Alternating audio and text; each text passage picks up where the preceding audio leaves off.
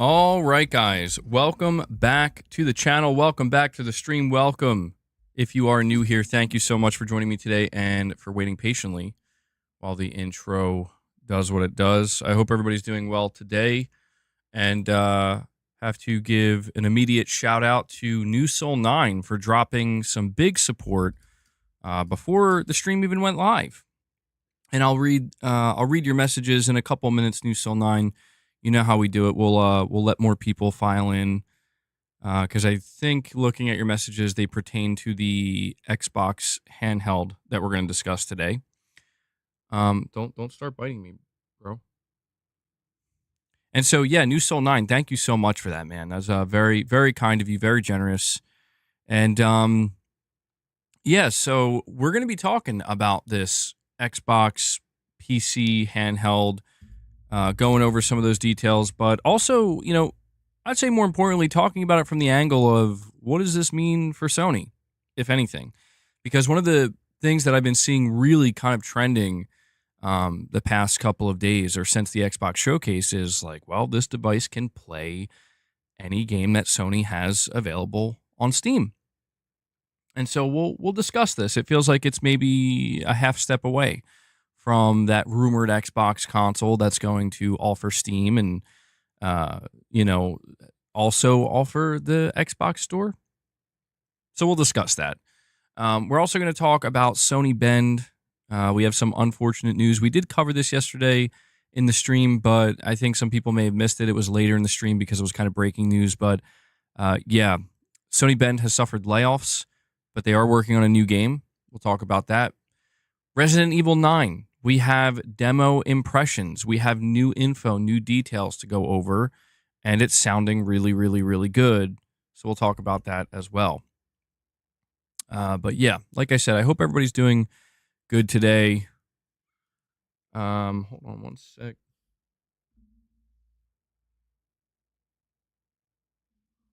Okay. All right. So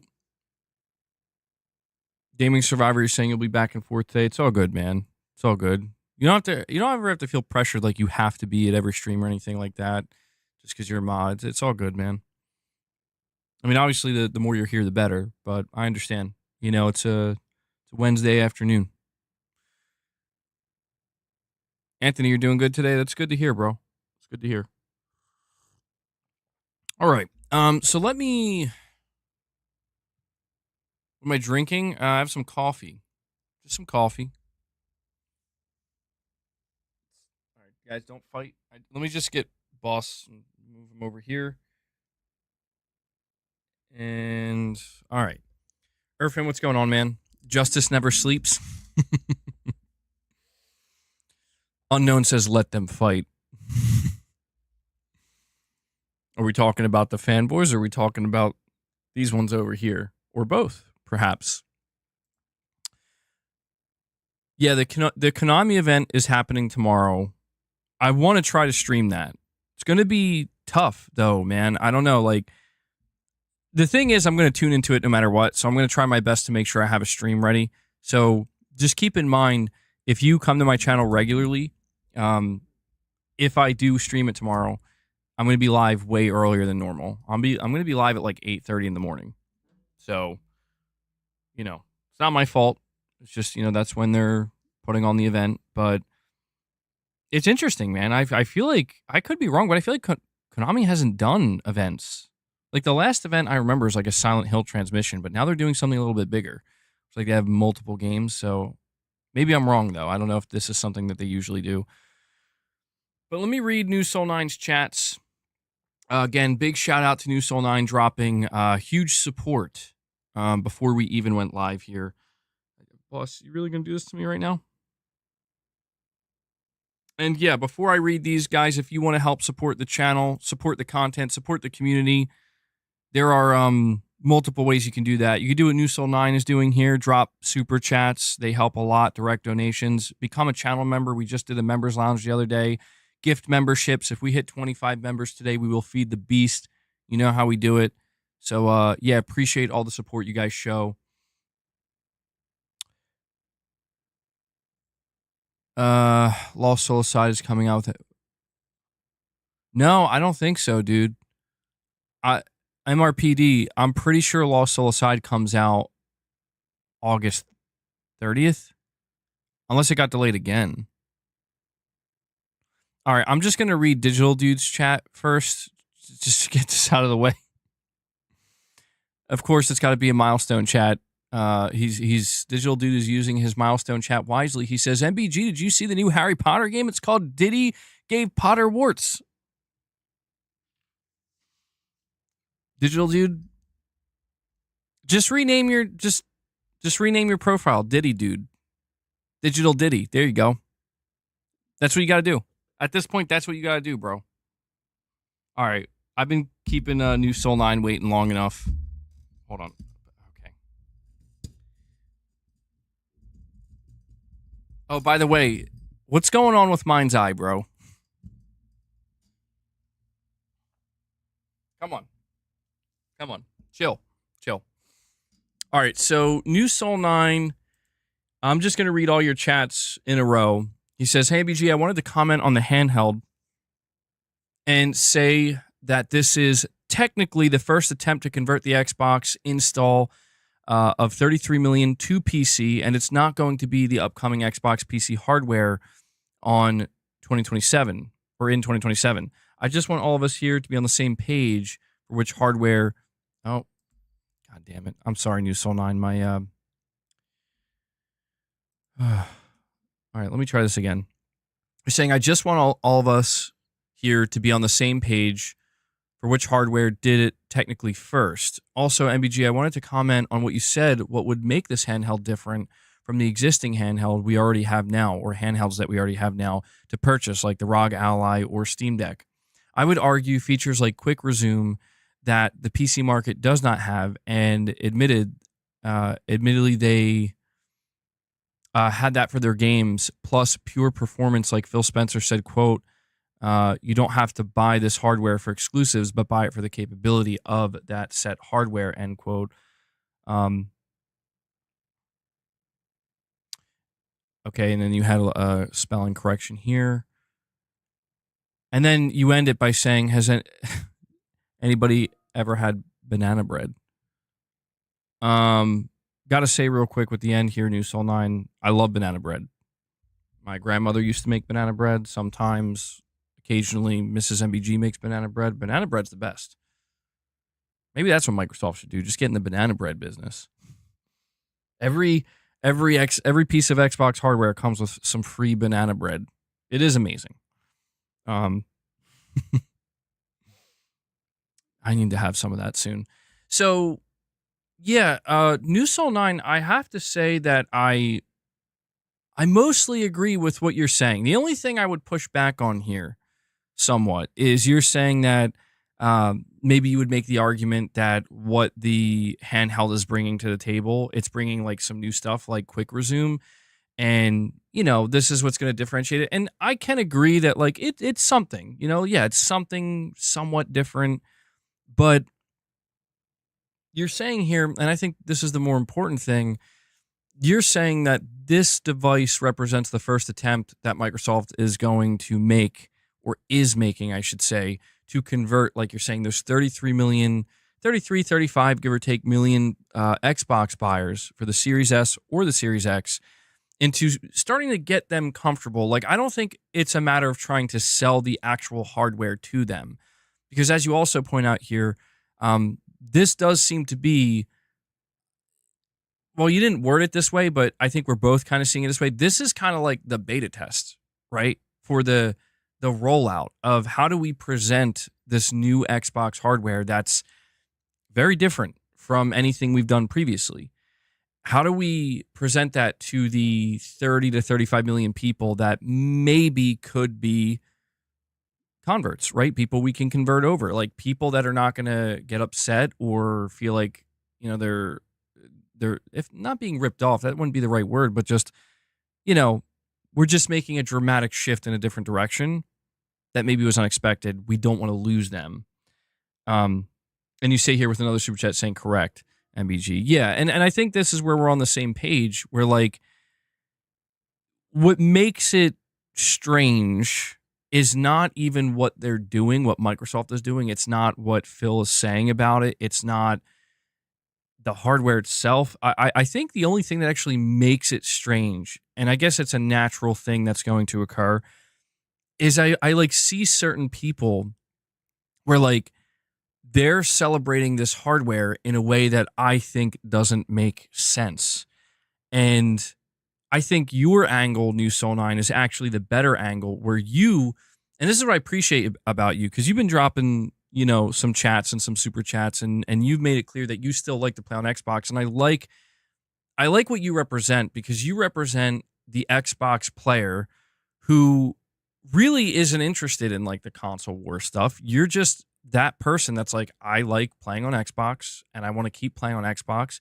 And what matters to me is that Microsoft gives me some kind of option, to facilitate that and make it happen. And it doesn't, that's really all that is important to you. And I think that's important to highlight because those people exist, like you're not the only one. Like there could potentially be millions of those people. Now, granted, it may not be like 70 million, may not be 120 million, but if we look at an install base of 30 to 35 million, people who bought the Series S, people who bought the Series X, if they're still booting up those consoles today or using them at all, or even just the fact that they did buy them, it tells Microsoft that like we still have people here. We maybe are at a great risk of losing them to Steam or to PlayStation or to Nintendo right now. Maybe we're okay with that. But we should at least try to move them over, right? And I do think the approach that Microsoft's taking is the best one they can, which is we're not trying to like necessarily oversell you on anything. And I will say I do appreciate that approach where we look at this handheld and it's clearly going to be expensive, right? Like this is not going to be a cheap handheld. This is going to be a very premium handheld, one of the most premium probably. And it's not for a mass market. It's for a very specific user. I think that's the exact same approach that Microsoft's going to take with the next console, but that console inherently will have more reach than this handheld does because, again, it's speaking to the people who already bought that home console. And I like that because what I think is disconnected here is that's Microsoft's mantra right now. Microsoft's mantra is we want you, if you're interested, to buy this. It's okay if you're not, though. It's cool. We don't even care if you buy from our store. Like they have a very just open mentality now. And then, there is a level of concern where it's like, is this going to destroy their own storefront? But the thing is, if Microsoft's not worried, you probably shouldn't be worried, right? This is where taking the approach of just the consumer, like, well, what are you worried about as the consumer? What I'm worried about is if Xbox is going to go away or not. It's like, well, they're not going away. They're just transforming. They're just doing something different, very different. I think it can work, is what I'm trying to say. But it works in the context of Microsoft doesn't need to rely on it. And that can be a liberating thing for not, as we can see, like that can be a liberating thing where it's like, they're not worried about the storefront dying, really. Like they're not worried about selling units. They're just seemingly worried about putting something out there that has some level of appeal to, again, a 30 to 35 million install base. And so I don't think there's anything bad about this hardware. When I look at the Xbox handheld, the one thing I do have to highlight here, and this is kind of separate from what you're saying, New Soul 9, and I have to acknowledge it. I didn't see it from you. I haven't seen it from anybody in my chat really, but it's something that I see across the internet. I even saw the term Xbox logo trending on Twitter yesterday. And it's that there are some people, and again, they happen to be the most vocal group of people that gives off the illusion that this is most people. It's not, but there are some people that don't understand that this piece of hardware does not represent a major shift from Sony, but yet they are trying to project it that way. And this leads to a lot of fighting, a lot of back and forth, a lot of snark. Like I ended up deleting this post yesterday because I'm like, God, man, there's no point in posting it, but I will talk about it. And I saw this post from somebody. I don't even remember what their name was, but it trended a little bit. It got like 170,000 views, and it caught my attention. It came up on my feed too. And what it was a picture of the Xbox ROG Ally, and this person's, the caption said, I think it said, you can play all of Sony's exclusives. You can play every Sony exclusive or something along those lines on Xbox hardware. And I don't have a problem with that statement. I don't even have a problem with that individual because I get it. Like, you're just throwing that out there. That's not a true statement, but you're throwing it out there. You're trying to get engagement on Twitter. I get it. The problem is that too many people jump on that, and then they grab it and they run with it, and they confuse the shit out of a lot of people. And all I'm interested in is keeping the facts straight. Okay? And I guess maybe this is where it can get kind of difficult to do that when, like, because there's a question of how technical do we want to get. Exactly. Like, it's technically correct, and that's what makes it hard, where it's like, but the more technical you become, the more misled the consumer potentially can become as well. And that's why it's important, where it's like, listen, man, I understand that there's this kind of like gotcha type rhetoric, of like, if we can make this statement, you can play all of Sony's games on Xbox hardware. I understand the we got you moment, we're dunking on you moment. People need, like, the consumer needs to be properly informed, though, where that, like, bro, if you try to tell somebody that if you buy this, I'm assuming it'll be like $700, $800, $900 for this handheld, they're going to get kind of screwed over if they are doing so under the assumption that, so I'm going to be able to play like Death Stranding 2 and Wolverine, and, I'm going to play all my Xbox games. It's like, that's not the asterisks, I think that's what it's called. Like, the caveats that come along with this hardware are critically important because they're going to have a major determining factor on, like, what exactly you can and cannot do with this hardware. And that's what annoys me the most, is that you are seeing people sacrifice, clarity and just, straightforwardness of like what this thing can and cannot do and what you should expect with it, in the name of, again, trying to dunk on others and have these gotcha moments. Another thing I want to point out specifically with that wording from what that person said is like, bro, I've been every day for the last 6 years, I've had people coming to me and telling me, you can't call these games exclusive anymore. They're not PlayStation exclusives. They're not exclusive to the PS5. Why is that? Because Sony went multi-platform. What are you talking about? They put their games on PC now. Well, they don't launch day one on PC, at least not all of them. Well, that doesn't matter. That doesn't matter anymore. It doesn't matter anymore. They're multi-platform. And this is, and anytime I would attempt to acknowledge a Sony game as an exclusive, I would get harassed. I'd get put in my place.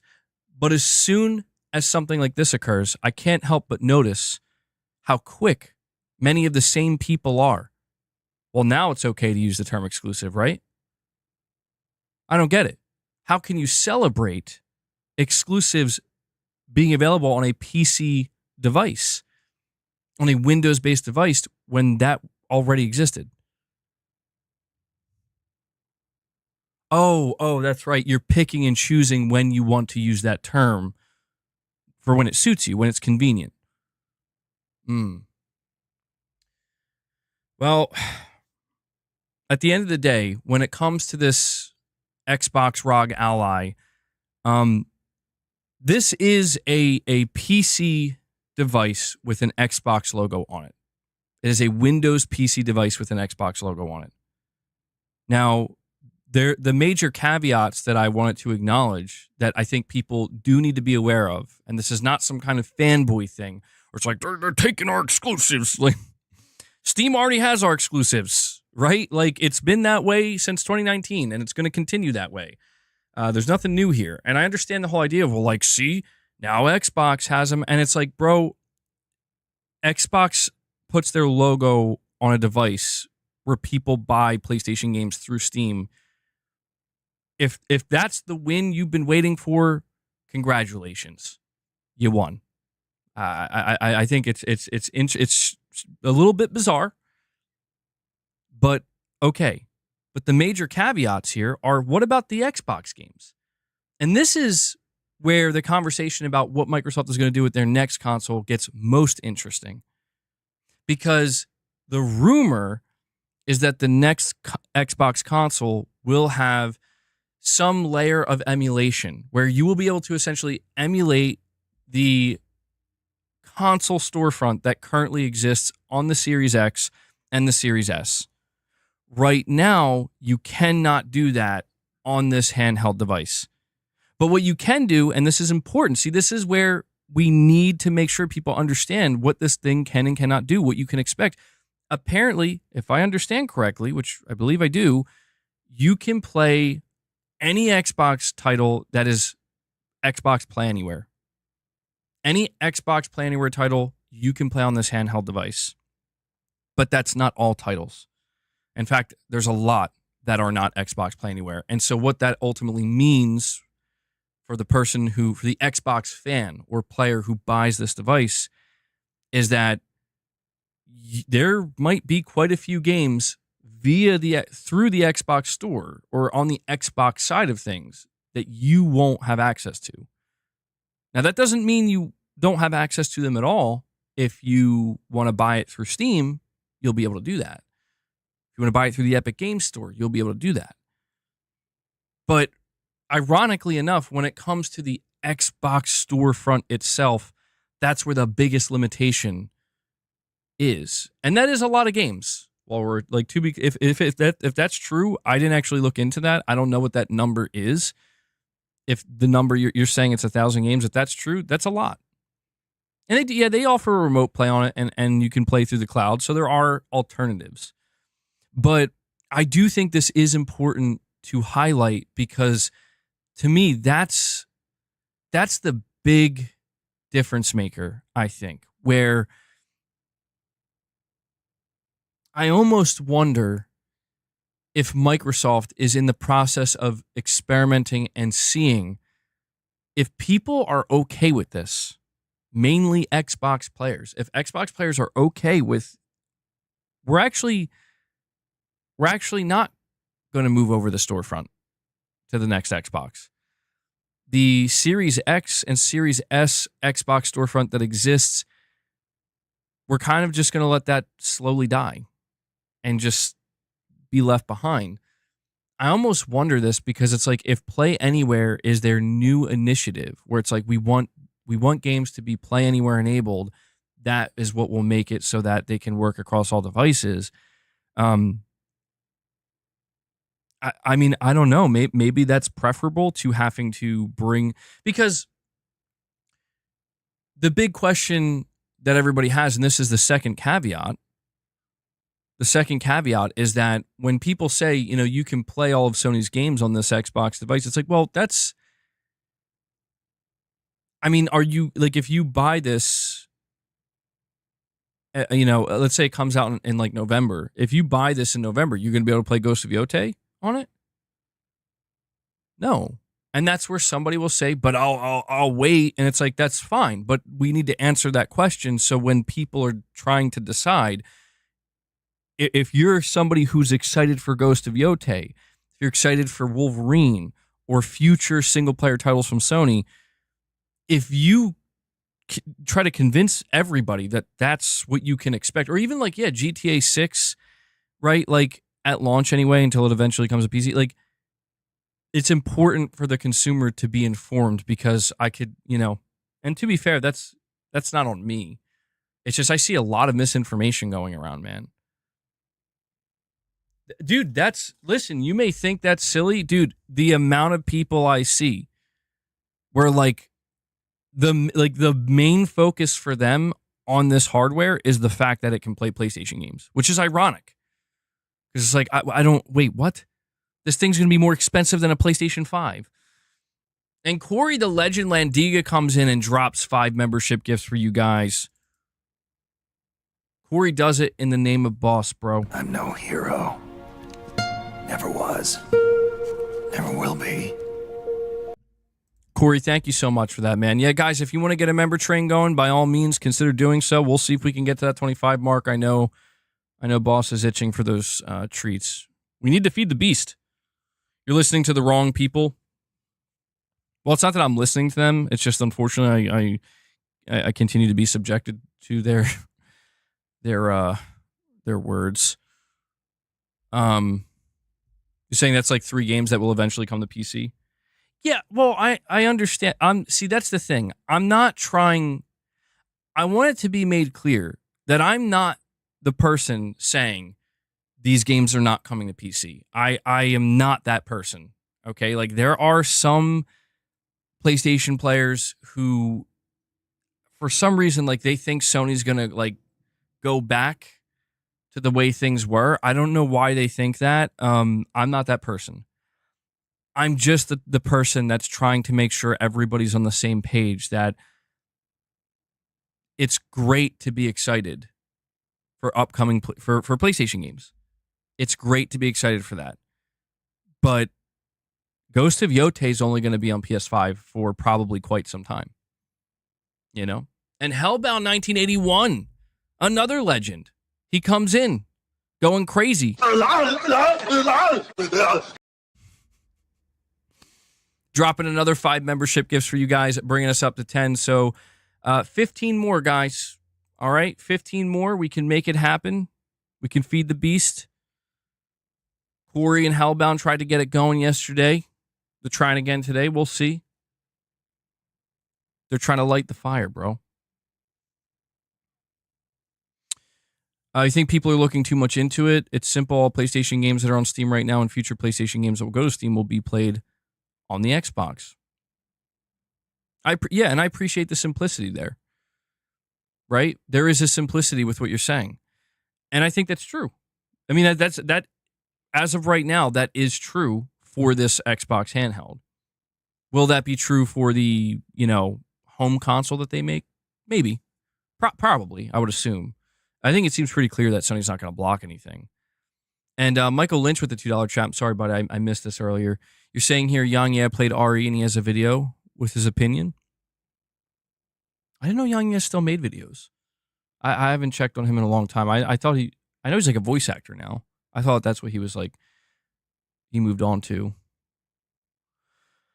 MBG bro, think we'll get the Mythic Chrono Trigger remake? I did see that Square Enix apparently posted something for like the 30th anniversary, and obviously it's got people clamoring. They're like, oh man, they got to remake. Are they going to remake it? I don't know, man. I think they'll do it. I don't think it's a matter of if. I just think it's a matter of when.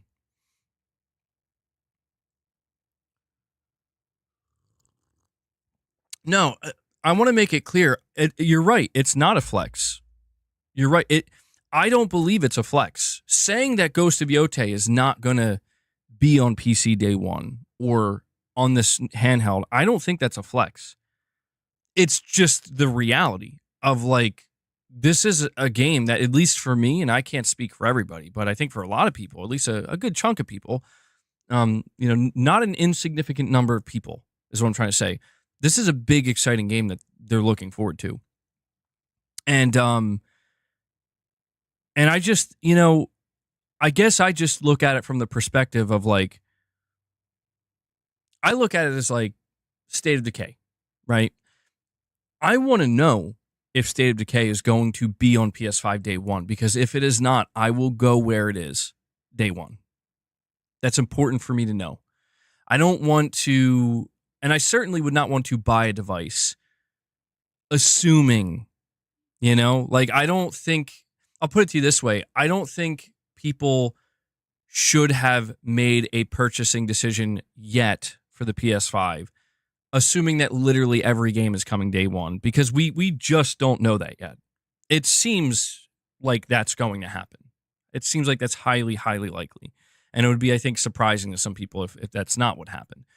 But we still don't know. You know, we still don't know if there's going to be certain titles that just, for whatever reason, not out of like spite or even business, it's just like we just didn't get around to it. Whatever it might be, you know? But yeah, I feel like people are starting to act up a little bit. People are starting to act up with this Xbox handheld, and I think that they're trying to well, let's just face it. I did say this in my video today, and I see it out on display. There are certain people who are trying, they're trying to clap back because it's like, yeah, when Microsoft announced that they're putting their games on PlayStation or whatever games that they have announced, there are people who got crazy with it, where it's like, I'm going to use this as the biggest hammer to crush you with. And now that, because, people are looking at it as like the tables, have turned, how the turntables, right? It's like, well, look at that. These games are available on this device that has an Xbox logo on it. And so I can technically buy this Xbox device and play your exclusives just like you can with our games. And I'm like, okay, yes, but you have to understand that Sony is not embracing Xbox that way. Like, that's the important thing that I think people fail to understand. That the win has come, like the win that, let me make sure I word this correctly. The win that the enthusiast group of Xbox fans believe that they have received, it's not me who determines whether it's a win or a loss. That's up to them. If they're cool with it, cool. It's disingenuous to overlook the fact that there was a major sacrifice, bro. Like, there was a major price that needed to be paid to make this happen, and that was Microsoft giving up the fight against Sony. And ultimately what that means is that, yes, the next Xbox is going to be a console that is developed by Microsoft, where their goal is not to sell 100 million units. Their goal isn't even probably to sell 50 million, probably not even 30 million. Their goal is to just try to make sure that as few people leave as possible.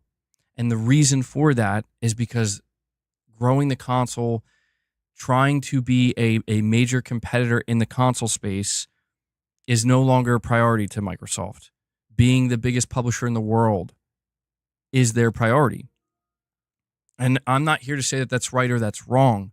What I'm here to say to a specific group of players, of gamers, of Xbox gamers, is that surely that's not what you thought was going to happen.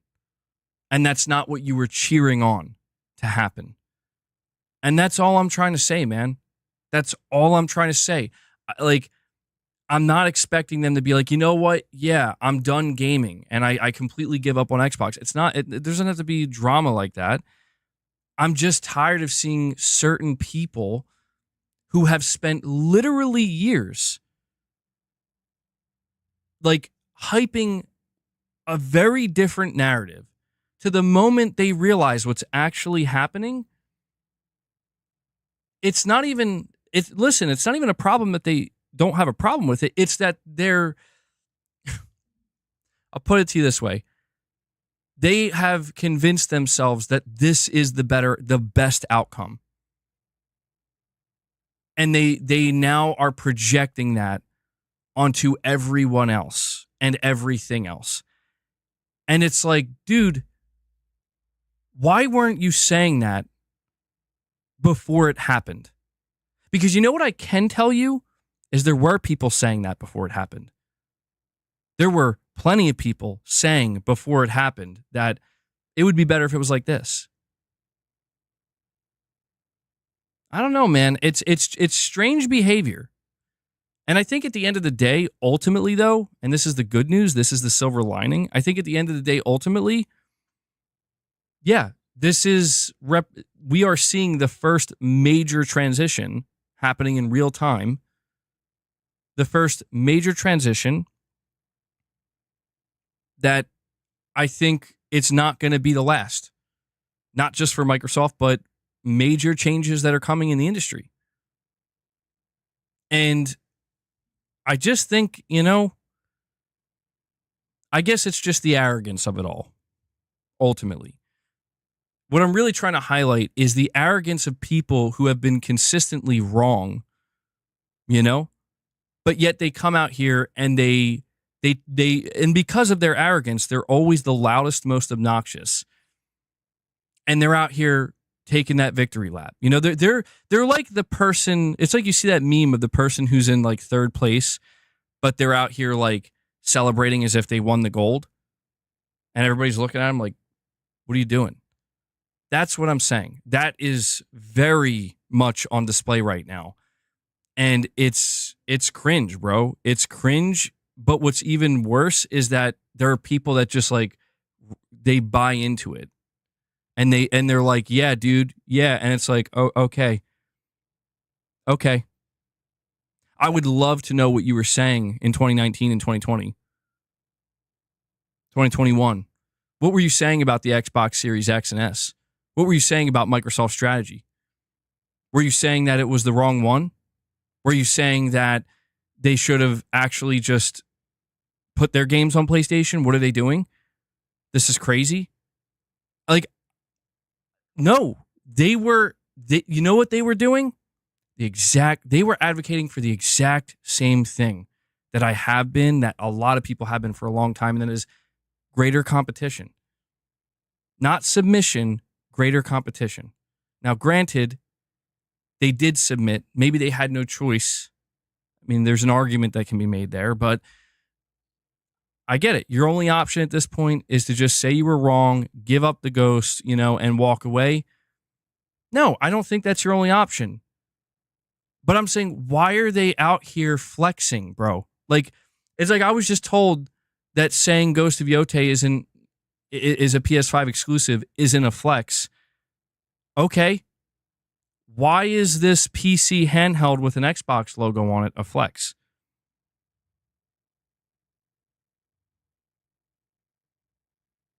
That's what I need to know.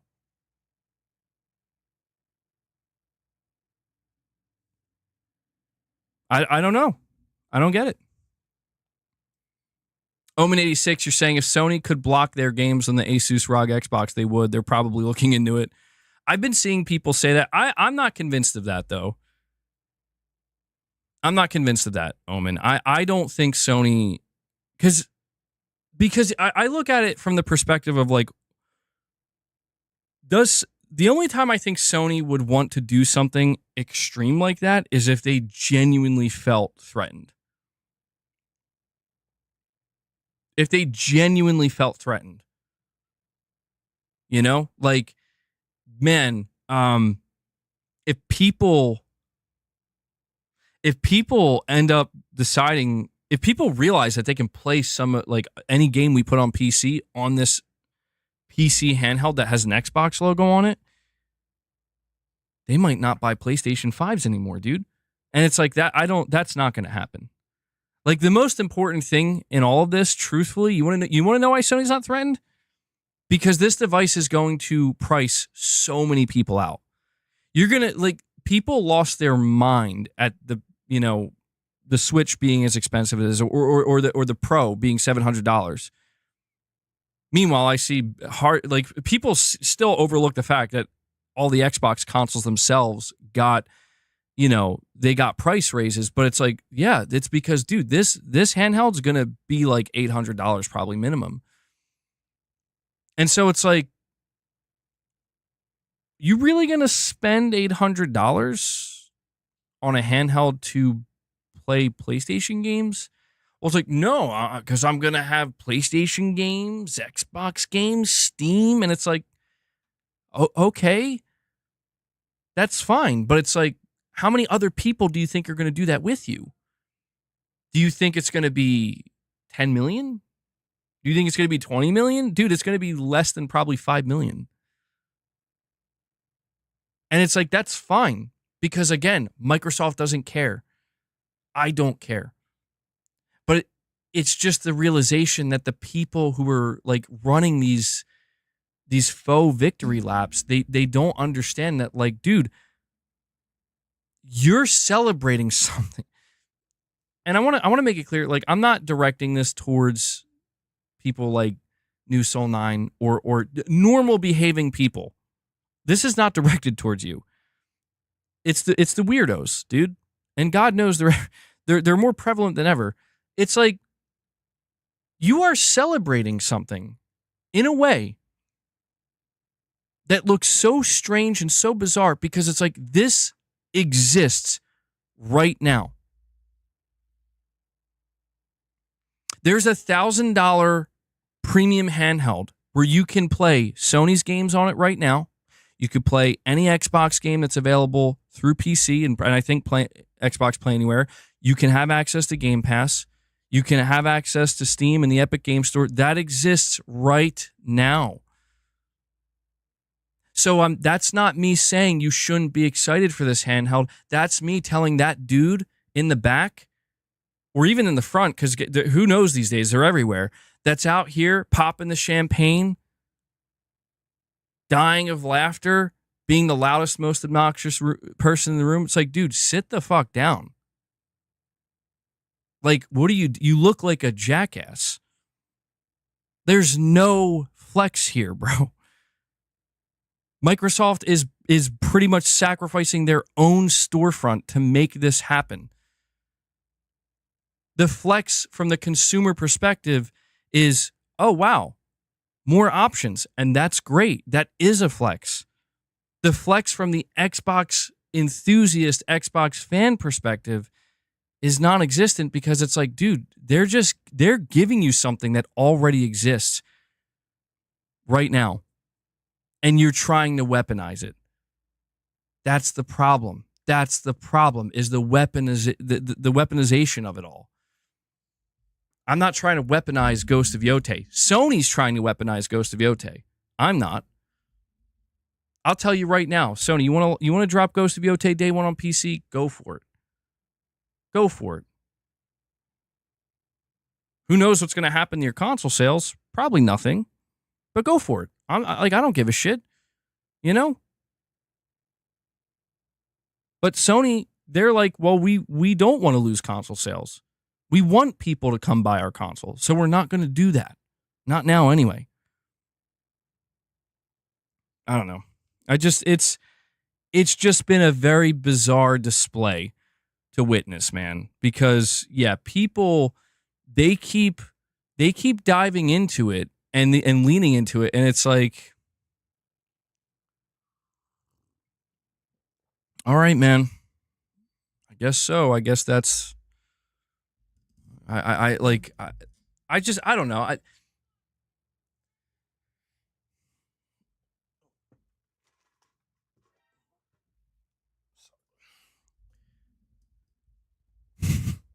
Hurt people. Like, what about all the people that are constantly talking shit on Sony's? Where's Sony's games? Sony ain't got no games. The next day, I could play Sony games on my PC handheld with an Xbox logo. Like, make up your fucking mind, man. I don't understand. Like, do they got games or not? Do you like their games or not? And I understand it's like, well, aren't you guys doing the same thing for Xbox? Yeah, the difference is I was never saying that. The difference is I never said Xbox has no games. I said Xbox has shitty games, and they need to have better games. That's what I said. People project the wider internet narratives onto one individual, me, sometimes. And it was never true. I literally was playing on Xbox. You fucking morons. I was literally there. I was in the shit, bro. I knew what I was talking about, and I was right. And you know what? That's why today, what games am I excited for from Xbox? State of Decay 3. What game was I excited for back in 2016 or 2018 when it came out? State of Decay 2. What game did I get all the achievements on Xbox? Forza Horizon 4. What game was I celebrating and excited to see making its way to PS5? Forza Horizon 5. I'm about to get banned from my own channel, bro. I'm sorry. It's just, it's the shit I have to deal with, you know?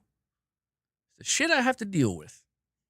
And Omen86 with a super chat says the PS Portal is already niche, but due to low price, relatively sells well. The Xbox Ally, which will be between $800 and $1,000, is even more niche. Have some perspective. Yeah, and that's the thing, man. Like, I mean, you're gonna see people obviously make comparisons. You know, you're gonna see people make comparisons, and that's fine. There should be comparisons. There should be comparisons between these different devices. It's interesting. It's interesting to compare and contrast them and see the pros and the cons. Okay. All right, boss. Just don't knock anything over, man. You can be up here. Just don't knock anything over. And don't start biting stuff.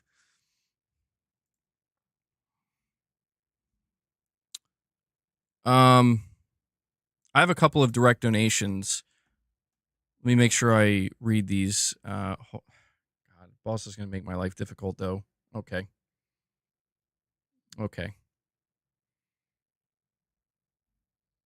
All right. Whoa, hey, don't, God damn it.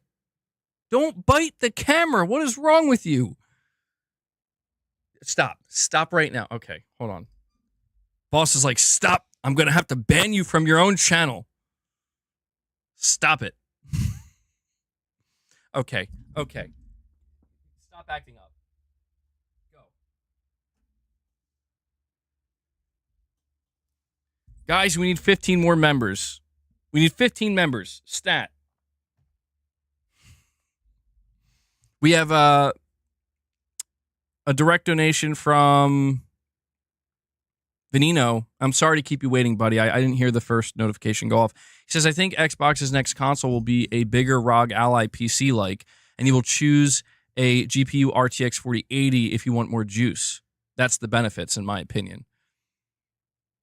But I mean, like, and I see where you're coming from, Venino, but is that not just like a pre-built PC? Right? Boss is like, fuck this camera, bro. Boss is like, you said no more console warring. I don't want a console war. I'm not trying a console war. If anything, I'm trying to encourage people to stop. I mean, I guess people can console war. You know what? Yeah. All PlayStation games belong to Xbox. There we go.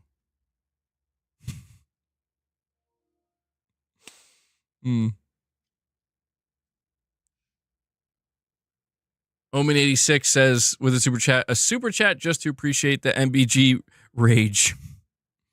And Will Hancock with a super chat says, I don't start the wars versus Xbox, but I finish them. Will, you're reminding me, you sound like the Splitgate 2 CEO.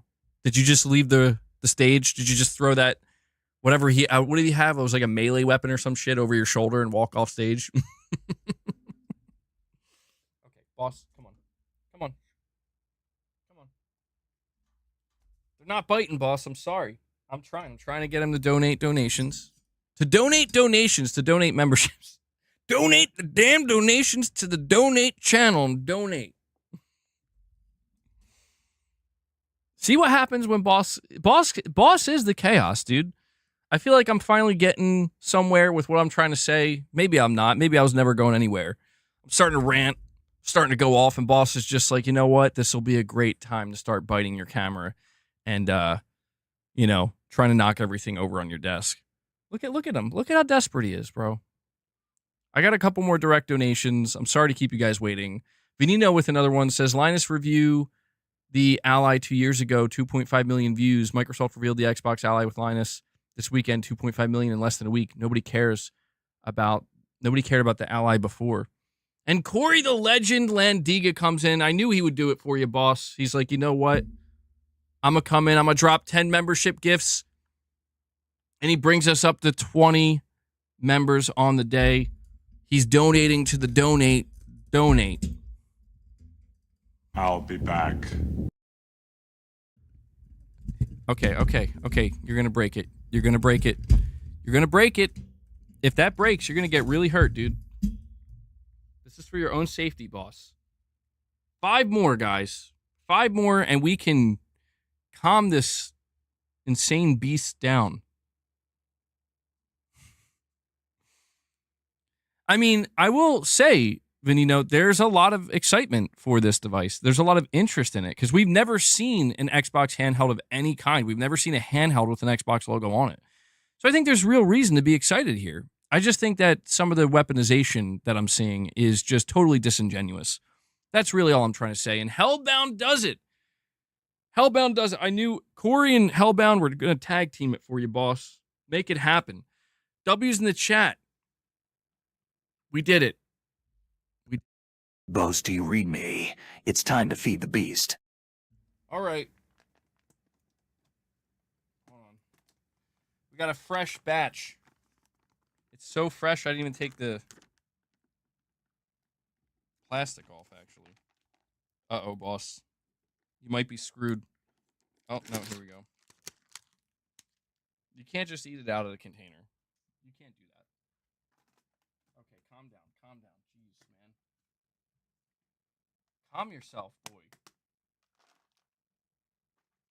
There you go. Enjoy. Thank you guys so much. Corey, Hellbound, if you guys, well, not you guys, you already donated enough member gifts, but if anybody wants to keep the member train going, by all means, continue to do so. Like I said, we did a members lounge. What was it, on Monday? I think we did it. So we're going to have more members lounge content coming. Bro is desperate. Yeah, he was. And Venino, thank you for the direct donations, man.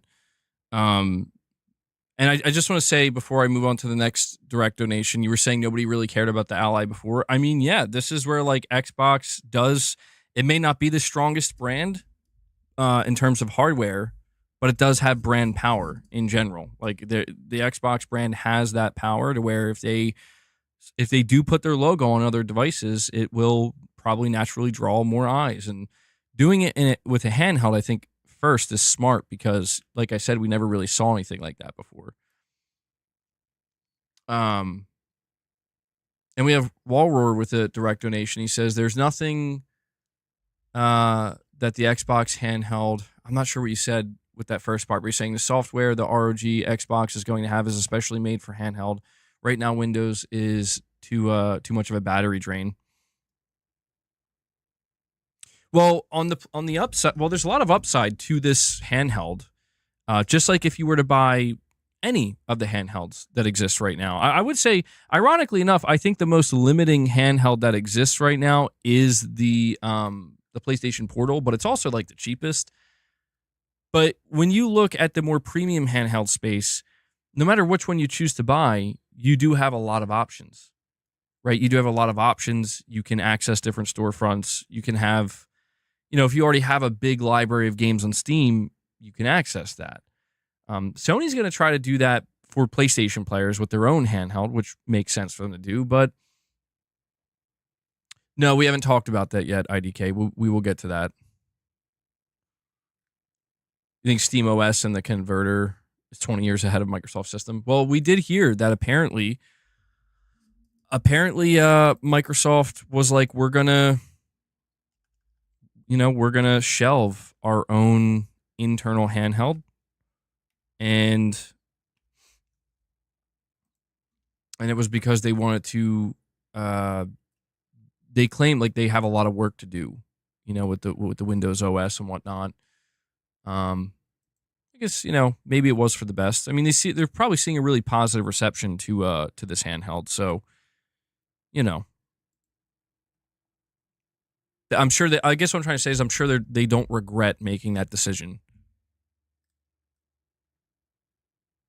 Do I think Sony will be putting Steam on their handheld? Absolutely not. Well, you know what? Hold on, let me walk that back for a moment. I really jumped to absolutely not, and I guess that's just because that's not something I would expect from Sony. I don't know that I would encourage anybody to expect that, because you'd probably be disappointed.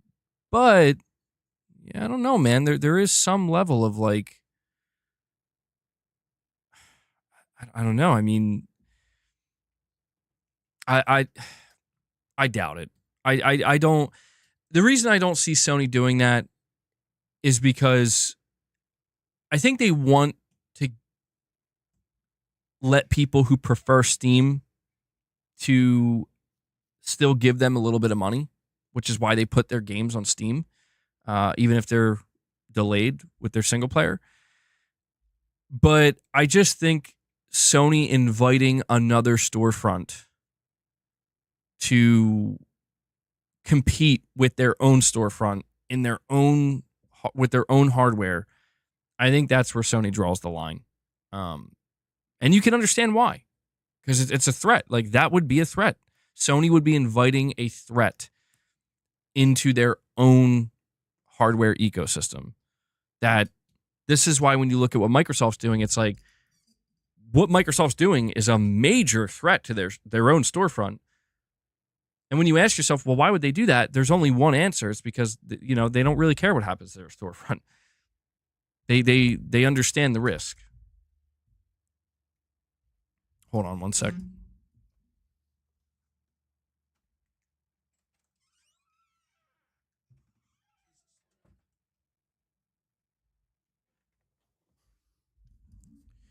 I see, Ray.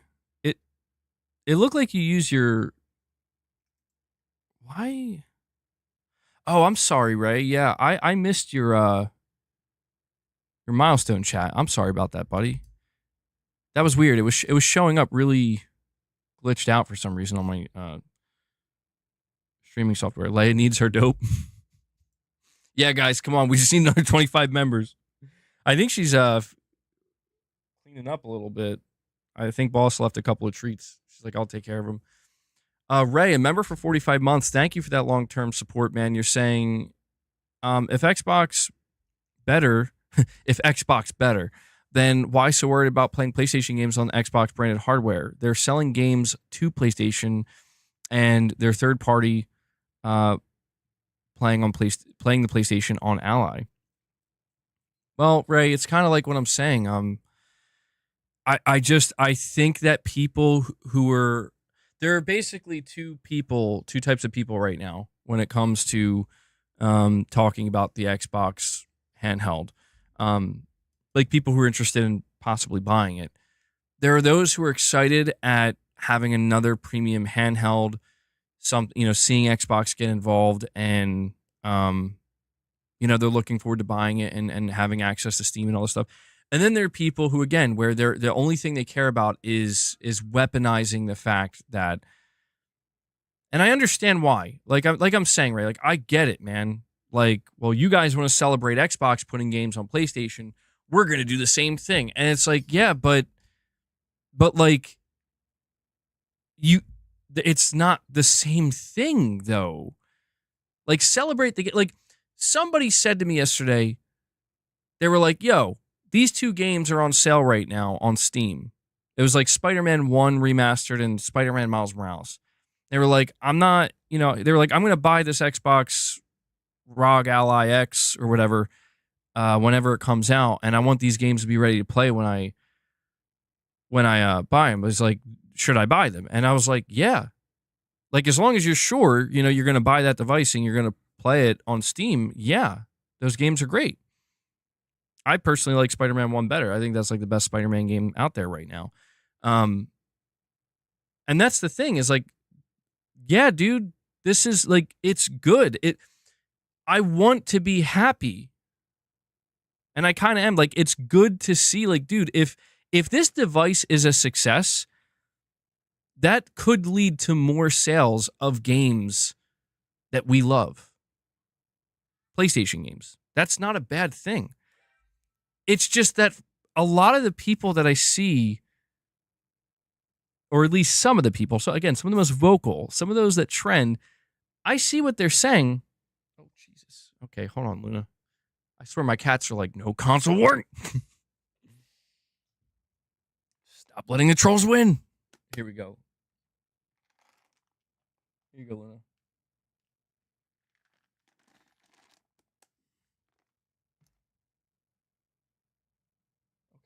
Okay.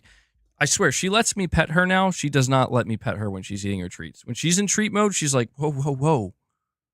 What are you doing? It's like, okay, all right, my bad. I'm not going to take your treats. I'm the one giving them to you, but I get it. It's cool. You know, it's cool. I was just saying that, like, I come across certain personas or certain profiles,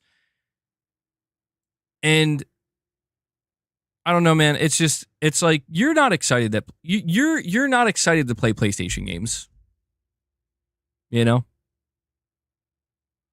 like you're not. Like you hate PlayStation and you hate the PlayStation community. So yeah, like let's just separate that. Like that should be removed from the people who are actually like just genuinely excited. Where it's like, oh, this is cool.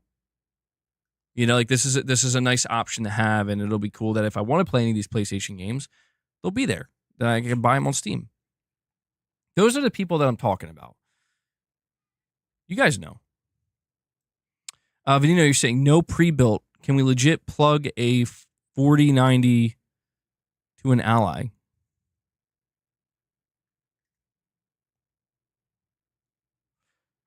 I don't know. Vanino, I'm having trouble understanding what you mean here, bud.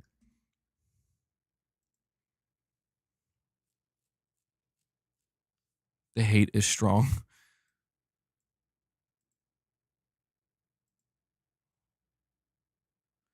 I just feel if this handheld can play PlayStation games, it's more than likely the next Xbox is going to do the same thing. Oh, I think so, yeah. And I don't know, man, like, I don't know how Sony's going to feel about that. Like, right now, I think they don't give a shit because it's like, go ahead, Microsoft, slap your logo on this $800 handheld. Whatever, dude. We don't care. If anything, again, Sony's probably just like, yeah, so buy our games.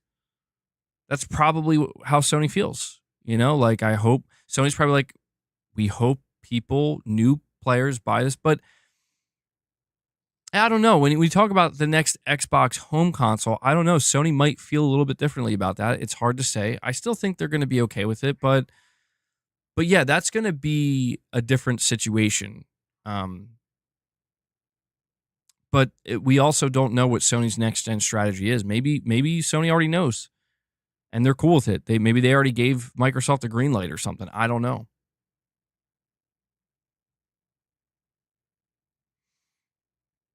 Why doesn't Sony and Nintendo make their own Xboxes? Yo,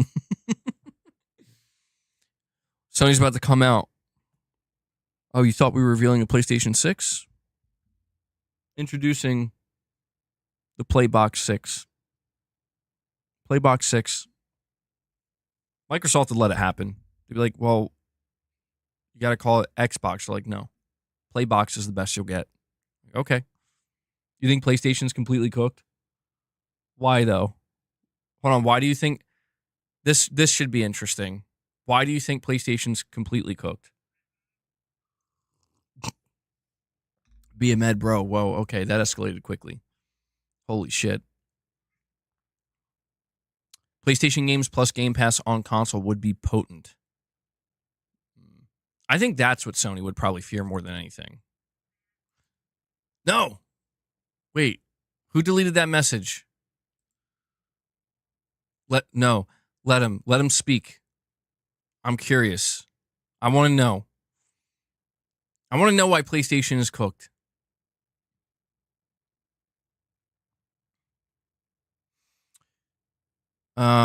Triple X Station.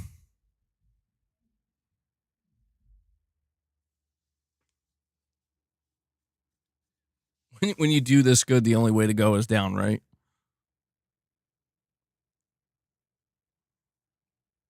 Well, Gaming Survivor, you can pump the brakes a little bit because, to be fair, I did choose a topic that I understand is good. It's going to invite a little bit more discourse, a little bit more of a debate, and you know,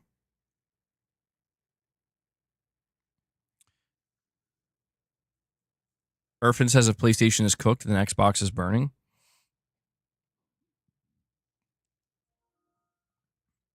Zombie Dragon, a member for 25 months, says this is also very good for PlayStation. They get to put PlayStation games on Xbox without even developing a game for it, and Xbox doesn't even get 30%. Yeah, at the end of the day, like, I still am kind of confused, bro. Like, you, Zombie Dragon, you kind of just, like, broke my brain a little bit. Well, I guess Microsoft, it's all about Game Pass, right? It has to be, because, like, yeah, they're not gonna make money on this thing, dude. So I'm just trying. I don't know. I guess it's another device to sell software, to sell Game Pass.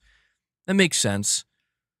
I keep forgetting about that though. Like that is the craziest point of it all. Is like, if anything, what Xbox just put out here is another opportunity for Sony to make money on their games as well. Yeah, okay. It's an interesting viewpoint. Because I keep forgetting that even though it has an Xbox logo on it, it's like, right, they're not going to make any money unless somebody does subscribe to Game Pass through that device, which they could.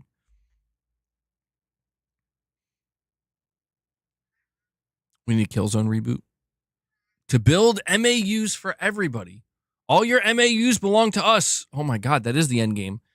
Luna, what's going on? Are you okay? Uh-oh. Luna looks like she's thinking about taking over the spot.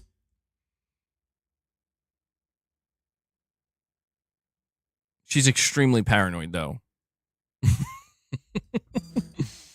She's like, yo, they coming after me?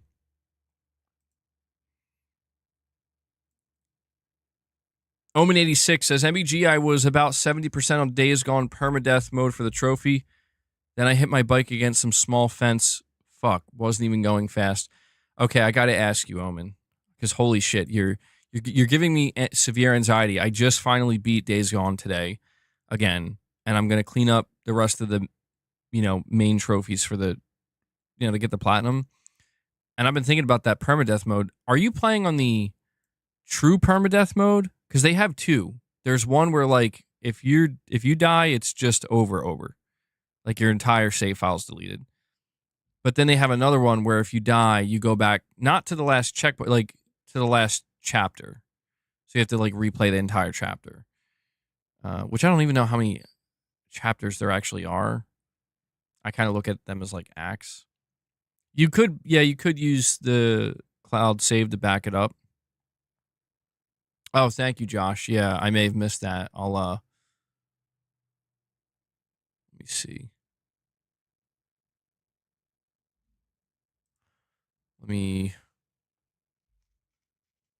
Whoa, hey, what are you doing?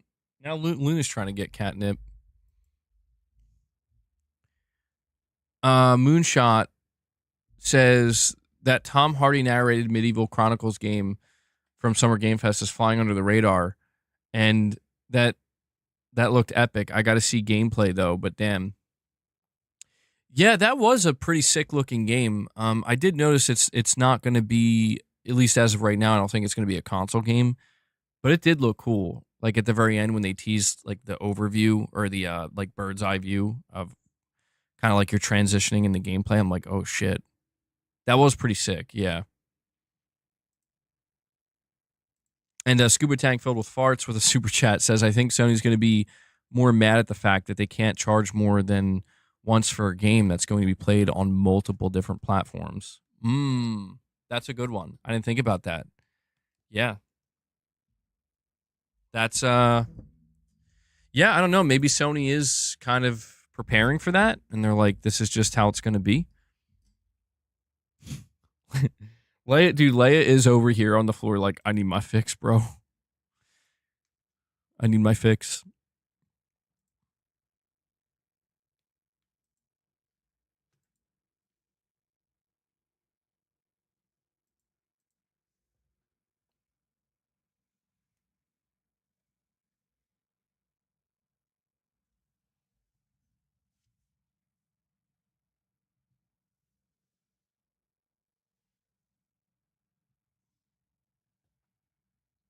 Oh my God. Okay.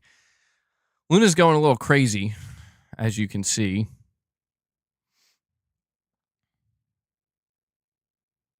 You just think if exclusivity is really going away, then the choice of console will be literally based on what console you prefer and what options they give and what value you're getting.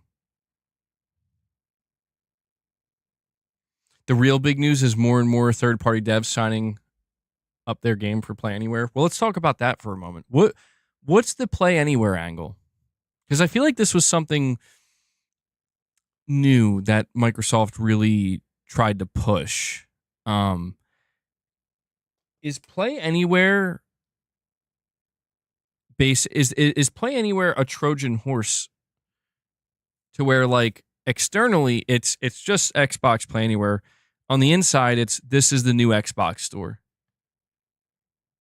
Is that what this is? I don't know. I'm trying to figure out the angle here.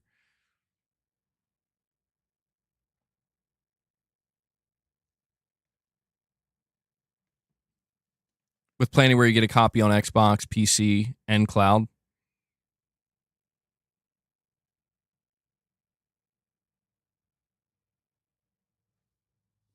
I'm sorry. I'm trying to figure out what the hell Luna's doing over here. Okay. Oh Jesus. Oh my God. Okay. Hold on, guys. There was a treat explosion. Damn it, Luna. Get away. Stop it.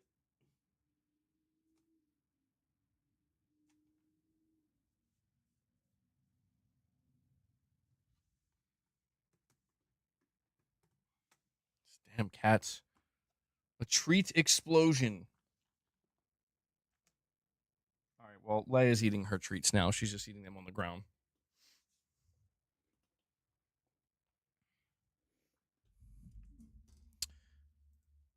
All right, let me get back to the chat. I'm sorry, guys. I think I had another direct donation from Perfect Image. He says, "Hey, MBG, today is my birthday. Big 36. Well, happy birthday, Perfect Image. I hope you have a good birthday." You're saying Xbox Handheld is to sell Game Pass. The CPU is a PS4 Pro and GTA Online DLC. Owning a car was awesome. And lastly, how are you? I'm doing okay. I'm doing well. Thank you for asking. And yeah, happy birthday again, man. Yeah, the hold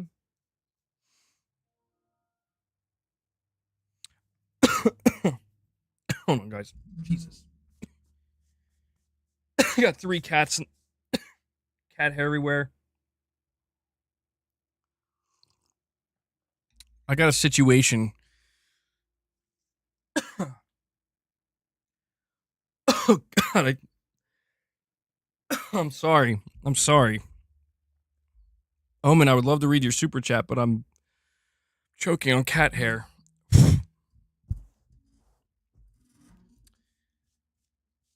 Gather myself. Apparently, it's okay to console war. MBG barely reads the chat anyway.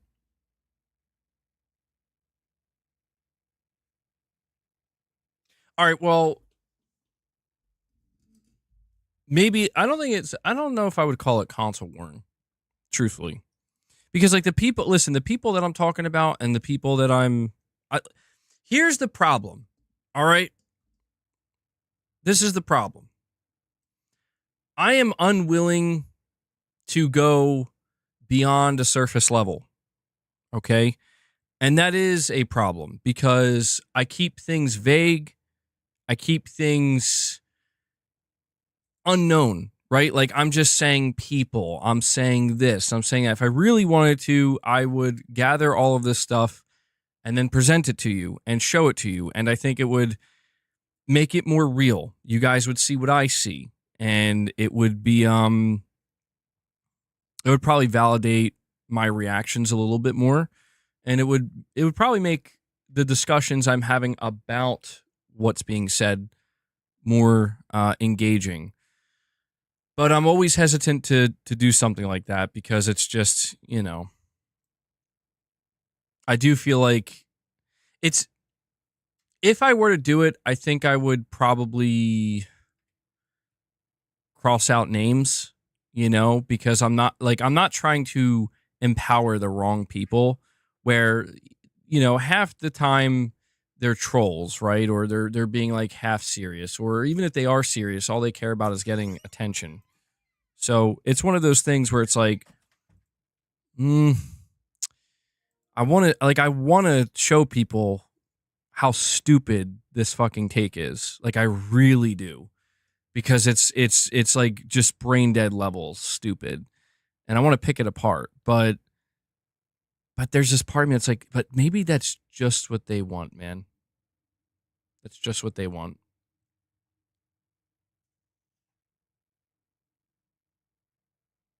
I know. I'm sorry, Omen. I'm sorry, bro. Hold on. I'm sorry.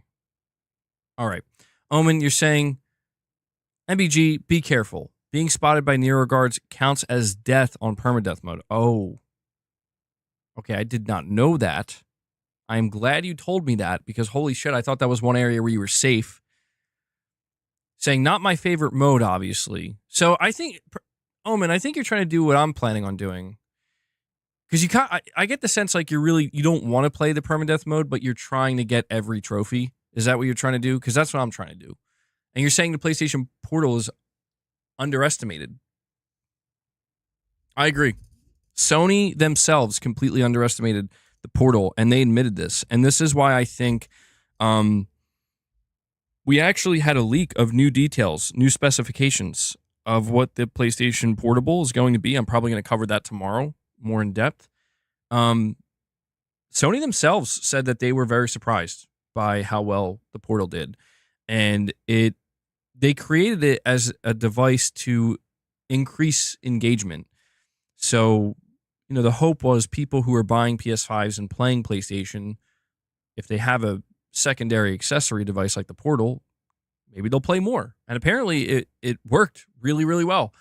In fact, it seems like it worked so well that it did inspire them to be like, maybe we should just make a full-blown handheld. I'm like, okay, this is it's going to be very interesting to see Sony's rollout of their handheld, because we're talking about this Xbox handheld, but the reality is Sony's handheld is going to be like a real, like genuine, like this is a PlayStation handheld. Like this, it's not a PC. As far as we know, that's not what they're going to do. But they're going to have excuse me, they're going to have what is essentially going to be, from what I understand, like a slightly, it'll be like a PS 4.5 basically. No, well, that's what people call the Pro. It'll be like a PS 4.8 or something. It's going to be between a Pro and a PS5 power-wise. And it will be able to apparently play most PS5 games. So for all intents and purposes, it will basically be a portable PS5 that they're rolling out, which will be expensive, no doubt. But it's going to be interesting to see how they handle it, because, yeah, when Sony comes out with this handheld, it's not like they're putting a PlayStation logo on a PC. It's going to be a native, like this is a PlayStation console. And when you boot it up, you will have access to the PlayStation Store. I mean, the way I imagine it is like when I boot up my PS5 right now, that menu I see, the PS5 OS, that's what's going to be on this upcoming PlayStation handheld. And I'm just really curious to see how people react to it, because when the Portal was revealed, people definitely overreacted to it. And I have to admit, I believed it. I saw people being very negative for the Portal, saying this thing is, it's a waste of resource. Why are they even doing this? This is a dumb product. This is DOA. And they were wrong, dude. And it's like, I don't know how many times we have to go through this. I guess multiple times. For me, many times, where it's like, people said that about the Portal. It's doing great. People said that about the Switch 2. Switch 2 just literally broke the record for fastest selling console of all time. And I guess what I'm trying to say is I'm learning more and more every day that most people on the internet have no clue what they're talking about, or they're just talking out of their ass. Which makes you wonder why I continue again to subject myself to it. Maybe it reveals a deeper, darker problem that I have. How many PlayStation Portals were sold? I actually don't know. Let me look up.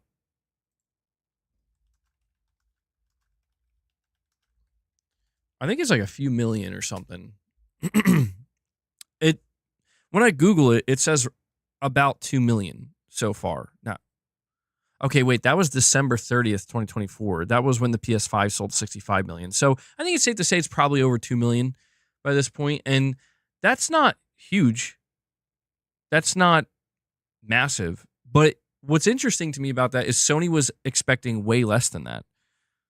That's what's interesting. I think Sony understood that like this device isn't going to do PS Vita numbers. Not even close. Yeah, Switch 2 obliterated all the narratives around that console, bro. Like, that's why Nintendo's probably just laughing.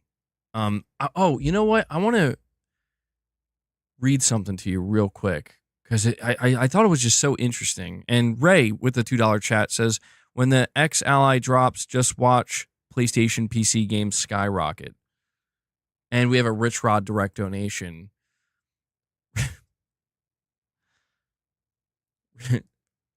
All right, Rich Rod. I'll read this direct donation, and I'll give you one more. Well, it's not a freebie because you're doing a direct donation, but I'll let you get one in. All right, just don't make it too crazy. I'll give you one, Rich Rod. He's got to be grandfathered in. You know, I'll give you one. Go ahead, let it rip. But he says here, hello, everyone. Let's talk about our Lord and Savior, Jesus Christ. Luckily, he forgives because after you nameless... Hold on, though. I didn't read the whole thing. He bamboozled me. He says, because after you nameless talk ish again, I will need forgiveness.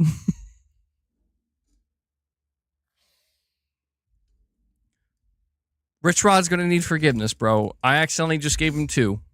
I just gave him 2. Damn, you got me with that one. I only read the first couple words before I said that. He bamboozled me. Rich Rod strikes again, bro.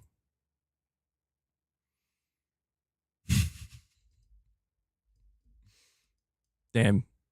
Good one. That was a good one, though. I like that one. That was a good one, though, because it walked the line, you know? Walked the line. I appreciate that.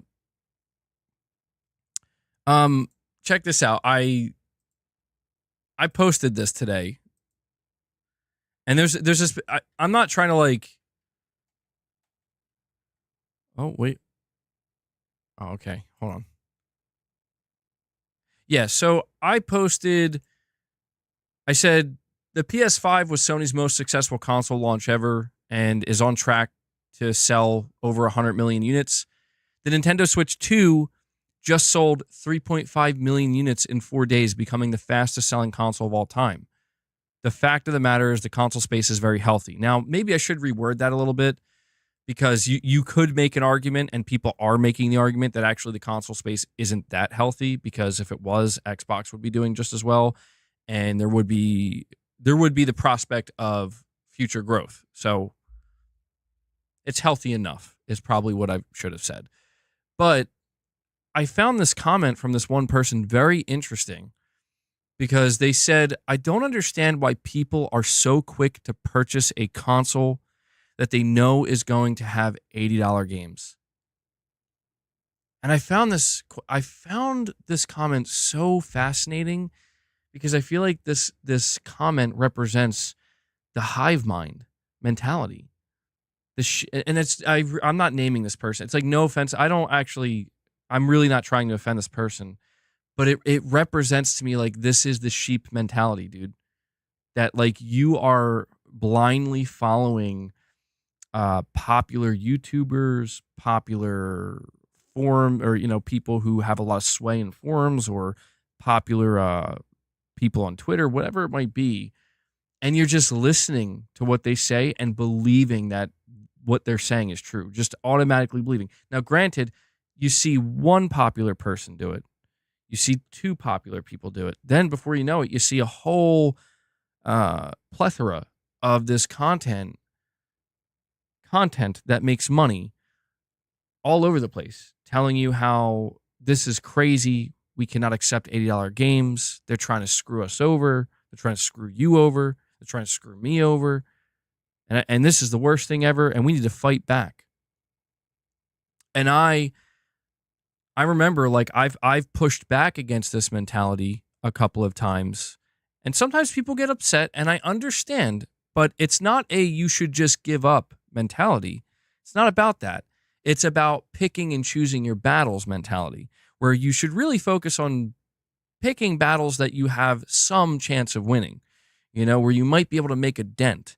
When it comes to the Nintendo Switch 2, I had a really strong feeling like, you're not doing anything, bro. Like, you're going to get left in the dust.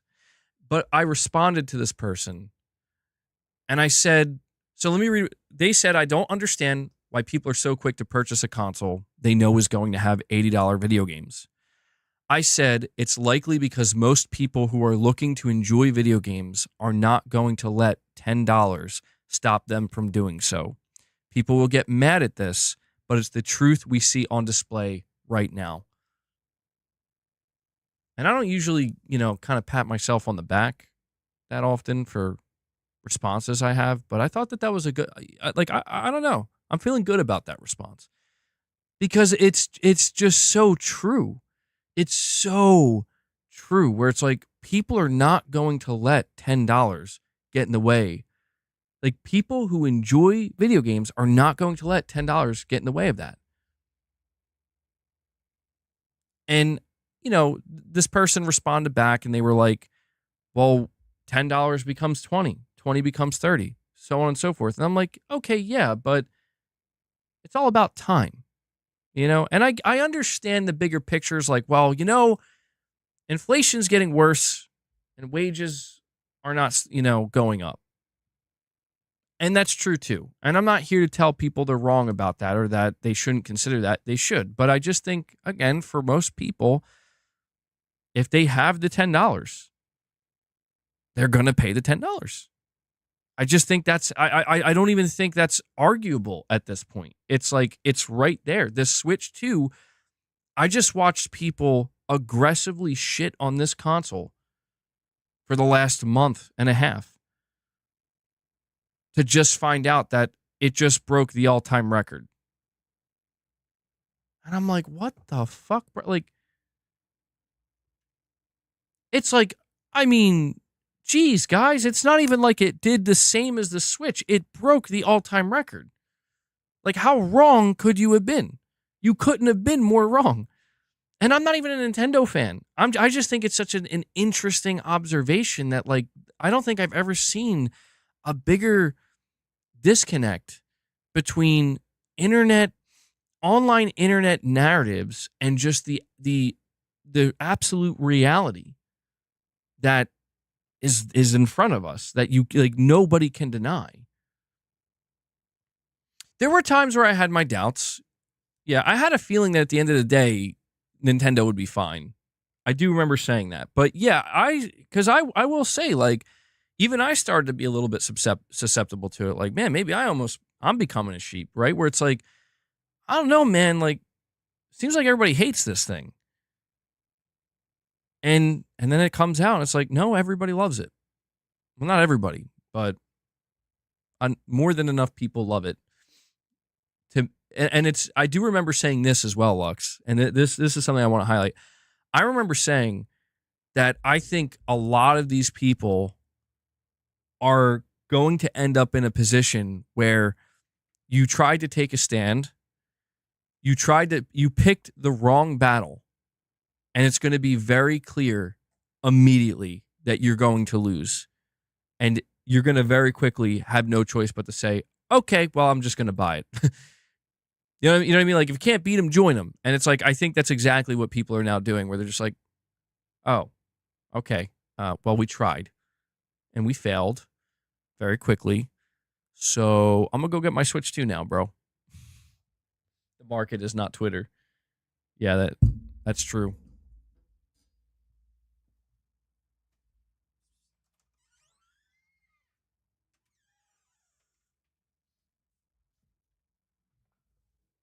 Oh, all right. Get readjusted here. Did I miss something? When were people hating on the Switch 2? I felt like I was following the news pretty well. You didn't see much about that? Damn, that's interesting. You know what, man? Maybe the algorithms are getting crazier. I was thinking about that the other day. I was going to browse on YouTube, and I don't know if you guys have noticed, but YouTube's algorithm has changed once again, where if you go to the search bar and you type in like the first couple letters you type in, rather than like show you what most people are searching for or what's trending, like it used to, now they try to just assume, like they'll, like for example, I listen to a lot of Soundgarden, and that's a band that I've searched a couple of times, or probably more than a couple times, and I have them. I use YouTube Music, so I have them on my playlist. And so, like when I go on YouTube and I go to the search bar, if I type in S, it'll just immediately everything that comes down and recommended. It's like Soundgarden or things related to Soundgarden. I'm like, holy shit! Like it didn't used to do that. And if I type in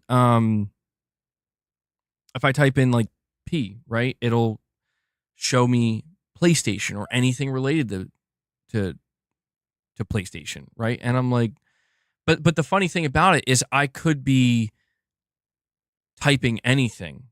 And the reason I noticed is because when I would type those letters in, it's like, no, I'm not trying, like, and it would even get to a point where I would type in like C or something, C whatever.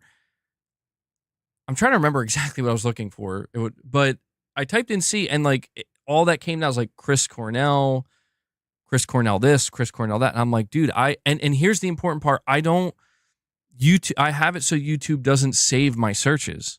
That's what's fascinating to me, is I have it so YouTube doesn't save my searches. And I'm like, oh shit, like they're still tracking shit anyway. They lied. And it just makes me feel like the algorithm is becoming so hyper like fixated and focused on just, oh, you like this thing? That's all we're going to recommend to you. You're not like it almost feels like the algorithm tries to trap people now. And it's weird because I don't know. People, I thought it's supposed to be about exploring and finding new things. Many times the same thing happens to you. Yeah, I think more and more people are noticing it, where these algorithms are becoming more fine-tuned to like whatever. And I guess it makes sense because it's like whatever you engage with, we're just going to show you more things exactly like that, because the chances of you continuing to engage with it are higher than if we just show you something completely different. I understand that. Like there's logic there. The logic is simple, but I feel like there's a kind of danger there too, Your YouTube algorithm is filled with the creators that also don't like the Switch 2.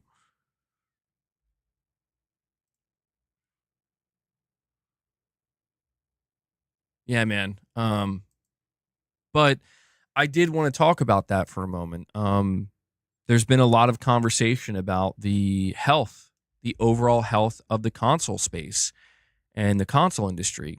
And I do think that what we are seeing, not just with the PlayStation 5, but more relevant, what's more relevant is the Switch 2. I think the reality is very simple. It's two things are true at the same time. And we live in a day and age where, and maybe it's always been like this, but we live in a time where people don't want to hear that. They don't want to hear that two things can be true at the same time, even if that's how it actually is. I think when you look at Sony with the PS5, they're on track to hit 100 million. The PS5 probably, the launch of the PS5 probably, not probably, it would have been stronger if it wasn't for the pandemic. That was really bad. I remember it was so bad. People literally could not buy PS5s. It was crazy. Sony must have been punching air, dude.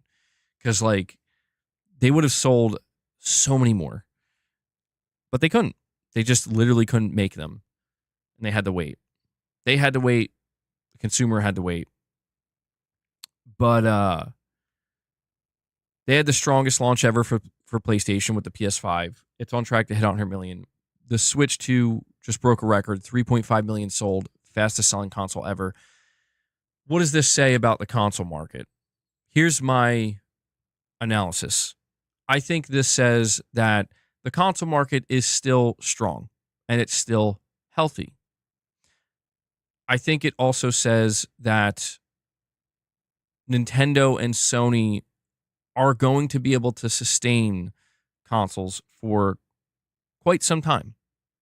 I think, especially considering Switch 2 is a brand new launch, I think Nintendo will be fine for at least the next 5 to 7 years at minimum. When it comes to PlayStation, I think for the remainder of this generation, they're going to be more than fine. I think that GTA 6 is going to bring the PlayStation to an extremely healthy place for the PlayStation business. And the thing I'm curious about with the PS5 is if it's going to surpass the PS4. But either way, I think Sony and Nintendo are good. However, the other thing that's also true is that I don't think that there's much room for growth in the console space. And I do think that Xbox's exit or degradation maybe is a better word, and them kind of shrinking and then also slowly bowing out of the competition. I think this is where the conversations do take a turn for the worst on social media, because what people are witnessing is the reality that the ceiling of the console market has been hit. And as more options emerge, it leaves less customers for these companies to sell to, or they're all trying to sell to the same type of customer. These customers aren't necessarily leaving. When we think about the ceiling of the console, we're thinking of maybe 225 million, 250 million, give or take. It's a lot of people. Now, maybe that number has shrunk. Maybe it's down to 200 million, but still, it's a lot of people. And we're talking about a premium space. So there's a lot of money to be made from those customers. I think what people are confusing is they look at what's happened with Microsoft and the fact that it happened quite abruptly, and they take it as a signal. The signal is this is the beginning of the end. And I understand why people would assume that. We have been told pretty much since the PS2 came out, since the PS2 and the original, even when Microsoft was entering the market, we were hearing analysts and people who were just kind of pundits and whatnot saying that consoles are going to be dead soon. So don't get too cozy with them, right? And we've heard that same thing every generation. And then it finally happened with Xbox. Now, you could say, well, that happened with Sega too, and everything was fine. This is why people are saying Xbox is the new Sega, right? But there is a major difference. The difference is when Sega went away, somebody was there to take their place. Microsoft. Now that Microsoft's going away, what seems a bit more concerning is that I don't think anybody's going to be taking their place. And so there's really only going to be a net loss here in terms of competition and options.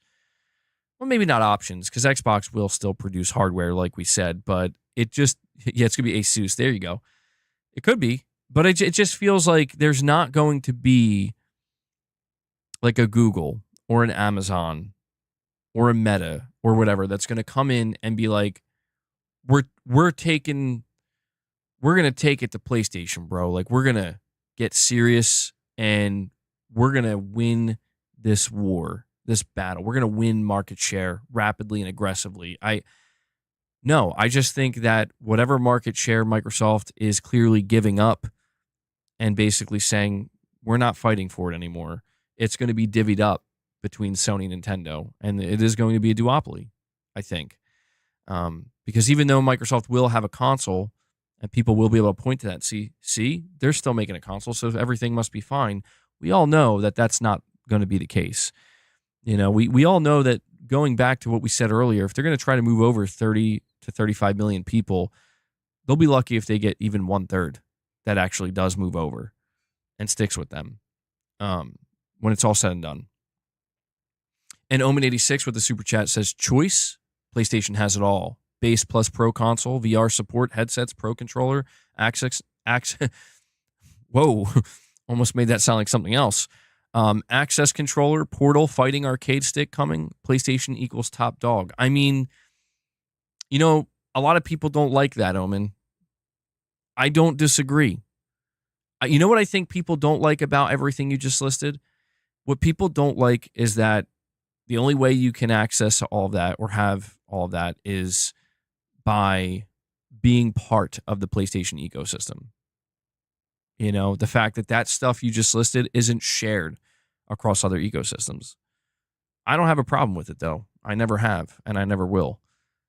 I feel kind of that way, right? Where I feel like it's why I feel so at odds with people who are like, this is the worst PlayStation generation ever. And I'm like,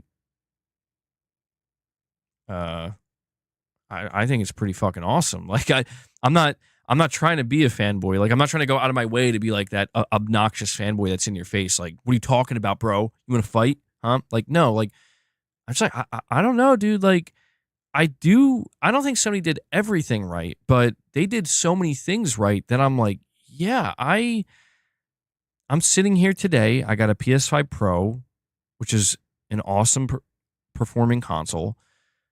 I got I got the DualSense Edge. I got multiple regular DualSenses. I got the charging stand. I got the fucking, I'm going to be getting the PlayStation Portal eventually. I got PSVR 2. It's like anything I could have wanted. They got a freaking media remote, for God's sake. Anything I could have wanted, they made to make sure that, like, we want to make sure if you're going to be here, you're set, right? We're going to give you all those options. And most importantly, it's like, oh, that's all great, but where are the games? And it's like, luckily for you, we got Death Stranding 2 and Ghost of Yotei coming right up. And I'm like, well, shit.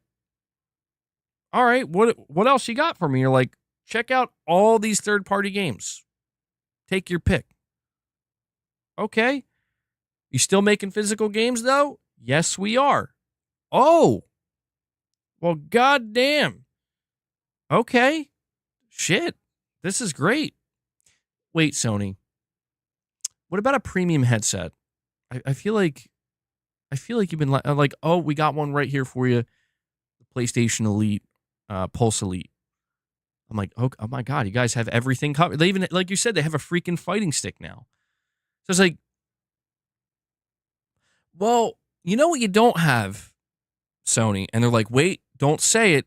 Don't say we don't have Xbox games. We have those now too. I'm like, well, holy shit. Okay.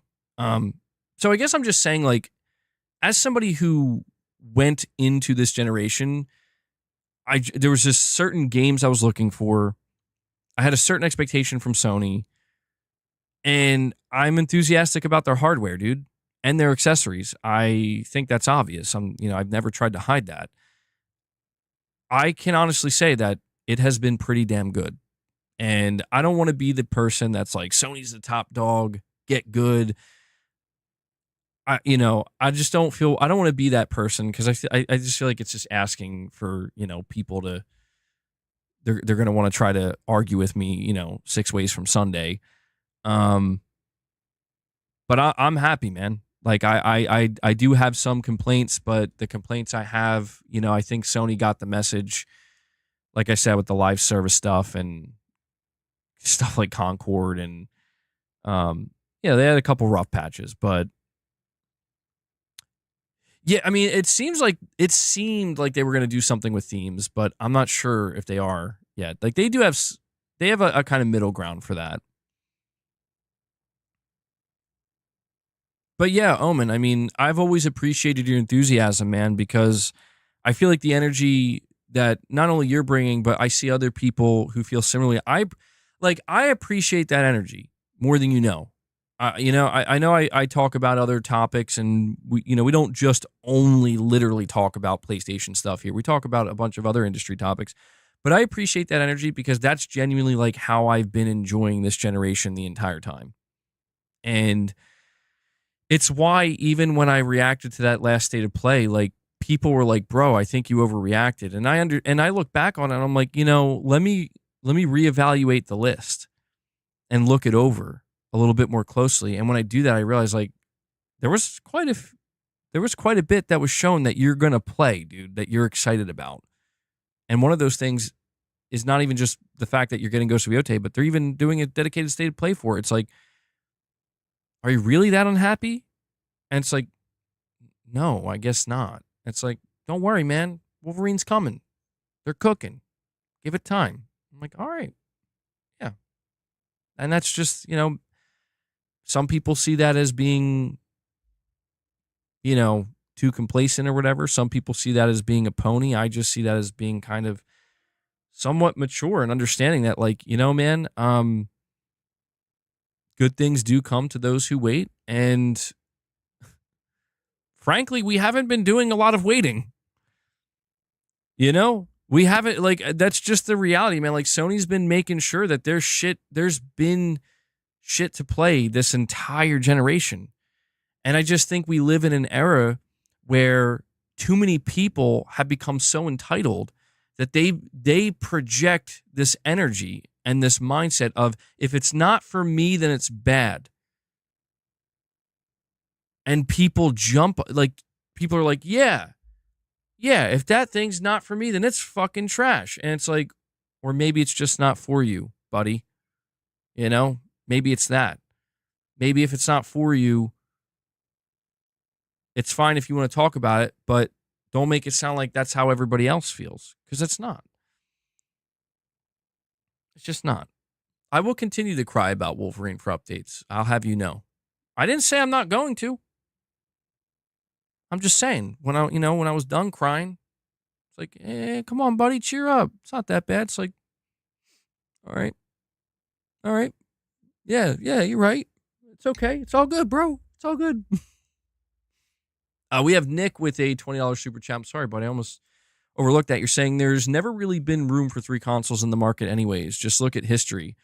Outside of one generation, at least one console has been left far behind the other since Sony has entered the market.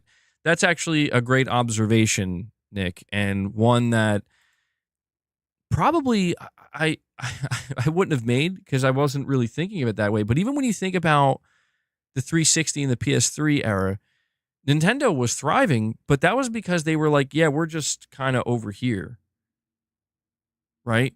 Maybe what changed, though, is like, I don't know, maybe there's this kind of concern that the 360 and PS3 era was an era where maybe more people were willing to have both while Nintendo was doing their own thing. Or maybe it could be the fact that the Nintendo Switch 2, for a lot of people, maybe does fill that role as the second option, because the Nintendo Switch 2 is functional enough where it's like, yeah, you can buy third-party games on this if you want, and we're going to have exclusives. And it's like, oh, okay, well, you're going to have PlayStation games. No. Okay, well, I maybe I'll buy PlayStation. I'll make PlayStation my primary. But Nintendo's got enough going on there that I feel like that's got to be my secondary option. And maybe that's where you're right, where Nintendo, during the Wii era, and even the GameCube era, I don't think they were doing that. I think maybe, yeah, once Nintendo kind of really found their stride and reached this exact point, the Switch 2 solidifies them as either option number 1 or your secondary option. And I feel like Xbox pretty much up till this point was that, for a lot of people. And I guess it kind of does boil down to what you're saying. There kind of can't be room for 2, There can't be room for 2 secondary options. Because once you get to the third option, you're really going to have to find a reason to justify that, For most people, anyway. And Omen86, you're saying people pretend like hearts don't skip a beat when PlayStation reveals a new first party. No disrespect to Nintendo or Xbox, but we all know PlayStation games hold more weight. I mean, I agree. I know some people don't like to hear that, but I mean, it's why. Listen, man, it's why. Like, I remember in the February State of Play, there were some people, not people who are here now, but when we do State of Plays to get a lot of new people in temporarily, there were seemingly some people flat out getting angry with me that I was excited, like that I was saying this was a good State of Play. And I'm like, dude, they just revealed Saros after showing us like 35 minutes or like 30 minutes of like a ton of third-party games, many of which were new and many of which look really good. Why would I, like, dude, Saros is one of the best reveals I've seen in a long time. And it's funny because, like, even looking past that, when Ghost of Yote was revealed, like, I still see people today, Omen, where they're like, they try so hard, like Ghost of Wotai, like Ghost of whatever, like it's going to be trash. And it's like, dude, I don't know how to tell you this. Like, you're just wrong. Like, you're gonna be, like that is like another Nintendo Switch 2 situation where it's like, I understand there's an initial shock of like, oh, it's not Jin Sakai. I understand that, but you're gonna be wrong. This game's going to do well. And, unless there's something majorly wrong and messed up with the story, where it's like something crazy comes out of left field that shocks everybody, and I don't think that's going to happen. Ghost of Yote is going to do very well. And it's going to, if I had to guess right now, this game is going to sell millions of copies at launch. And there's going to be great reviews. Maybe not perfect reviews, but it's going to get great reviews. It's going to sell millions of copies, and people who enjoyed Ghost of Tsushima are going to walk away being like, man, this game is either A, just as good, or B, even better. And like, yeah, dude, that's when you can, at least for me, when you consider how good Ghost of Tsushima was, not a perfect game, but an amazing game nonetheless. How many things that game did right. How much that elevated Sucker Punch as a studio. Yeah, that's going to be pretty big, man.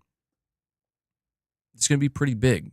It's absolutely true. Like, when people are clamoring to know, like, even with a studio like Naughty Dog does get a fair amount of hate these days. Well, let's just face it, they get a lot of hate. People are lying to themselves if they try to convince themselves like they're not clamoring to know what the next Naughty Dog game is, the second secret game. They may be ready to be disappointed if it's not for them, but they want to know. And there's a reason for that. There is a reason for that, let me tell you. And it's kind of what you're saying here, Omen. It's just that people want to... I think there are just too many people who have spent way too much time and energy trying to tear PlayStation and what they do down, and they hide it under the guise of like, yeah, they've always been this shitty, or this one thing they did that wasn't that great, like Concord or something. Yeah, they've always been like that. It's like, what are you talking about? Like, what are you actually smoking?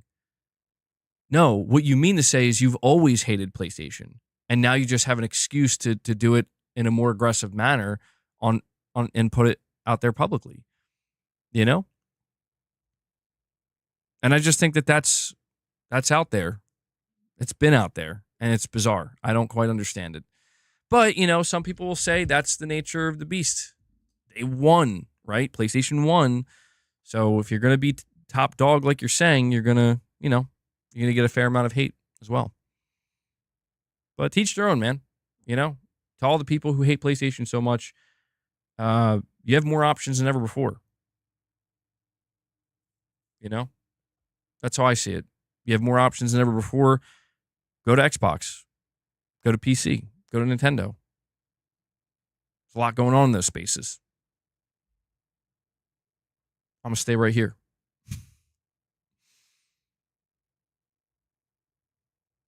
All right. But Omen, thank you for the super chats, man. All right. Okay, so we speaking of which though, talking about some not so great news for PlayStation, but still something that, I'm not happy about this, but I would be lying if I said that there isn't a part of me that is very, very curious and interested to know what comes next. So, Sony Bend suffered some layoffs, and we talked about this yesterday, but they issued an official statement. For anybody who missed it, Jason Schreier came out and he reported that that basically 30% of Sony Bend has been laid off, and this happened not too long after, and it was clearly because of this, because their live service game was canceled. Now, Sony Bend has been working on this live service game apparently since about 2021. So it had, I guess, give or take 3 years of actual development. Maybe there was like a year pre-production, but then it entered full production 2021. So 3 or 4 years, give or take, of development. And they did confirm it was going to be a new IP. And we learned through job listings that it was going to be a live service. Now, that automatically disappointed a lot of people. We never did get to see this game. It was never formally announced. And we don't even know exactly what type of game it was going to be, other than it was going to be a live service. And it was not going to be Days Gone 2. So Jason Schreier reports that that is the reason for these layoffs. 30% of Sony Bend is about 40 people. So 40 people were let go.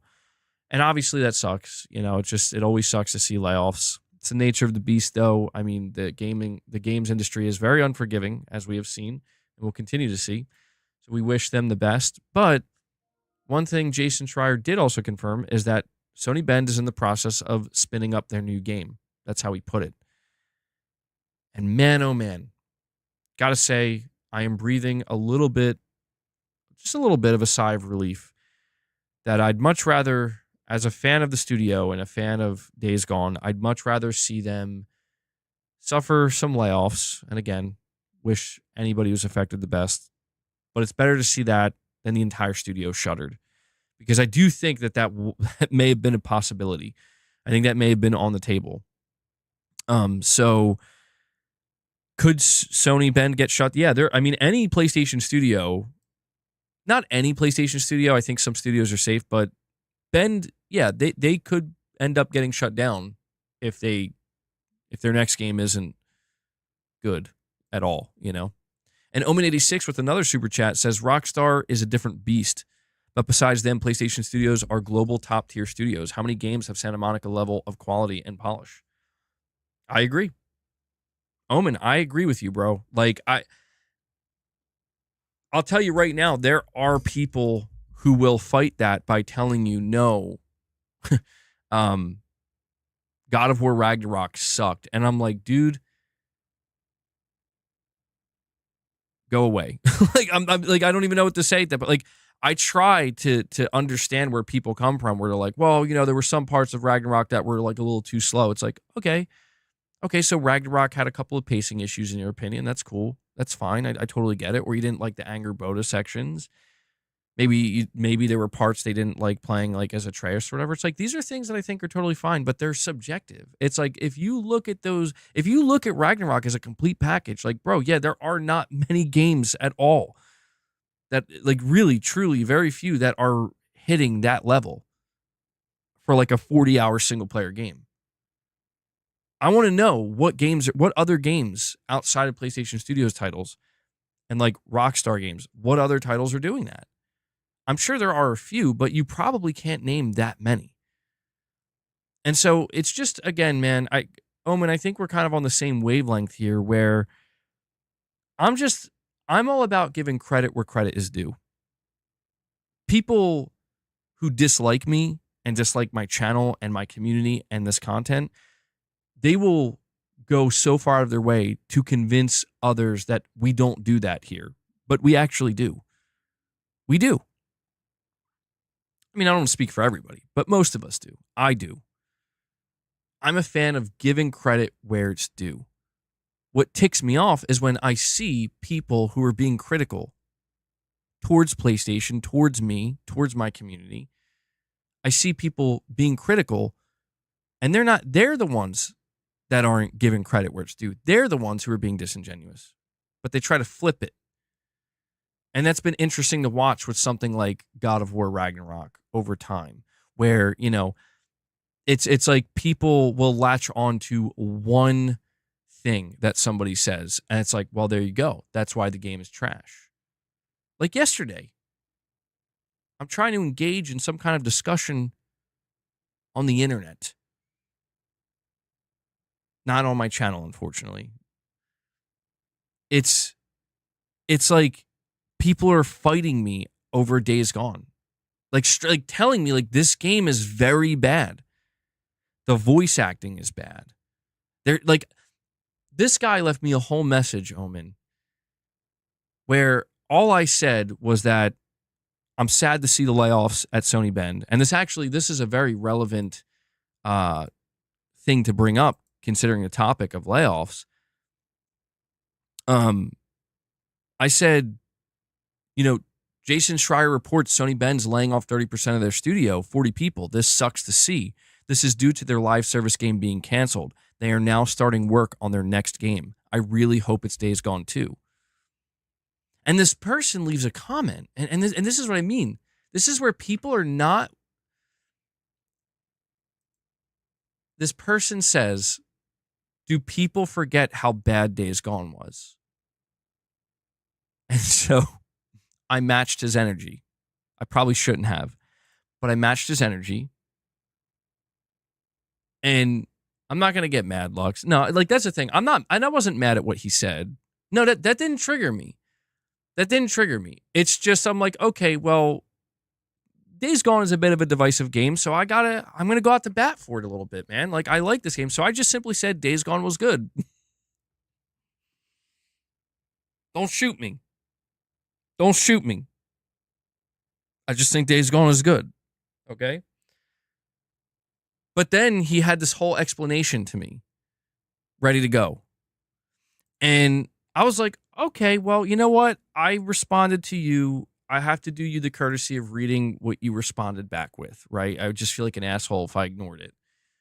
And he says, thought the remaster would improve the game controls / mechanics, but it didn't. I wasted $10. It's a meh love story, terrible voice acting. Driving the motorcycle was a major part of the game, and it felt heavy and had no upgrade system. Overall slow game. And I had to point this out to this guy where I was like, tell me I just engaged in a conversation with an individual, a stranger on the internet that didn't play Days Gone and wants to tell me how shit Days Gone is. Because I said to him, the fact that you said there's no upgrade system makes me question if you actually played the game. I'm not trying to be rude, but upgrading your bike and your skills is a major part of the game. Also, I think the voice acting was pretty good overall, and the story was pretty good to okay overall. I'm not going to sit here and say the story was amazing. It had some flaws, certainly. It had some weak points. But, he says he didn't like the controls and the mechanics, but then doesn't go on to explain why. I'm like, well, I don't know, man. Like, the main draw of the game is open world. It's an open world game, but the main draw is you're fighting hordes of zombies. You're fighting human enemies. And I understand that, like, again, I just put 55 hours in this game and beat it. It's not perfect. Like, the game could use more refinement. I do agree with that. But this is where it's like,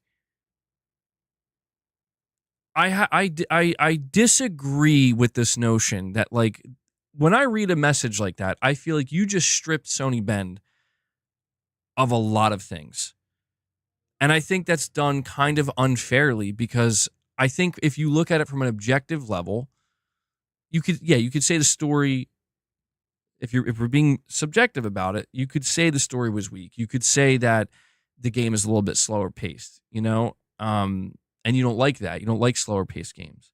But I think from an objective level, it's like, dude, this game, the shooting mechanics are competent and feel good, especially when you get more upgrades and unlock more weapons.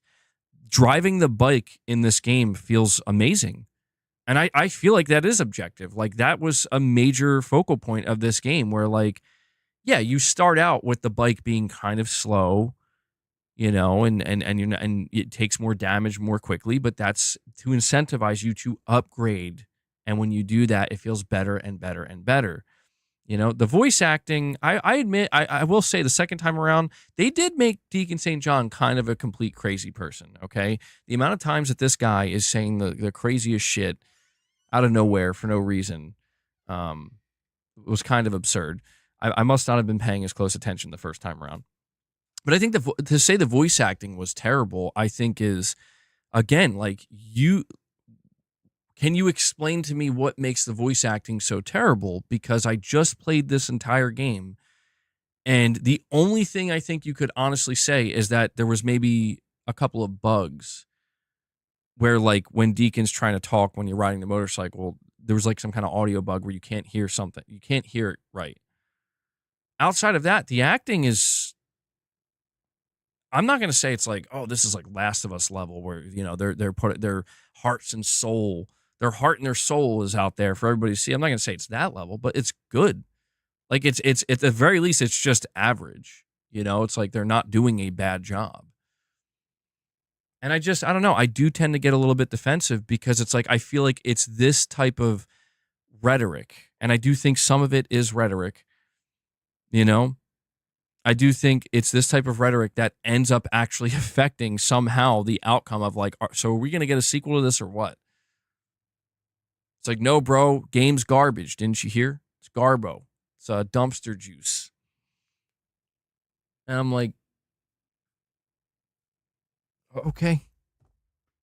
Like, the studio is seemingly on the verge of, I want to say, of getting shut down, but like their game was canceled. Their live service game was canceled. They just suffered layoffs for 30% of their studio. Why would you not make Days Gone 2? The game sold 10 million units. And you have an installed fan base. That's all. Okay. Let me continue on here. I got a couple more super chats. We have Omen86. He says, PlayStation's Team Asobi makes a platformer. Instant game of the year. Yeah, I mean, dude, I have to say, that was quite the scenario to witness last year where in August, Sony drops the biggest bomb of all time in Concord. Game is shut down in 2 weeks. Studio is shut down. 1 month later, here's Astrobot, Game of the Year 2024. It's like Whiplash, dude. I mean, yeah, I don't know. Good on Astrobot, though, man. Team Asobi, I think they nailed it. I'm still surprised to see that Team Asobi's giving out free content for Astrobot. They definitely don't have to at this point. It's been well over half a year, and they're just like, no, we're still bringing out free levels, man. I mean, they practically are treating Astrobot like almost like a live service. Uh-oh. Good.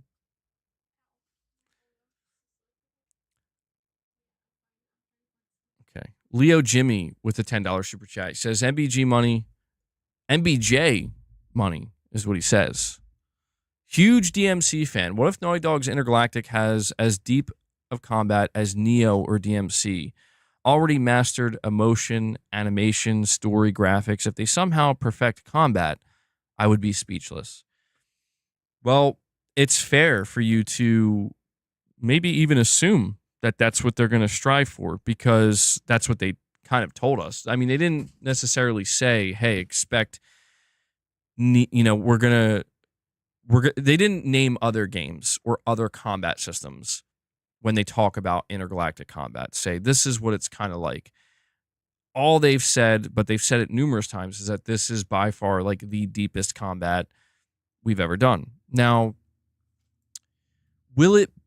should we expect it to be on that level? I don't know that I would go that far. But they do mention, actually, yeah, my bad. They did mention 2 games. They did mention Bloodborne. Apparently, The Last of Us Part 2 was going to be all melee originally, and it was going to be inspired by Bloodborne. So they mentioned that. And I think Neil Druckmann mentioned Elden Ring one time as a game that inspired him.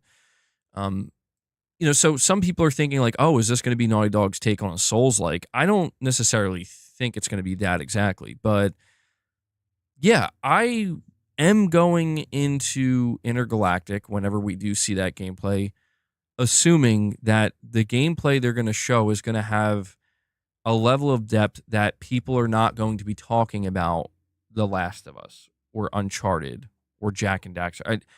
I don't think they're going to be comparing this new Naughty Dog game to previous Naughty Dog games. I think they're actually going to be mentioning other games, kind of like what you're saying. Maybe like DMC, maybe Neo, maybe Elden Ring, maybe Dark Souls, Lies of P, stuff like that, where it's like, yeah, the systems and the mechanics that they have here lend themselves to games like that more so than they do something like The Last of Us. Because, yeah, they're going to have cutscenes. They're going to have a story. They're going to have, like you're saying, like the emotion. They're going to have all that. But yeah, I am very, very curious to see a Naughty Dog game. And I've went on record saying this, and I'll say it again. I want to see a Naughty Dog game where even if it does have that story and that emotion and that animation work, and it's very cinematic, I want to see a Naughty Dog game where, but actually all of that takes a back seat because all anybody can really focus on and talk about is the combat and the gameplay. The Last of Us 2 got pretty close to that, but obviously the story arc in that was so insane and just, took such massive risks that it doesn't, like that gameplay, Last of Us Part 2 could have Bloodborne-esque combat, and that's not what people would be talking about. You know what I mean? Like they would still mainly be talking about the story. So I'm ready to see Naughty Dog kind of get away from that in a way where, like, yeah, it's going to be the conversation that is mostly focused on the gameplay. Yeah, right now, you're right about that, Irfan. Everybody's talking about the character design. Now, it's whatever. I mean, you could make an argument that maybe was one of the main focal points of all we've seen so far of Intergalactic, but I keep telling people, like, try to reserve your judgment. Let them show the game. Let them show the gameplay. And we'll be able to determine from that point forward, how we feel. We'll see, man. We'll see. I'm hoping. I mean, I'm rooting for Naughty Dog, man. Like, the biggest reason I'm rooting for Naughty Dog is because I don't want a bad game. And this is why, like, I see how upset people get when they. It's not just Naughty Dog, but certain studios out there. Piper, you're saying you just tried the super chat, it didn't go through. Well, that's unusual. You might have to try it again. Sometimes people have issues, not just with super chats, but like membership. Sometimes they get rejected or whatever, and you got to do it again. I don't know.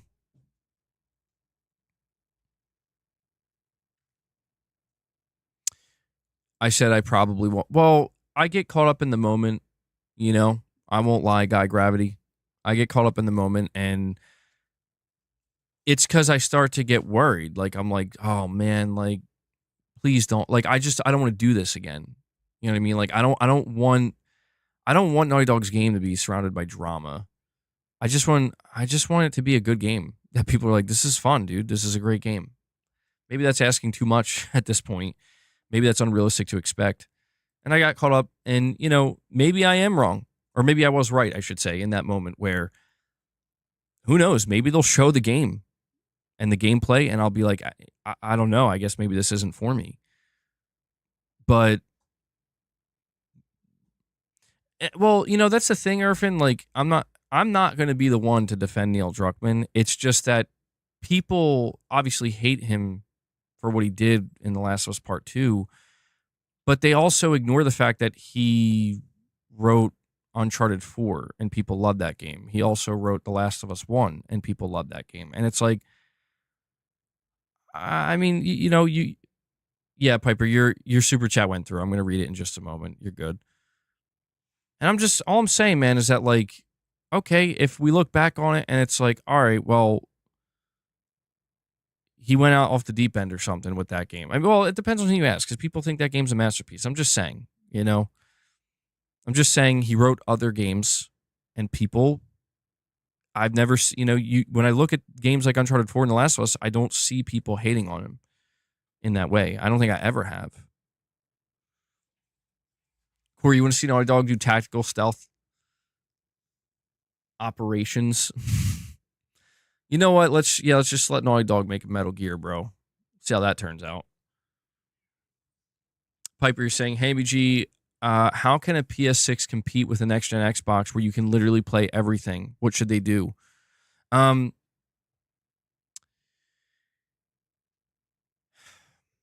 think what you just described, Sony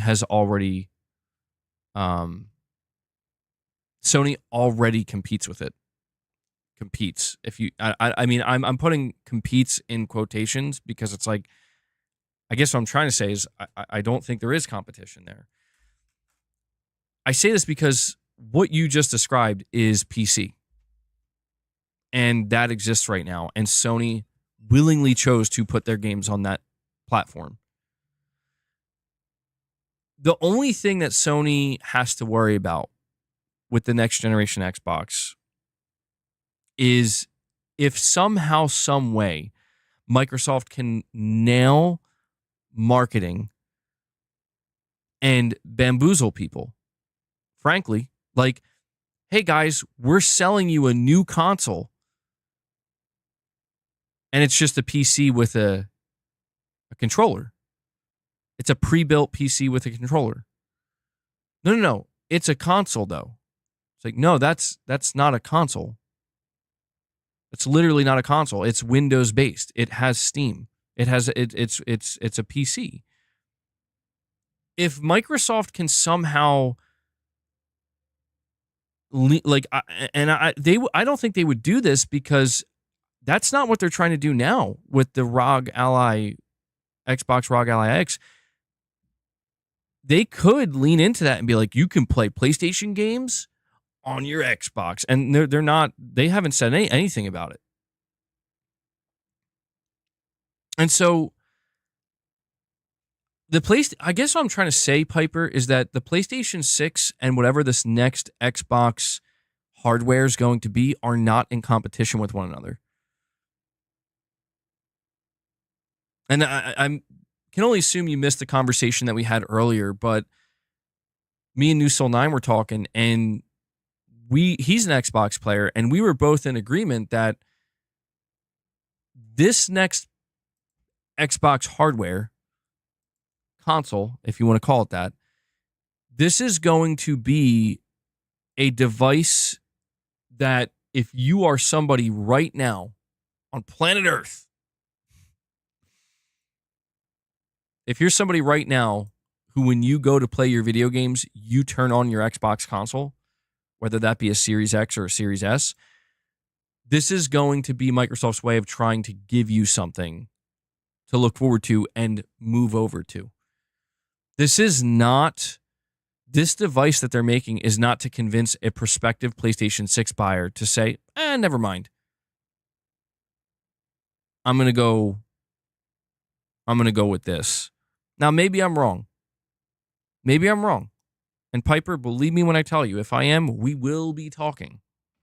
We will be talking a lot, probably too much, about what's going on. But right now, the question you just asked, I don't think that's even a question. Like, as in, I don't think that's something Sony's asking themselves. I don't think that's something Microsoft is asking themselves. I think if you want to know what I think the reality is actually going to be, okay? And I think it's going to be a wake-up call for some people. Not you, Piper, but just some people on the internet, that we sometimes, some groups of people that we reference. I think what's going to happen is the PlayStation 6 is going to do amazing. I think it's going to do just as well as the PS5, just as well as the PS4. Hell, maybe it'll do even better. I'm not 100% convinced of that. We got to see the pricing. We got to see the marketing, but I think it's going to do just fine. And it's going to show people that like, oh, so nothing Xbox has been doing this time has been threatening PlayStation. No, that's the thing, dude. Like PlayStation, like I just want to remind people that Sony CEO Hiroki Totoki was asked like a year ago by investors, have you noticed any change in the uptake of your console, of the PS5, since you started putting your games on PC? And he was like, no, there's been no cannibalization at all. Like, we haven't noticed any dips. There's been no downside. And that's kind of shocking. If you think about it, like, bro, they're out here marketing games like Spider-Man 2, Last of Us, God of War. I mean, all the major franchises that it was like, Sony will never put these on PC. Sony will never make these games not exclusive. And then they just did. And it's like, oh, shit. Oh, my God. I think they just killed their console. And it's like, dude, it's literally doing the exact same. It's doing just as good as the PS4 did. I guess what I'm ultimately trying to say here is do not be surprised if when we find out that PlayStation games can be played on this next Xbox hardware via Steam, if Sony feels zero threat whatsoever. Because, again, man, that product exists.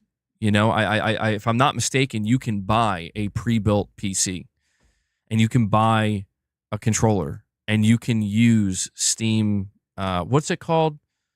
Big picture mode. Is that what they call it? And you can hook this up to your TV and there you go. You can play everything that Steam has to offer. You can play games from Epic Games, the Epic Games Store. You can play any Xbox games that are available on it. Like I said, I think the one thing that Sony might pay attention to and might be like, we have to keep an eye on that.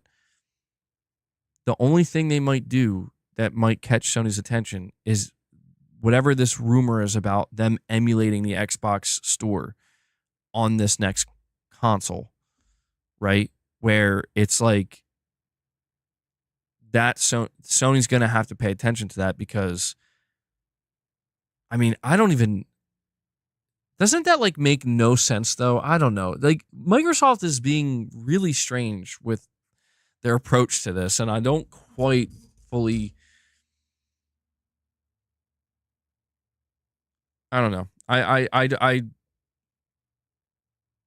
think about it. There are people who've been sitting on the fence. Why buy a PS6 when you can buy something that plays it all? Yeah, but see, and that's I'm glad you said that, Piper, because this brings me back to the point that I was trying to make earlier on in the stream, which is like, but think about what you just said. I get it. Like, it's a good marketing tagline. Like, it plays it all, but does it really?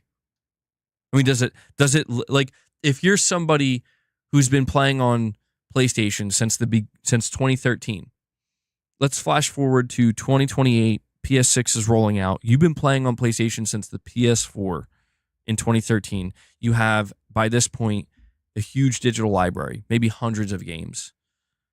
Hundreds of games. Are those going with you? You get like, are those games are they going to move over with you if you choose to go?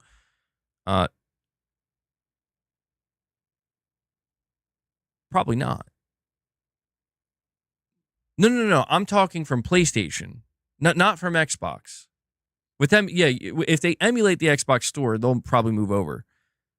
I should clarify. I'm talking about the idea of PlayStation players being like, you know what? I'm going to move over to this new, whatever this Xbox console is. There may be some people who are willing to give that up, but I'm going to say, like, another reason I don't think Sony is threatened is because people are entrenched, dude. I think, like, that's what I'm trying to say. In the same way that people are not going to leave Steam to go anywhere else. I think people kind of fail to realize that Sony has that too on a large scale. Because people make it seem like every Steam player is a hardcore gamer. That's not true. There's plenty of casual gamers playing on Steam. Just like there's plenty of casual gamers playing on PlayStation. You know? Now, maybe those more casual Steam players, maybe they are more open to maybe going to a console at some point. Just like maybe the casual console player is more willing to depart and go to PC. But I think generally speaking, the big players here, truly, I think there's three big players. There's Sony, there's Steam, and there's Nintendo. And the common thread between all three of them is they all have a very large group of players that are deeply entrenched. That it's not that they can't leave or won't leave, it's that they don't want to leave. And that's something that takes decades to build, to get to. And that's why I feel like when you think about the prospect of this new Xbox hardware, no matter how appealing it is, no matter what it does, I just don't think that's going to happen, man. You know? I just don't think that's going to happen. And I think that, you know, I think that what Microsoft is going to do is they're just going to relegate their hardware going forward to just being a vehicle. Probably not a vehicle that sells in volume, but a vehicle nonetheless for software. Not just for them, but for everybody. But them too. So, if I'm wrong, that will be a more interesting outcome. To be clear, that I will be. Console wars are back on, bro. If I'm wrong, but I just don't. I'm not convinced. I need to see more. You know, right now we just have rumors. We just have what we're seeing Microsoft doing with the Ally X. We have rumors about the PlayStation 6, but there's still so many unknown factors that it's great. I love speculating. You guys know I love speculating, and I love talking about the idea of like, oh, how this could play out and what could happen and what moves could be made. But we're still basically years away from really having a clear image of like, oh, okay, so this is what they're doing and how they're planning on executing this strategy. But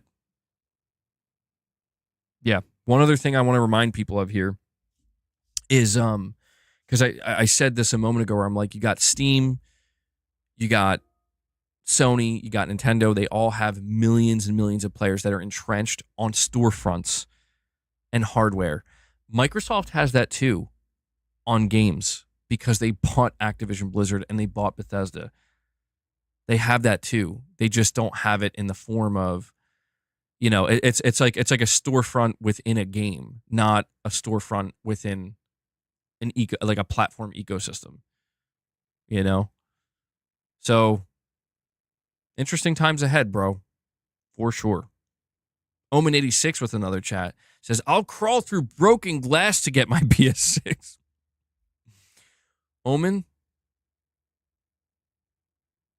hopefully you won't have to do that, bro. Hopefully you won't have to do that. That'd be a crazy story. Yo, how'd you get your PS6? You know what though? Let me tell you. See all these scars I got? You wanna know how I got these scars? Omen86 is about to get the when the official PlayStation 6 logo is revealed. Omen's gonna get his he's gonna get it tattooed on his back, like across his back entirely. It's the next step. He's got that Jim Ryan picture hanging on his wall.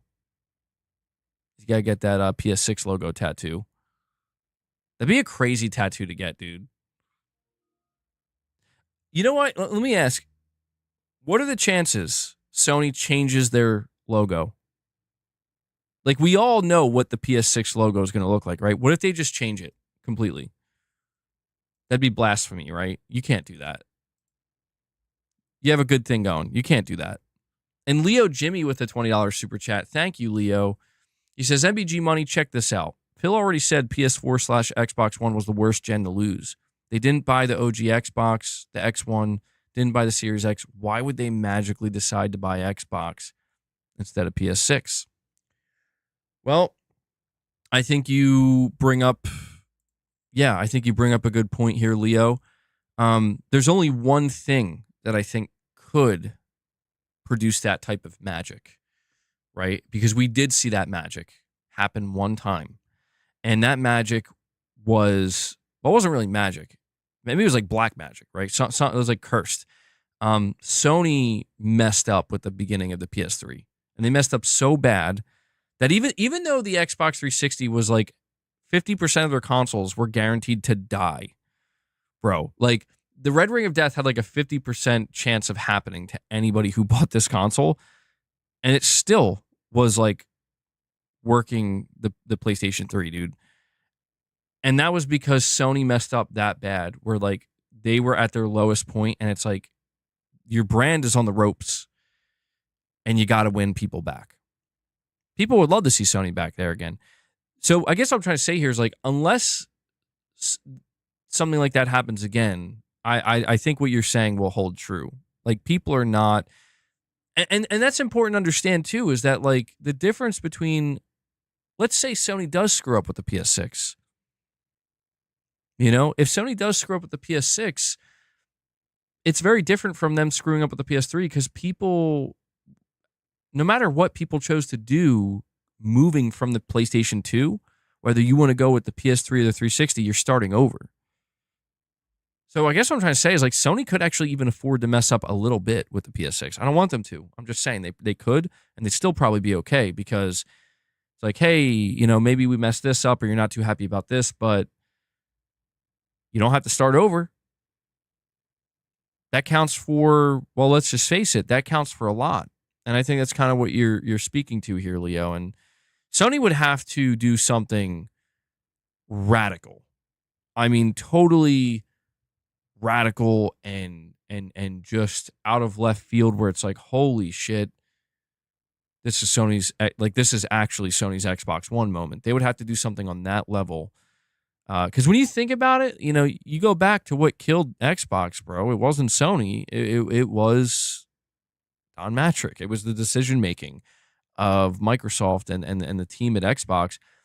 When I talk about the Xbox One and the mistakes that were made, it wasn't just like one or two. That's what's so important to understand, is like, it was like 3, 4, 5, 6, like the mistakes were just one after the other, and they were not small. They were very big, and they were things that the amount of backlash that each mistake would cause is like, you just lost another 10 million buyers. You know, I mean, it was the execution. It was the slow, but, you know, I mean, it seems like it was quick, but it was like a slow execution of the brand, dude. Where like, well, I'll put it to you this way. After the initial reveal, it was like that should have immediately killed the Xbox brand, but they didn't die immediately. They were just like left to kind of, you know, slowly decay until it happened. That, I mean, I'm sorry. I don't know why I'm making this really dark. I apologize. I'm sorry. It sounds really bad. I shouldn't use it. This is a bad analogy. I'm just saying the brand, it would just simply never recover. It would never recover, dude. Like, what we see of Xbox now is essentially like a reincarnation of the brand. It's not like, Xbox is not what they were during the 360 era. There's no remnant of that. You know, the especially with what you're seeing now. It's just a total, I always call it like a transition, but it's more like a reincarnation, where like, because people talk about it all the time. They're like, did Xbox die? No, Xbox is not dead. And I'm like, I think reincarnation would be the best word to use. Xbox has been reincarnated, bro. Technically not dead, but they definitely died. Like, make no mistake, they definitely died somewhere along the way, but they came back. They're just different, you know? They're different now. Not the same Xbox. And I don't think that ever happened to Sony. They got close to it. The beginning of the PS3 generation, Sony was like close to that brand death that I speak of, or product death. But they they got it together in time. And it's true. Like what Phil said is true. Like the Xbox One generation was the worst generation for them to make that big of a fuck up. Because that you're entering the digital generation, dude. There's no coming back from that. You think reincarnation is not a bad word to use? Yeah, reborn, reincarnate, whatever you want to use. Because it's just like I understand what people mean when they say like Xbox is dead, bro, or Xbox died. I understand what they mean, and I feel like the people who are on board with what Xbox is now, they're on board with a major change. They're accepting that you're not like this brand is not what it used to be. It's something different now, and in their eyes, maybe even something better. And I get it, but it's interesting because when I look at a lot of PlayStation fans, there's this kind of tug of war that continues across all of Rebirth. I see what you did there. Yeah. There's this tug of war that continues across all of social media with anybody who engages in these conversations about these platforms and these brands. And it's always the kind of like, well, what Microsoft is doing with the Xbox brand is the best thing that anybody could do. And Sony's going to do the same thing. It's not a matter of if, it's a matter of when. And it's interesting because like you see a lot of PlayStation fans, and I see a lot of PlayStation fans that don't want that to happen. They don't want Sony to go down the same road that Microsoft is. And you know what's interesting when talking about it that way is you have to ask the question, well, why is that? Why? And of course you have people making their jokes. It's because, they're afraid of losing their precious exclusives. They're afraid of losing their identity and all that shit. And it's like, I get it. There is a level of that across the board with all these things. But if you really think about it, and I think that there is a truth here that, I think some people get, but some people don't. I think the reason why PlayStation fans, I'm not speaking for everyone, by the way. I'm just speaking for some. The reason why PlayStation fans don't want to see Sony do the same thing that Microsoft is because if you look at what's happening in the console space for Xbox, and I don't mean this, I'm not trying to offend anybody. Like people, they're like, listen, please understand, I'm not trying to upset you or offend you, and it's fine if you disagree. But some people do get really upset. If you're somebody who played the original Xbox, or if not the original Xbox, the 360, or even if not that, the Xbox One, and you have the Series X and the Series S, and you've just been playing on Xbox, that's where you play, and you still like it. You've always liked it. I think a difficult truth for some of those players to accept is that Microsoft the company has given up on the thing that you love, that you love most in this space, which is the console, dude. Like that's just the reality. And I like people reject that. They reject it. And I'm not trying to say like they're totally wrong for rejecting it, but there's like a sense of denial where it's like when they talk about the next Xbox. Like they can't see that it's going to be a PC. Like they can't see that what you are hyping up exists right now. You can go buy it right now. You could buy a pre-built super, souped up PC, buy an Xbox sticker, put it on that computer, on that PC, hook it up to your TV and get an Xbox controller, and there you have what they're going to sell you. And let me tell you, that is not the same thing that the Series X and S were. That is not the same thing that the Xbox One was, that the 360 was, that the original Xbox was. And the fact that some people, you know, some fan, like some Xbox fans, again, not all of them, but some of them, I think they don't see that. And they want to believe that, like, it's not over. And it's like, listen, man, Microsoft's going to take you with them where they're going. They're not going to leave you high and dry. They're not saying we're fucking leaving the console space and screw everybody who bought an Xbox Series. Peace. They're not doing that. They could do that. They could pull an actual Sega. They're not doing that. But make no mistake, man. The next console for Microsoft, this is why I call it like them being reincarnated or reborn or whatever. It's not the same, dude. And it's not trying to do what the PlayStation 6 is going to do. It's not trying to do what Nintendo is trying to do with this, or what Nintendo is doing with the Switch 2. And all I'm trying to say is that PlayStation fans, some of them, I don't say all of them, but a lot that I see, they don't want to see that happen to the PlayStation console. Because I can tell you right now that if Sony was doing what Microsoft is doing with the PlayStation 6, I would probably still be that person that's like, I'm going to stick with it.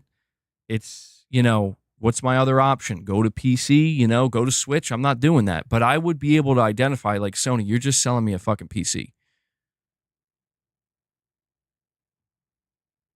If I wanted PC, I would go to PC. I want a PlayStation console. That's what I want.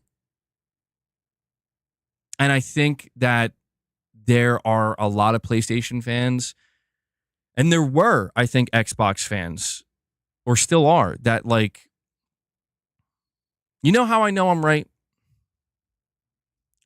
Well, you're saying it's called evolution. Maybe. I guess you could call, I mean, I think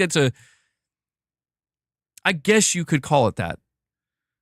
But you're saying a console is a lockdown PC? Well, not really. I think that's, I mean, I guess I see what you, yeah, it does use x86 architecture, and it is closed. So you could call it that. You could call it that. But I'm just saying, man, like,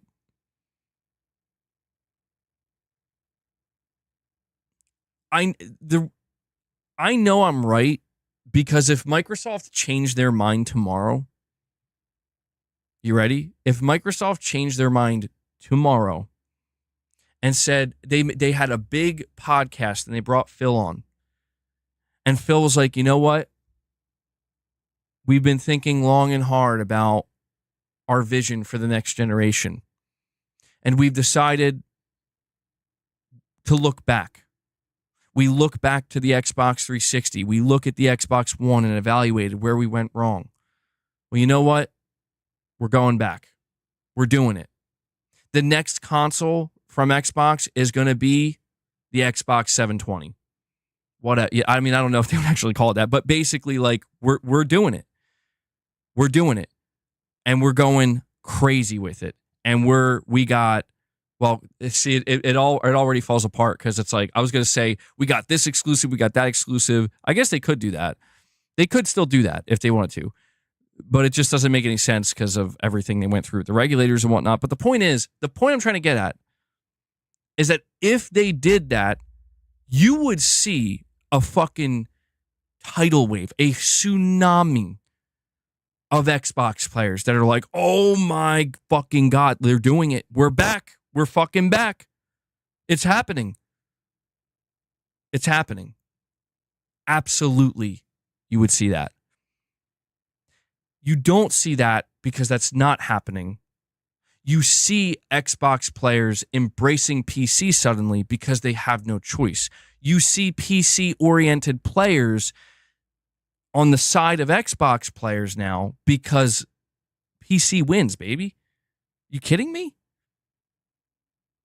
PC players have been waiting for this shit to happen for years. The collapse of a console, the collapse of a of a console ecosystem being gobbled up by PC. That's the reality. That is the reality, because what people, it's just like I pointed out with the Nintendo Switch 2, man, where some of these same people, and trust me, I've seen it, are like, yeah, Switch 2 is probably going to flop.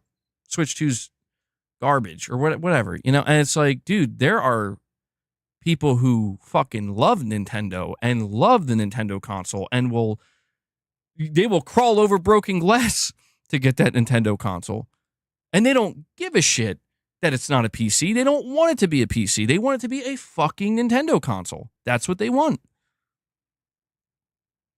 And I'm not triggered by PC. I'm just saying, man, like, listen, Lux, I'll tell you right now, if at the end of the day, like I'm talking like 10 years from now, if you're still here, if I'm still here streaming, if that's what this boils down to is, bro, it's all PC.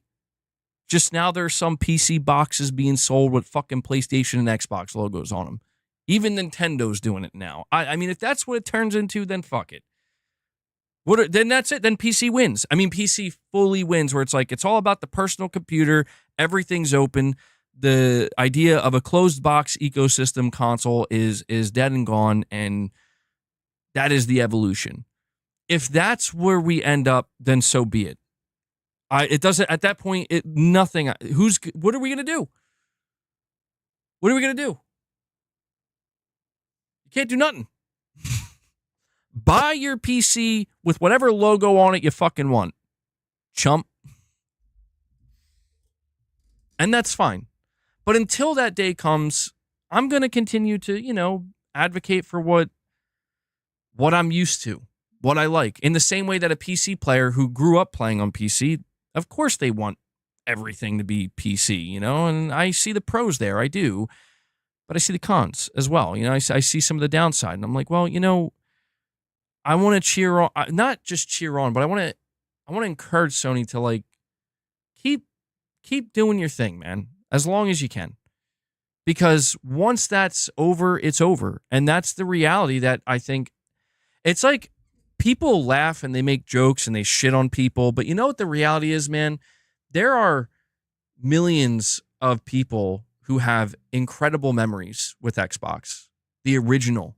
When Microsoft kicked down the fucking door, they brought The Rock on, They had Bill Gates up there with The Rock flexing. Not literally flexing, but, being like, we're fucking entering this market and we got a console and we're going to go crazy on this thing. We're going to secure so many exclusives, it's going to make your fucking head spin. We're taking it to Sony, bro. People have such fond memories of that, and especially the 360. And they remember how, it was such a intense sell. It wasn't passive. That's the point, man, is it wasn't passive. It was like, play whatever the fuck you want, where you want. We don't give a shit. Buy it, don't buy it. Just please, just give us money in some way. It wasn't like that. It was like, no, we're going to sell you, bro. We're going to upsell you as hard as we can. And I don't know. It was a different energy. It was a different energy completely. People, people remember that with the PlayStation consoles. People remember that with the Nintendo consoles. And I just think that there are, I understand it's a matter of just, well, hey, times change, things change. Maybe it's time to move on. And yeah, I agree. That's why I say, like, for the people who are embracing the change that Xbox is making, yeah, there's nothing wrong with that. If you see something good there, that's good. It's better than being fucking miserable, I just don't like when people are like, well, it's going to happen to you next, buddy. Like, I don't get it. If it's a good thing, like, I don't get it. Are you saying that you were wrong? And maybe that is what they're saying. Maybe that's, if I had to come to some kind of conclusion here of like, what are they all really trying to say? I think it's one of two things. It's either that they were wrong or that, they're okay with what they lost or what they are gaining instead. I don't know. Like, I don't know. Like, I mean, how, like, it almost feels like Microsoft is like, so you want to be a Steam buyer now? which isn't a bad thing if that's what you want. But it's like, something tells me a lot of Xbox players are like, no, I bought an Xbox so I could engage with the Xbox store front. Piper, I'm sorry, Piper. My bad, dude. I missed your, I didn't see your super chat there. I'm sorry to keep you waiting. Saying, MBG, what you're saying only applies to fanboys, not people that just play games. I promise you, I have a PS5 and Xbox. What you're saying isn't real. Maybe. I mean, yeah, I don't know, man. Like, I don't think it's fair to just say it's just fanboys. I don't, because it's like, bro, it reminds me of, maybe this is just one of those situations where it's like when you see people reflecting on, like, man, the way things were 20 years ago, right? And I'm not just talking about gaming, but just like things seemed simpler, like things were, maybe they were more divided, but they were more compartmentalized, and everything felt like it had I guess what I'm trying to say is people look back and it feels like things had more of an identity. It wasn't just everything jumbled together. And I think that that's maybe what I'm kind of talking about here, is it's like, it may sound logically speaking, and I understand, trust me, I understand the logic of it, where it's like, well, okay, somebody says exclusives give a brand and hardware its identity. And if you remove that exclusivity, it loses a major part of its identity and it becomes less interesting, or it doesn't stand out as much. Maybe we'll just put it that. Not less interesting. It doesn't stand out as much. It doesn't feel as unique anymore. Right? And then that game is everywhere. And that's like, well, yeah, that's a good thing because now everybody can play the game. But I just feel like there really is something to be said for, again, like, when a game is exclusive to a piece of hardware and a brand and an ecosystem, it absolutely defines that brand and that ecosystem. And it absolutely makes it stand out. And sure, if you want to look at it from a cynical point of view, the cynicism comes in the form of, well, you're just, you're falling for the illusion that is, these companies are just trying to keep something away from everybody else to sell it to you through their product, just like their product alone. And I get that. Like, there is truth, there is absolutely truth to that too. These business executives who are making these decisions about exclusivity, they're not doing it, they're not doing it because it's like, we want to have an identity and we want to stand out and be unique. They're not doing that. They're doing it because it's like, we want to force people to buy our shit. I get that. 187, I will not fucking relax. It's not just a plastic box, bro. I will not accept that. It's what it represents.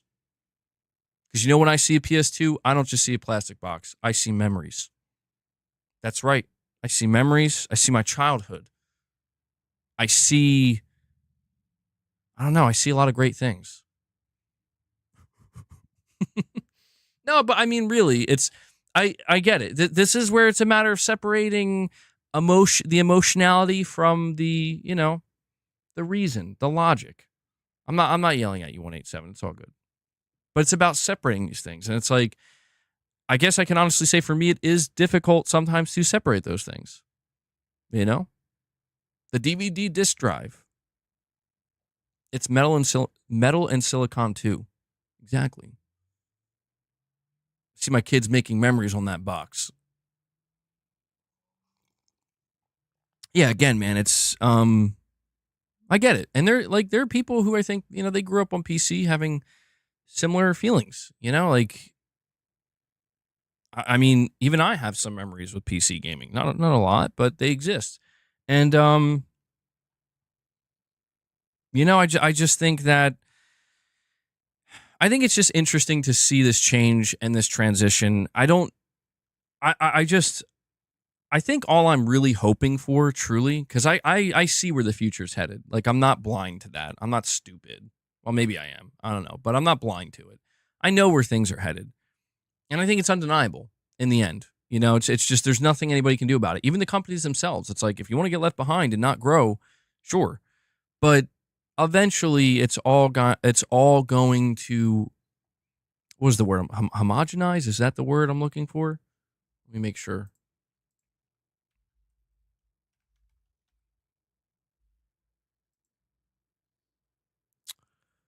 Made uniform or similar. There we go. Yes, that is the right word. Yeah, eventually all of this is going to homogenize. We've already seen that across software itself. And so once it happens to the software, it's just a matter of time till it happens with the platforms and the ecosystems and the hardware. It's going to happen. It's going to happen. It's not a matter of if, it's just a matter of when. And maybe it will take getting to that true point of homogenization where everything, does become just a blob. Nothing has an identity anymore. Everything's just the same. It just all seems the same. There's a lack of an identity anywhere. Maybe it'll take that happening for an extended period of time for then the pendulum will swing the other way, where it's like, actually, let's go back. You know what I mean? Like, it turns out it was better when we had some kind of identity and stand out. All it will take is one company to say, let's try it again. So I know it's headed that way, and I guess really all I'm saying is I would like to see Sony have one more traditional generation, if possible, or as traditional as it can be. And after that, I accept that, we're in the future now, bro. Okay? Whatever, Sony, whatever you got to do it. Digital only, no more physical games. PS7 is just going to be a freaking PC or something. I don't know. Whatever happens. But I would just like one more solid generation. Let's at least just get that. And then whatever happens, man. And Leo Jimmy with a super chat. Thank you, buddy. Says, MBG money. Don't care what Piper says about owning all the consoles. Proves nothing. People have preferences. But if you own a Ferrari and a Porsche, why are you talking crap about the Porsche you bought?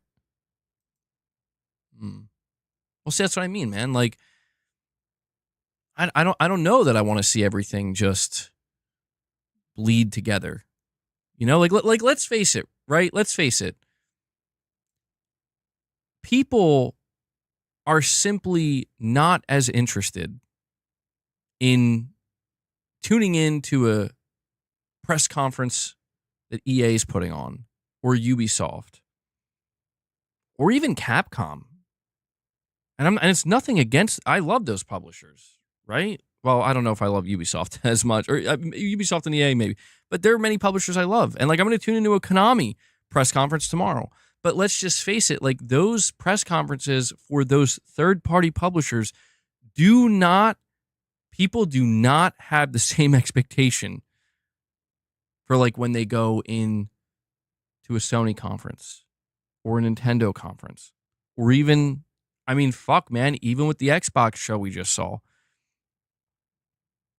But I think it's dwindling for them, because it's it's becoming a third part. It's practically a third party conference at this point, and people feel it. It's you could see it. You could see how people become, I don't want to say less enthusiastic, but it just becomes kind of okay, it starts to blend in now. It does. And it's I'm seeing people out here hyping up a fucking Xbox showcase that ended with the one last thing being Call of Duty, man. And I'm like, the fuck is going on? Well, to be fair, Microsoft and Sony always made a big deal about Call of Duty, but it's just that's the concern, man. The concern is oh, geez. Wait, so Call of Duty has become the identity of this brand now, but they don't prioritize console anymore. I don't know, what's going on.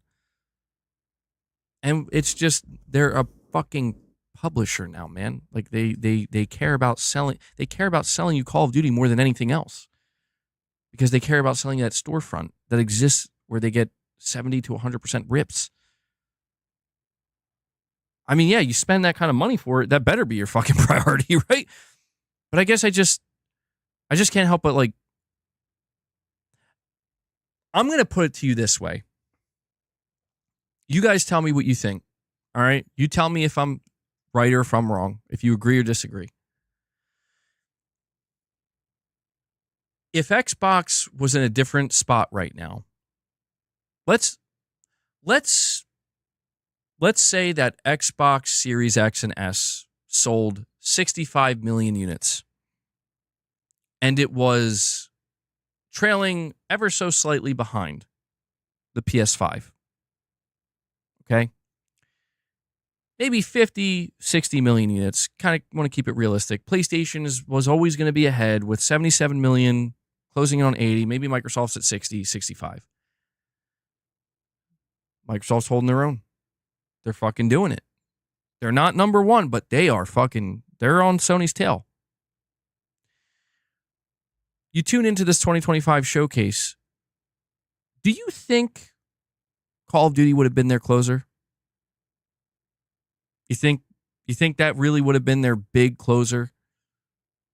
No. I'm certain Microsoft's big closer would have been some kind of major exclusive that's going to make you go, oh, I need to fucking go out and buy that Xbox, bro. And that's what I'm talking about. That's what's gone. And nobody wants to talk about it. The most we got was Phil Spencer being like, don't worry, guys, we got E-Day and Forza and everything coming. I'm like, why are you telling me that? No. Also, why does Phil look like that, bro? Is he okay? I'm a little worried about that guy. He's not looking good. I'm not trying to be rude. I'm serious. Like, it's a little concerning. He does not. Ozempic? He looks like he got too skinny, like concerningly skinny. I'm a little worried. He was AI? Yeah, I feel like, does Phil really need to be on Ozempic, though? No, skinny's not bad. I'm just saying sometimes when people get so skinny that it's almost like their face looks kind of sunken, and it's like, are you good, dude? Like that it can get to a concerning point. You look, maybe it was just me. I don't know. Maybe I'm just used to Phil looking a certain way. I don't know. I just hope he's all right. God knows. I mean, God knows what kind of stress that man's under. I'm concerned about Phil, bro. But that's my point. Like, do you guys think I'm wrong about that? I feel like I'm sorry. Yeah, I know. I transitioned. We're talking about how Phil looked, but I'm just saying, like,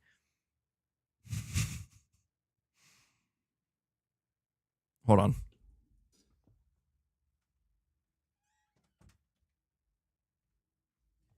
I'm just saying that I have this feeling that the end of that showcase would have been totally different if Microsoft felt like they were still in that console race trying to sell units, bro. You think Microsoft knows exactly what they're doing? Oh, no, they do. No. I'm not trying to make rules for Microsoft. Dude, I'm not going to sit here and try to tell a $3 trillion company what to do. They know what the fuck they're doing. I'm just saying, I think it's like, I feel like there's like something has died, man. The way Phil looks represents it. No, I'm just kidding. I'm sorry. That was, no, he looks good. Right? I don't know. But it feels like something died, man. Money is not a virtue of goodness. Yeah, like I just get this feeling that there would have been some kind of pressure. And that's not always a bad thing. Diamonds are made under pressure, right? Like, there would have been this kind of pressure where it's like, okay, listen. We are on Sony's tail right now. Okay? And this is we're slightly past the halfway point of the generation. We need something that's going to lock people in. We need something that's going to be a fucking bomb. Something that's going to make people cheer with excitement. And I don't know what that would have been, but I'll tell you right now, it wouldn't have been Call of Duty Black Ops 7. Like, what? And I feel like, I don't know, man. I feel like that's kind of how things used to be. It felt like there was some kind of actual fight in Microsoft, in Xbox. And I think there was. I think Satya Nadella neutered the entire Xbox team, bro. And I think you can see it.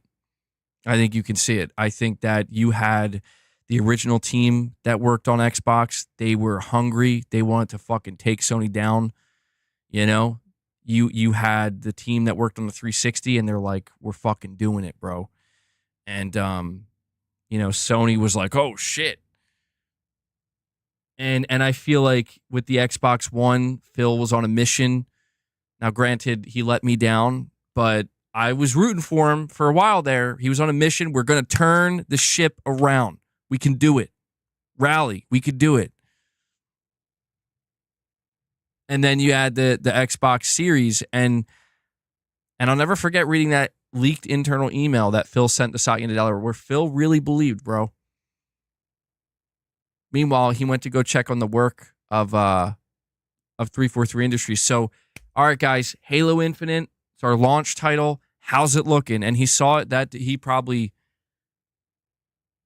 had to go cry somewhere for a little bit, because it's like, we can't do it. Like, we can't. How much money did we put in this team? And yeah, to be fair, I don't know what you do about that. I don't know how you fix that. And then I feel like Satya Nadella came in and was just like, no. There is no competition here. Okay? That's not how we operate. We will be everywhere at once, at all times, and we will make money off of everything. And we will win that way. It's not going to be exciting. It's going to be the most boring, fucking sterile, just, here you go. Here's Black Ops 7, baby.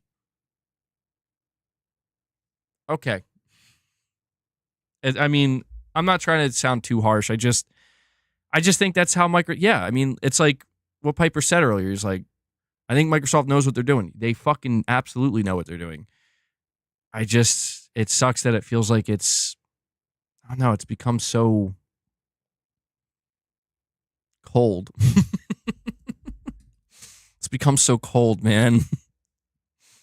Prince G, you're saying I asked Xbox to self-ban from this chat before Gaming Survivor nixes. Well, I mean, listen, man, try to be easy on them. I don't know if they're Xbox, but we're talking about Xbox, so I can't really blame them. Although I don't know, I'm not reading the entirety of the chat. Overexposure, remember for 10 months, says, woke up in the middle of the night to my PS5 powering on. I was scared. Uh-oh. Oh, shit. I was scared that someone was there or it was possessed, but it was just updating the system software. You're going to fucking wake up to blue laser-eyed Hiroki Totoki. I almost just got racist. I'm gonna take a step back. I'm gonna let my chat handle this one. Almost just crossed the line there, but yeah, bro, he's coming for your soul.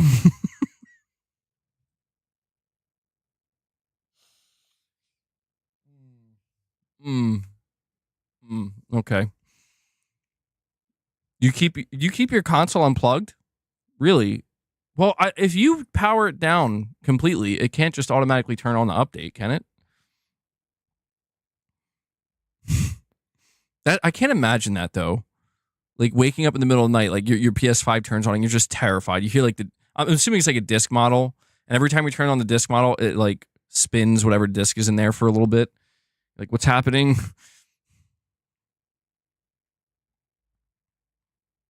It was in rest mode. Okay. Yeah, yeah, it'll do that. I always shut mine down. The only time my console enters rest mode is if I walk away from it for like an extended period of time and forget I had it on, and it'll just automatically go into rest mode. Call of Duty Brown Ops. Yo, what? Anyway, man, I don't know. I get it. I just come off as a cringe console warrior fanboy. But I don't know. I feel like there's just a lot of good shit. Not all good. There's some bad too. I don't want to I just feel like there's a lot of great memories. And I just think the whole console situation, I know we'd call it like the console wars. And I talk about how we don't want to do that anymore because it's just gotten too, I do think it's gotten too toxic. I think it's gotten too out of hand, but I just think that, I don't know, man. I miss Xbox, bro. Why can't Xbox be normal again? I do. I can't deny, man. Like, I hate what's happening to a degree. Like, it's fine. If this is where it's headed, this is where it's headed. But, man, listen, I know they'll never admit it. But there's so many Xbox people on the other side that deep down, they wish it went down different too. They do. I wouldn't even be surprised if deep down that's how Phil feels. Because you know what? Never forget what Phil said. Not trying to be the guy that's like, remember what he said years ago, but I think it's because it was true. Phil was like, I want to win. I want to beat Sony. He went on record saying, now I'm paraphrasing, but he went on record saying he wanted to sell the most consoles and beat Sony. There it is. He gets it. He knows. The whole team knows, bro. Everybody knows. But it's fine. It's fine. It is what it is. Microsoft didn't want to keep funding a brand that was struggling to get it together. I get it. You think Phil 100% hates what's happening? I think he does. Hate is a strong word, but if you read those emails when he was launching the Series X and S, dude, come on. He was ready to go. He just, I don't know, the shit just wasn't there. It wasn't ready.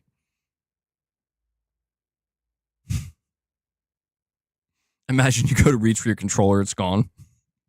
It's floating in the air. It's the Astro controller. God, that would be terrifying. Holy shit, I would be so scared. You think Phil's bummed about how things went down? I mean, listen, man. At the end of the day, Phil Spencer's, it's like Jim Ryan. It's like you win. You do win at the end of the day, man. Like, well, I guess it depends on what your perspective of winning is, where it's like Phil making the best money he's ever made. Dude's probably rich, loaded.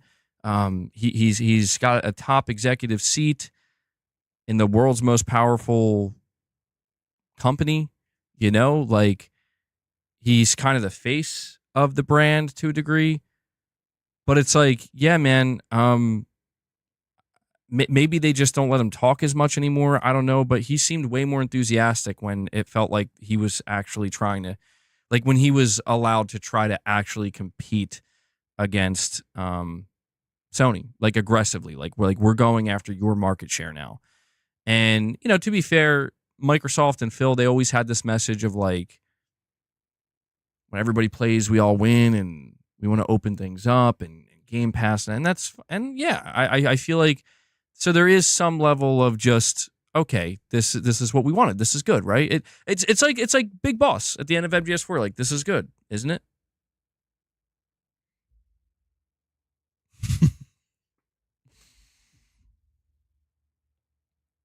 Am I saying Phil hates making money? No, but Phil, if you go watch that Xbox podcast from February 2024, you could cut the tension in that room with a knife. He knew, dude. He knew. He's like, guys, I'm sorry. Like, this isn't how I wanted it to go down. And that's how I would feel too, bro. Like, I would feel like, Satya, what the fuck you mean, bro? I'm not, dude. I'm not crashing out. I'm just shooting the shit, bro. But if I was Phil, I'd be like, "What do you mean? We're worth $3 trillion. I know we're still struggling over here, but we can do this thing, man. It's only a matter of time till Sony makes a game like Concord, and then we'll strike." But by the time that happened, it was too late. You know, Satya had already taken over. That bald motherfucker.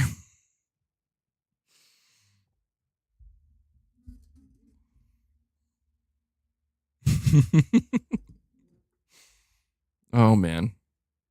Where's that Satya emoji? Here we go. Satya coming in. Anyway, man, I mean, I'm getting a little bit silly, but it could have been epic, man. It could have been epic. Like, I bet you Phil, one of the things that Phil was probably so upset about, I mean, maybe I got Phil totally wrong, but it's like, we did it. We fucking, I know. Well, that's the joke, 0 Point. That's a joke. Phil was probably like, we did it. We finally got Kojima. Holy shit, we got Kojima. He's going to make a game. Guys, don't mess this up. Whatever he wants, give it to him. Just to find out, Satya's like, that's great. It's going on PlayStation 2. It's like, what do you mean? What do you mean? What do you mean it's going on PlayStation? It is, dude. It's like, sorry.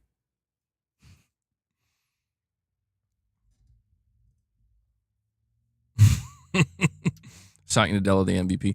Yeah, I mean, dude, that's the thing about Jim Ryan is like, yeah, he got to retire. He made his money, bro. And he's, I mean, I don't know. I guess he's happy, you know. He's got his family. I mean, I know he had like family and stuff, so it's like he's doing his thing. Do you think Jim Ryan? You know what I always wonder, like somebody like Jim Ryan in that position. Do you think he's still, because he's gone, right? Like he's not. He got hated on so much. He's not gonna show up publicly again. You think he's like checking in on this shit though, like seeing what's going on? You have to imagine he is a little bit. Just a little bit, right? Like you can't, like, just out of sheer curiosity, like, so what's going on over there? How's it going?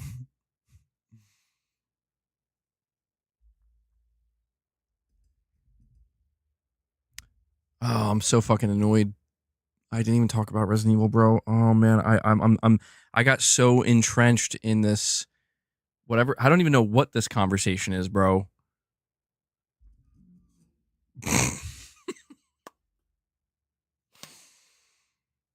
Dude, Nick says, nah, dude is drunk by his big ass pool on the daily. I mean, it's the life though, right? It's the life. I'm so annoyed. I still haven't talked about Resident Evil. I am mad at myself. We need to talk about Resident Evil. And we need to talk about how it's going to be better on PlayStation. I'm just kidding. Jimmy plays in. So, yeah, I did it again. I fucking did it again. I put it in the title. And then I didn't talk about it. Shame. The shame, bro. I brought great shame once again. Gaming Survivor, that is going to be crazy. Yeah, we could talk about it. We still got some time. We could talk about it. So, for those who don't know, Resident Evil 9, well, obviously you know it was revealed, but there was a demo. It was a demo that was shown to press and influencers behind closed doors at Summer Game Fest. Now, we can't see the demo, but some screenshots were released of it. And it looks really, really good graphically. It looks scary, but there's some really important stuff. Hold on.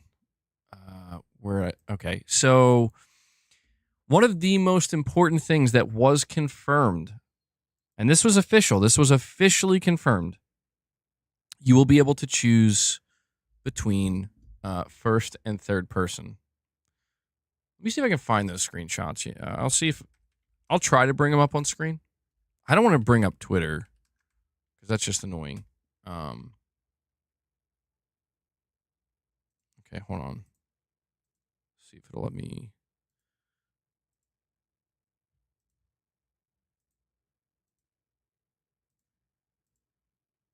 But yeah, you can choose between first and third person. And this is huge for me because I was a little bit worried. I wanted third person. I was going to, I was prepared to accept. You know what? Hold on. Are these images? I don't know if I can. Actually, guys, I don't think I can bring these images up.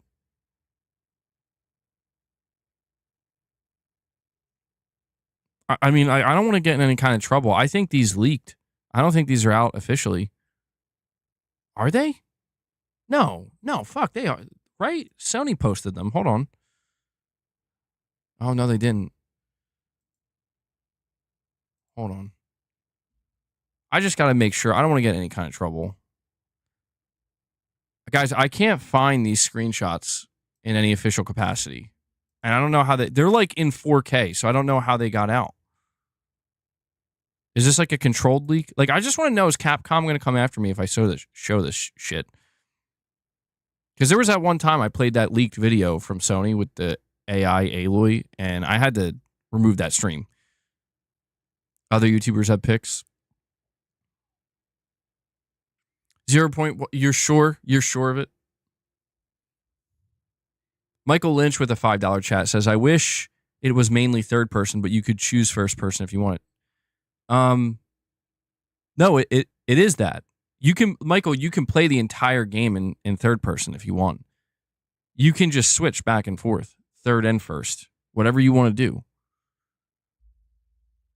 Unless I misunderstand what you were saying here.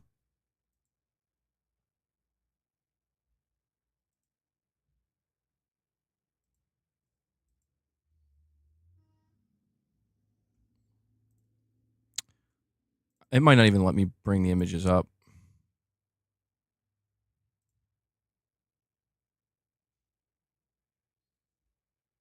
Why does it do this to me, dude? Like, I just don't understand. Like, the streaming software is just like broken sometimes, man. Where like I will save images to my PC and I will go to bring that, like, put them up.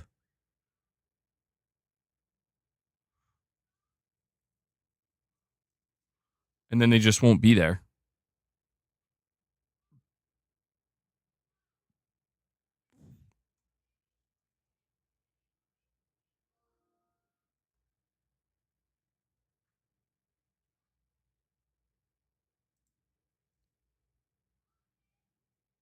Why is that?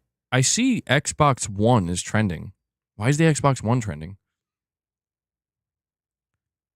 I've been there since day one, 10 years almost. We'll be there for another 10. Oh, that's for Rainbow Six. I don't know why this is trending. It looks like the Xbox One is trending alongside Rainbow Six Siege X. Okay. God, it has been a long time. Michael Lynch with another chat says they said they advise first person, but that you can play in third person. I wish they said oh, wait, hold on. Wait, Michael, where'd they say that? I didn't read that. Where did you see that? No, that is concerning. No. Ah. Oh, hold on.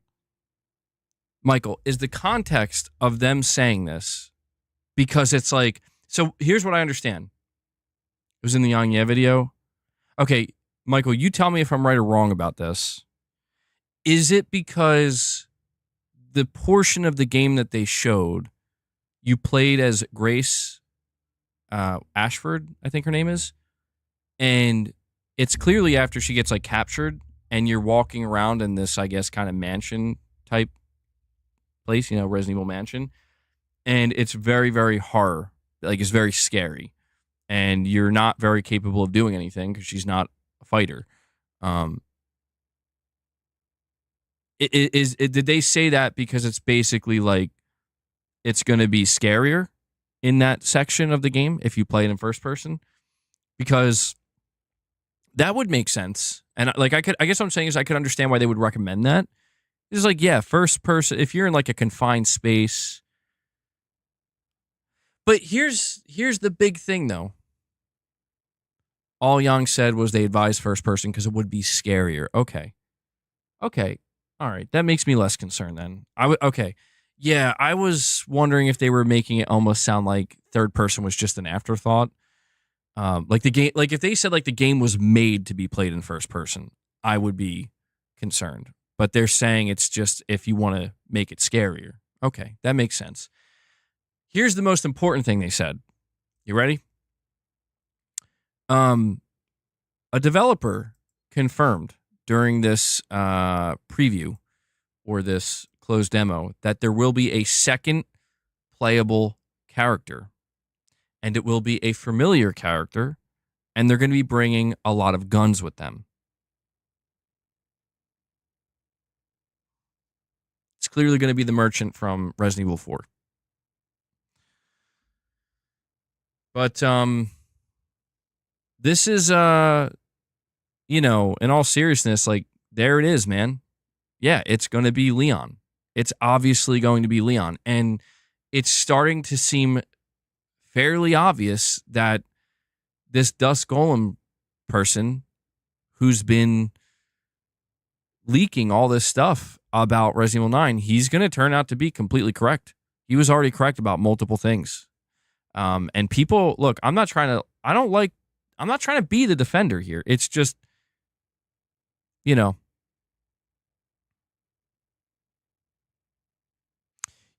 that's the thing.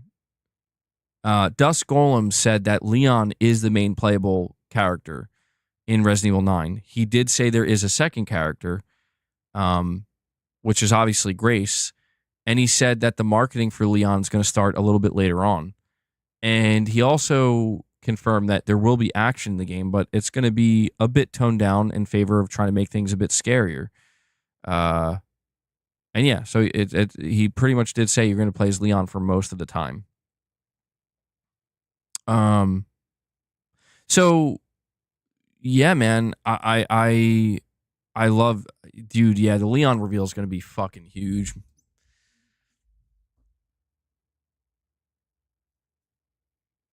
Well, Dusk Golem has gotten multiple. It's worth noting Dusk Golem was the first person who said, like, this was well before Resident Evil 9 was revealed. He said you will be able to choose between first and third person in Resident Evil 9, and he was right.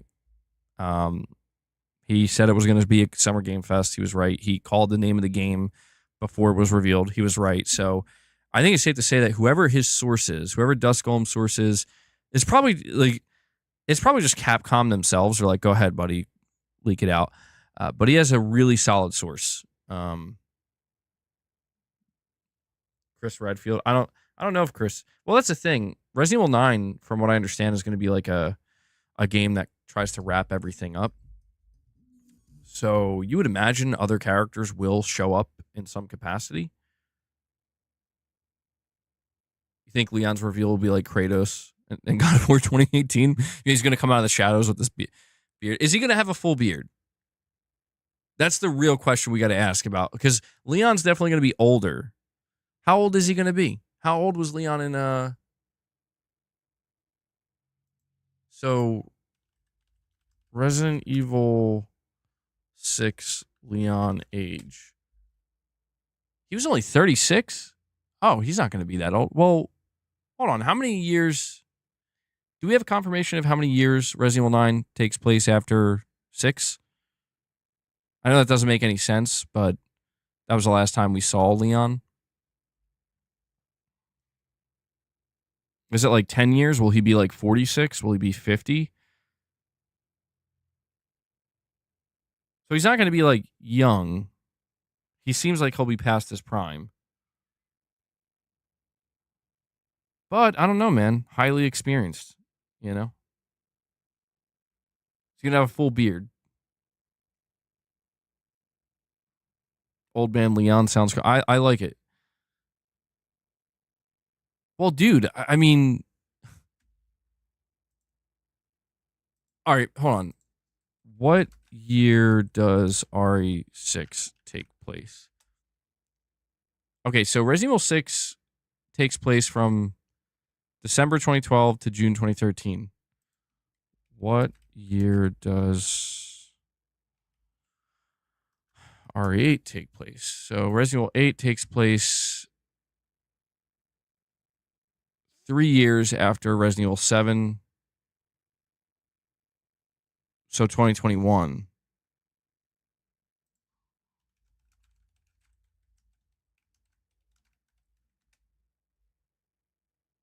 Okay, so the idea is Resident Evil 9 is probably going to take place today, like around like 2024, 2025, 2026. So Leon's going to be in his like 40s, his late 40s, early 50s at the oldest. So he's not going to be that old.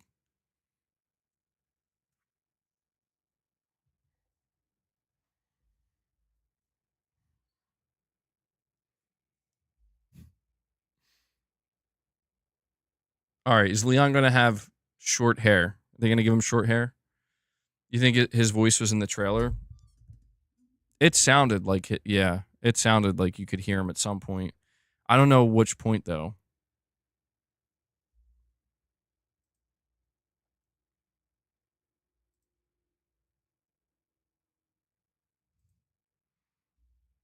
He's going to be even better looking in his 40s or 50s.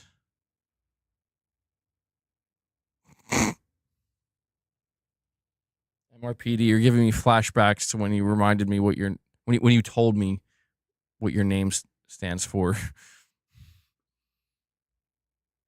I'm over here thinking your name has something to do with Resident Evil with the RPD in it. Hope he's bald now. Oh my god, bro. Bald bearded Leon. Straight up Kratos Leon. That would be the funniest shit ever. No, I would not be surprised if Leon dies. According to Dusk Golem, now he didn't say he's going to die, but this is basically going to wrap up Leon's story.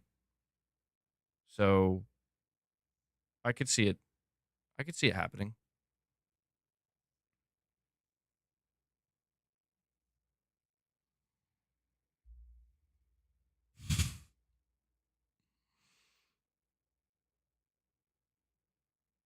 I appreciate you keeping it PG, bro. Yeah.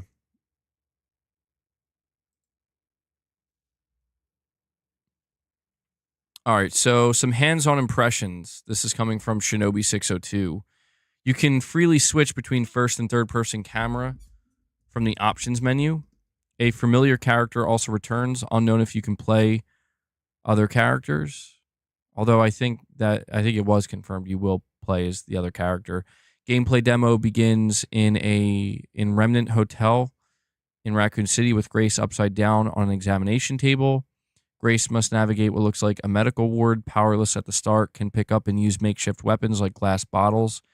Even though she's an FBI agent with some training, Grace is more of a bookworm, more afraid of her nightmarish surroundings, more fearful as she explores. See, what's already funny about this though, like I'm not trying to like poke holes, but I'm going to poke a little hole. Like, so she's part of the FBI, but more of a bookworm, but they're going to send her out. She's the one that they're going to send out to investigate. I guess maybe because it was like the place where her mother was murdered, but still, it's like, yeah, do hotels normally have medical wards? What's going on, bro? What are they doing over there?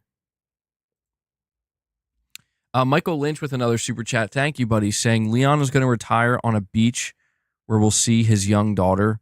Then in Resident Evil 10, we get to play as his daughter. Michael, this sounds a lot like a game I once played. That sounds a lot like the ending of another game. All right, let's see. It says here, a horrifying new monster stalks you in the game, similar to Mr. X. Oh, geez. Okay. I love that. One of Resident Evil's best monsters yet, tall in stature, moves around like a xenomorph with sounds and movements nearby. Okay, that sounds terrifying. Some previewers felt the fear was more palpable and stressful in first-person mode when running away from the monster than in third-person mode. Okay. First person highlights exploration and dread. Third person seems better suited for livelier monster encounters. Grace can sometimes stumble over her own feet while trying to run away. Well, that sounds annoying. Visually striking, mastery of light and darkness. Bro, there's this one picture that looks so similar to PT to a degree. Like, it's definitely evoking PT vibes, and for some reason, it won't let me show it. Damn it. Let me try again. Yeah, it's not letting me. Whatever, man. But it looks cool. It looks very cool. What am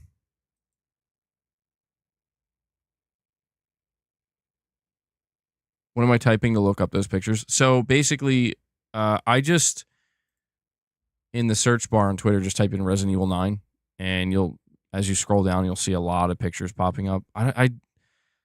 Originally, I was afraid to show you. Now I just won't be able to.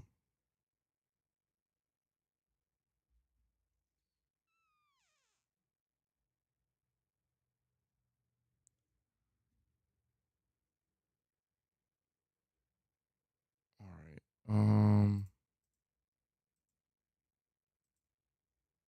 Let me get this out of here.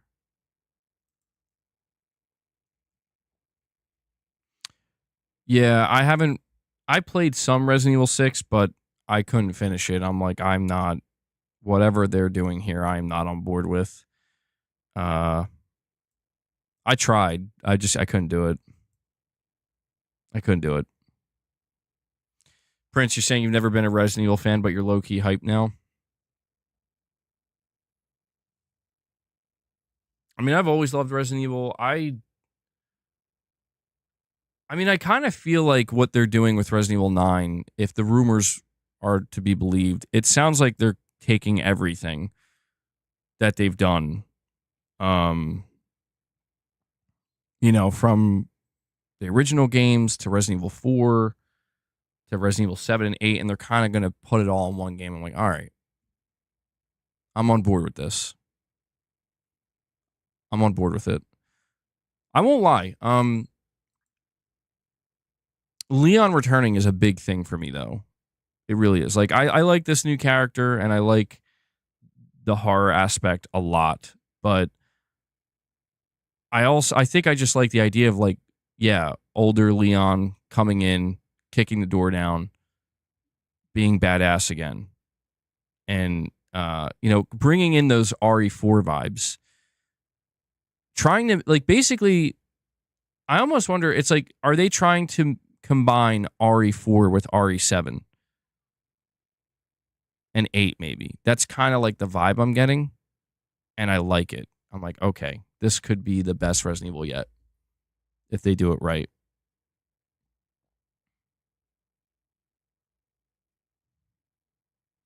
A new jumping Flash game was in development for PSVR but was canceled. What? Hold on. This is being reported by VGC. Oh, okay. Shuhei Yoshida revealed that.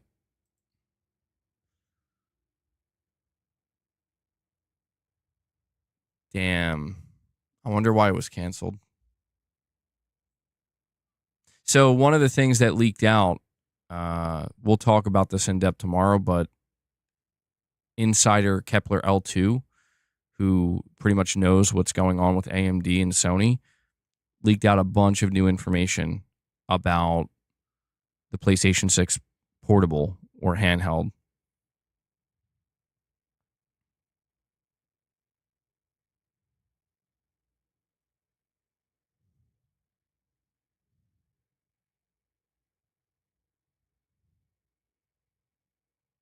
Says portable PlayStation 6 allegedly uses AI to upscale games instead of putting all of it on the hardware.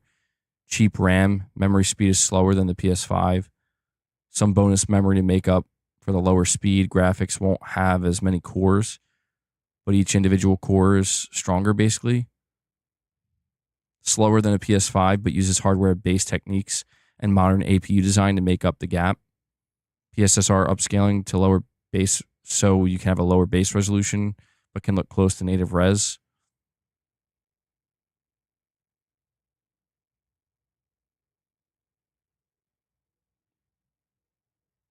Basically, Sony is using a smaller but more modern AMD APU design to make up the performance loss of being at such a lower power target, probably close to 15 watts, to get as close to the PS5, but on handheld.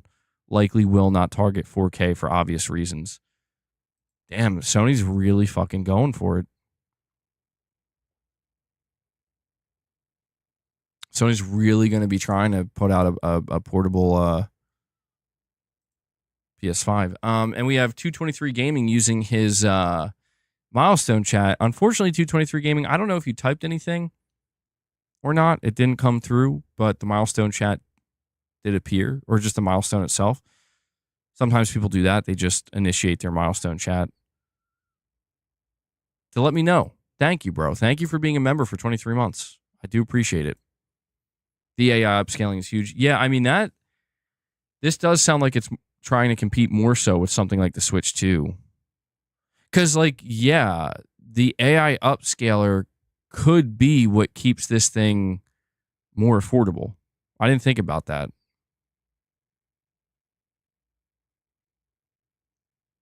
Because it's not coming out for like 4 years or 5 years or something.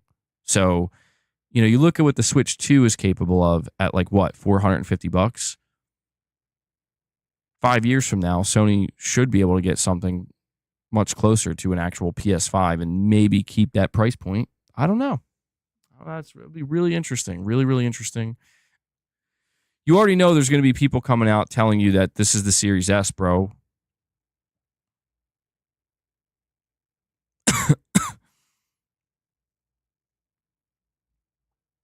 I've already seen people busting balls like that. We're like, weren't you the same people that had a problem with the Series S? Yeah, Series S fucking sucks. Still does. The same as Series S.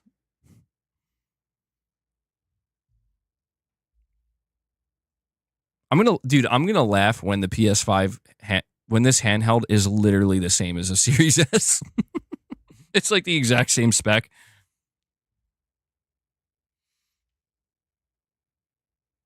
What PC level will the next Xbox PC do to match PS6? Well, I think one of the things that people are not taking into account, because we've talked about like the next gen Xbox a few times, the next gen Xbox, there's going to be like many different versions you can buy. You're going to have Microsoft making their own, which will probably be very premium, very expensive.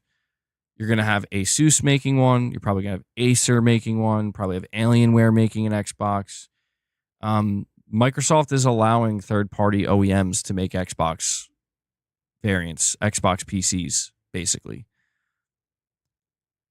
At some point, people are going to realize that Xbox is just doing what Valve tried to do with the Steam Deck. Or not the Steam Deck, the Steam machines. That's what Microsoft's doing. Just don't know when it's going to click for people to realize that that's what they're doing. Now, granted, I think it will work for Xbox because Xbox they're a more powerful brand for hardware than Valve was. Valve didn't really make hardware, so doing Steam and the Steam Valve went crazy with the Steam machines. Steam machines were all over the place. Microsoft's probably going to have to mitigate that and be careful. But Omen86 with a super chat says Vita had technology that even the Switch 2 doesn't have. Sony went crazy with the Vita, bro. That's probably why they were so upset that it didn't do better. Because if you think about it, the Vita sold, like 30 million units or more? Like, that's really good. But to Sony, they were like, not good enough, man. We put everything in this. Yeah, the Vita was I never really got to use it. I never got into the Vita, but everything I've heard, yeah, I mean, people adore that thing, man. People still do. And obviously, this new PlayStation handheld is not going to be a Vita 2. Because it's those days are over. There's not going to be a dedicated handheld with its own exclusives or anything like that. But it's the next best thing.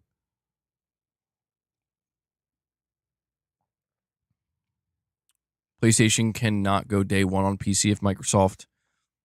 So you're saying that Sony can't go day one with all of their games on PC if you can play those games on the next Xbox?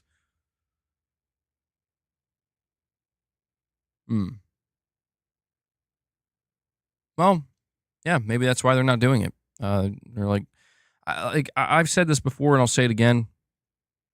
I think the strategy that Sony has now is fine. They're not telling PC players you can't play our games. They're just saying you're going to have to wait. And they're saying if you're somebody who wants our games now, buy a PS5. You'll get first dibs. You'll get. Sony continues to prioritize PS5 buyers, and I think they should continue to do that because I don't see it as a bad thing. You may not be able to look at a game like Ghost of Yotei and say this is going to stay on PlayStation forever, but what you will be able to do is say, hey, this is going to drop on PlayStation 5, and it probably won't make its way to PC for a year or two, maybe longer. I took Ghost of Tsushima 4 years, bro. That's pretty good. But yeah, by that point, who cares? Let other people play it, let it sell more. So I think if they just stick with their current strategy, I think it'll be fine. There were rumors that Sony was making their own PC launcher, but I don't know, man. Sony's got to be really careful with that. I think they have to be more careful with that than the way they're handling Steam, because what do they think they're going to achieve? I mean, I don't know. Maybe they can make it work, but nobody's been able to make it work. Is PlayStation the one to challenge Steam? I doubt it. I'm not trying to give Steam too much credit, but I mean, come on. They have a stranglehold completely on PC. What's interesting is if Sony did make their own PC launcher, imagine if Sony did try to make the PlayStation Store available on PC. I mean, at that point, yeah, it would be on the next Xbox, technically, right? It'd be really weird. I don't know. We'll see what they do.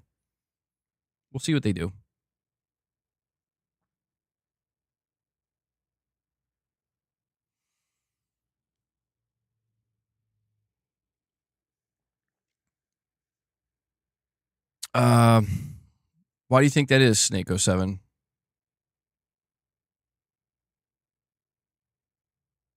Oh, I read your chat above it. Okay.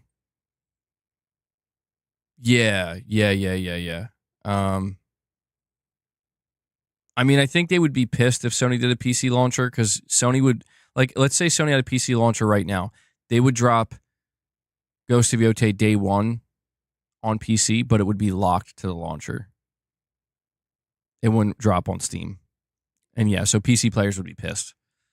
Because that's Sony telling PC players you still have to come to us. And I would understand why they would be pissed, but I don't know. I don't know if they're going to do that.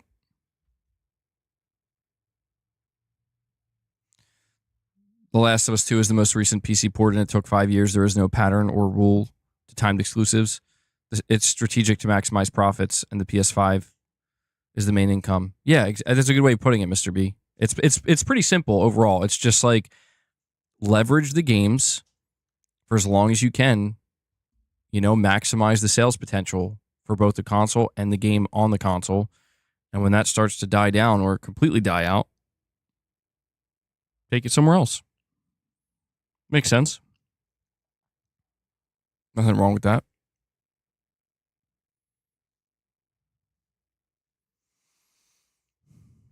PC's more than just Steam.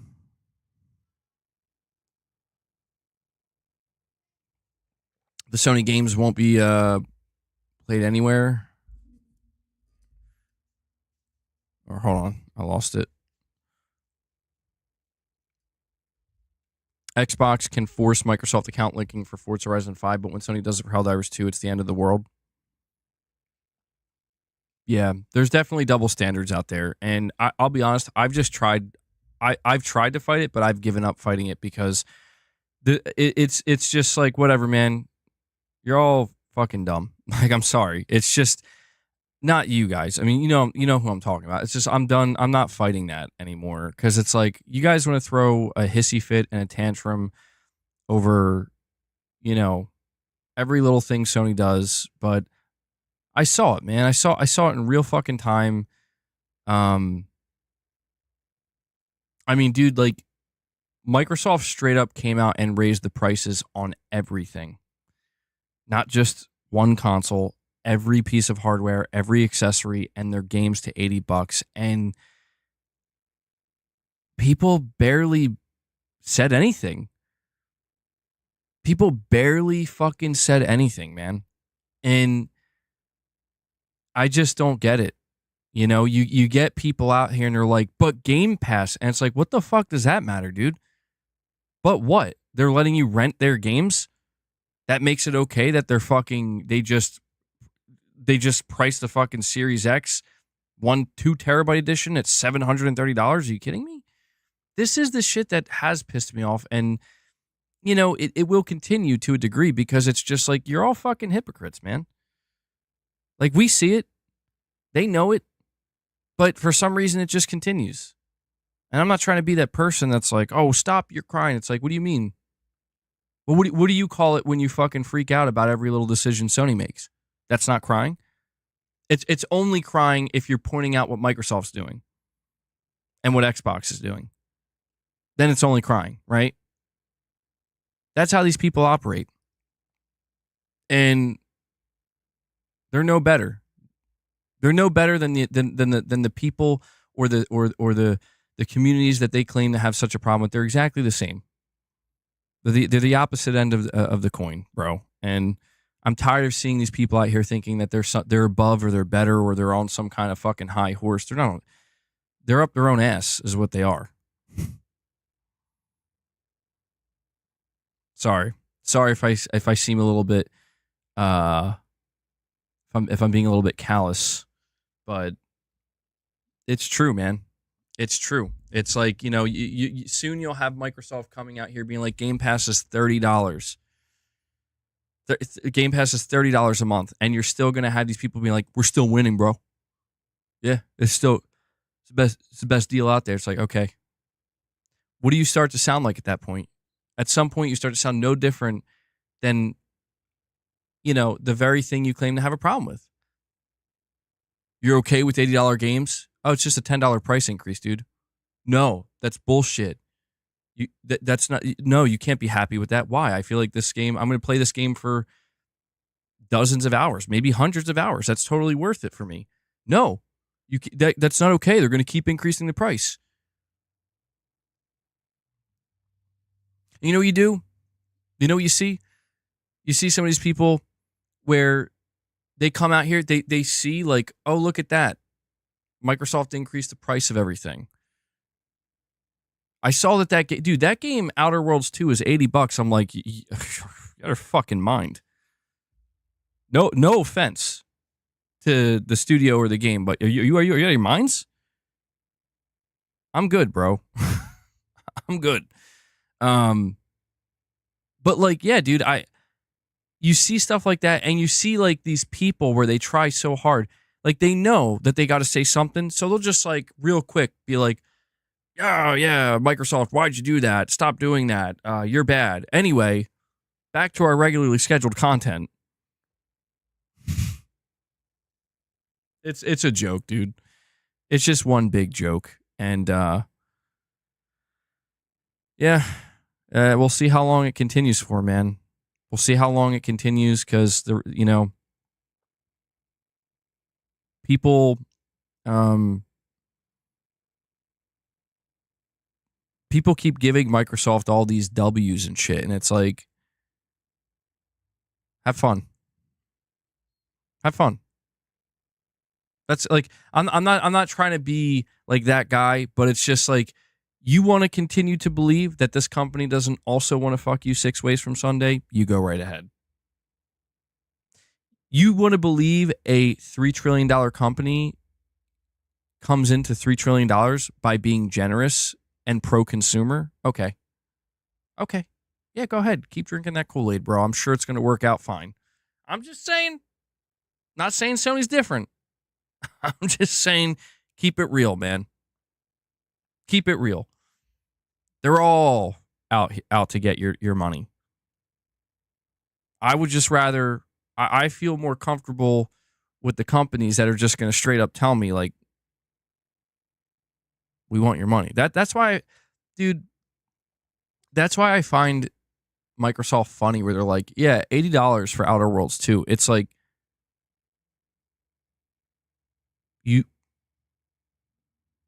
are you sure? Like, yeah. Well, don't worry, man. If you have a problem with it, just subscribe to Game Pass.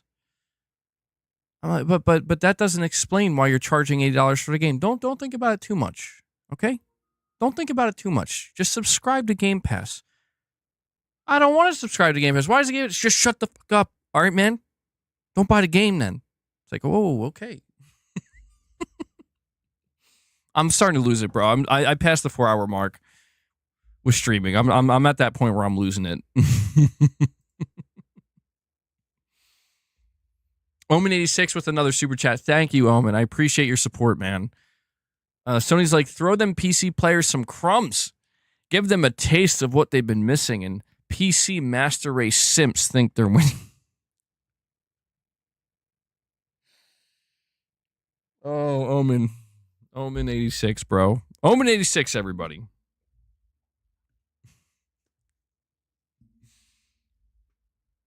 Well, I'll tell you what, Omen. I'll tell you what. The past 48 hours or so, past 72 hours, I guess, is more accurate. I've been seeing a lot of people. Like, more than I would have ever expected. Truthfully. I'm not kidding. Again, maybe this is just the algorithm trying to mess with my head. It's the demons. It's the demons trying to get to me, bro. And they're getting to me. But a lot of people very excited to buy, and I have to underline and highlight the word buy, Sony's games and then play them on what will probably be like a $700, $800, $900 device. That's a compliment, dude. Not to me. They're not my games. I'm just saying to Sony, that's probably a compliment to Sony. Like, it's like if a PlayStation fanboy tries to flex on Microsoft fans by being like, we got your games now, bro. It's like, well, we do, but it's also kind of a compliment to the games to a degree as well. You know what I mean? But I don't know. There's limits here for me where, like, I don't know, man. I was shocked to find that The Outer Worlds is going to be $80. MK World doesn't look worth $80. I mean, a lot of people feel that way. I think Mario Kart World's a little bit different because the idea is you're going to be playing this game for the next like 10 years. Maybe not every day, but you're going to keep coming back to it. So I think for a lot of people, that's an easy, like, yeah, I'll pay 10 more bucks. And I did say earlier that, like, for people who want The Outer Worlds 2, they're going to pay that 10 extra bucks. I'm not criticizing people who want to, who like, you know, this game's free, you want to play it. I just question, like, man, how aggressive is Microsoft going to start getting? To me, it seems pretty aggressive. Pretty aggressive. Where they're like, hey, man, this is just going to make Game Pass seem like a better deal. I'm like, all right. I guess you got me there. They'll buy PS games, but only rent Xbox games. I mean, right? Right, though? Like, I don't... Like, listen, the only ammunition they have left, Mr. B, is like... And this is just what I see on Twitter. I'm not saying this is indicative of, like, actual real life, but it's just like, yeah, how's that feel, Pony, huh? You in pain? Yeah, look at this. Look at that. I got Joel and Ellie. I got Joel and Ellie right here on my handheld Xbox. You see that logo right there? That's the Xbox logo. You feel it? You crying? Yeah, like that. I mean, it's like, oh shit, man. What are we gonna do, bros, bro's flexing The Last of Us on us. I'm just like imagining these crazy ass, like I'm just imagining like Key and Peele skits, man. Key and Peele should have got to the console war a little bit and did some skits. They would have done some really funny shit with it.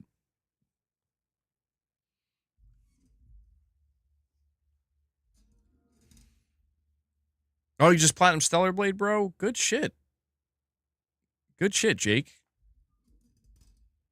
Omen, you're saying experience sloppy seconds on the Asus Xbox Ally. Oh my god, bro. Omen's going crazy. He's like, yeah. He's like getting all worked up. He's like, yeah, bro. That's right. You get those sloppy seconds, boy. This is where we need a Rich Rod rant. I gave him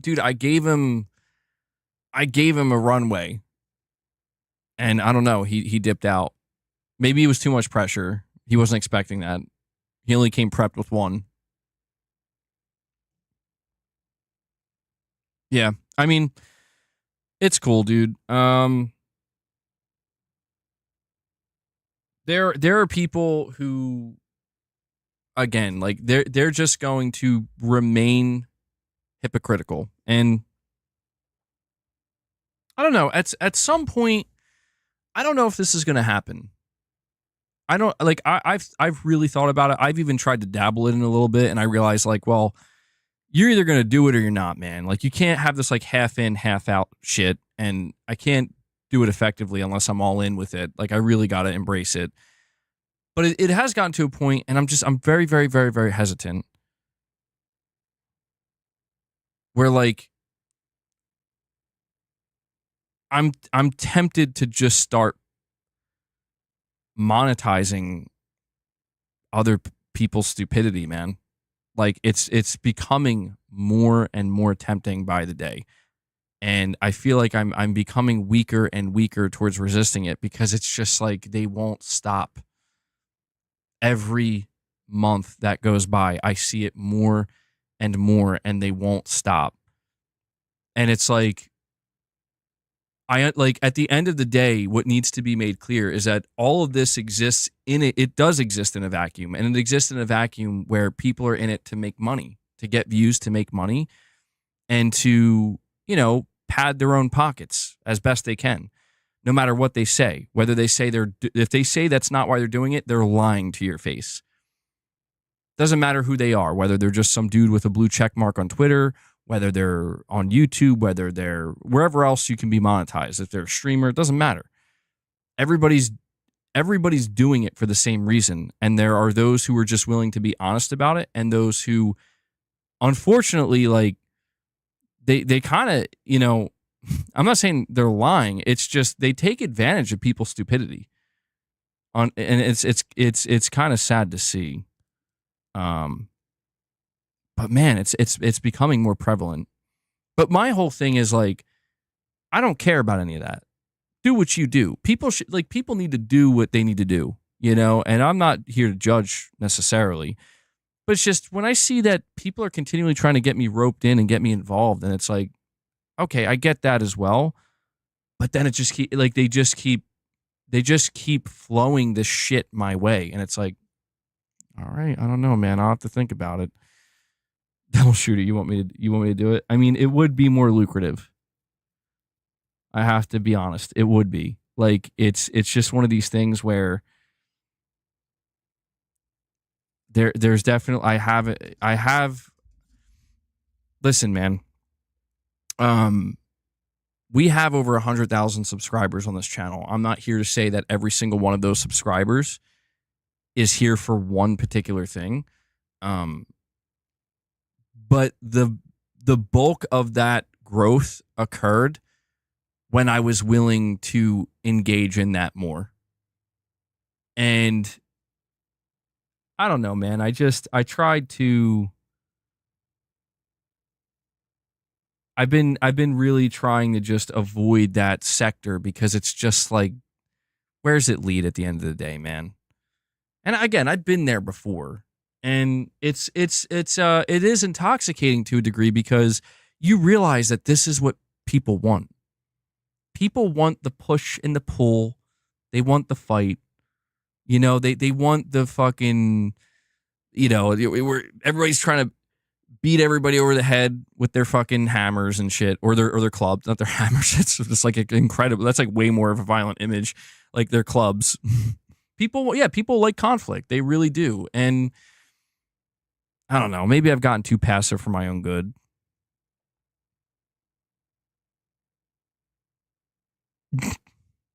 We want blood. I know, Snake 07, I know. And that's the problem, dude, is you can't. People think I've become like audience trapped or whatever. And I've seen that. That does happen to people. Like they become totally audience trapped where it's like if you deviate, you will keep people, but you're going to lose a lot of people too. And it can create you'll end up creating conflict within your own space, not externally, but internally. And that happens too. And you know, people, there is an argument to be made that we've done that here to a degree because, you know, like I centered my content around PlayStation and whatnot. But yeah, at the end of the day, man, like I've never hid my bias towards PlayStation. I've never claimed to be like a neutral or whatever.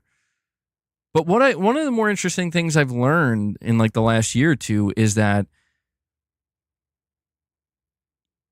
in being in this position is that like, dude, I could say something that makes complete and total sense that pretty much everybody would agree on. But it's like, nah, bro. If you're saying it, hell no, man. I know. I don't know why. I've just entered that. I've got that second wind. I've been going for too long. Usually by this point, my brain is so fried I can't even. I'm like barely coherent, but I feel okay. I don't know if that's a good thing or a bad. I don't know if that means like there's a mega crash coming. Maybe there is. Good shit, Jake. Always celebrate those platinums, man. Let's go another round.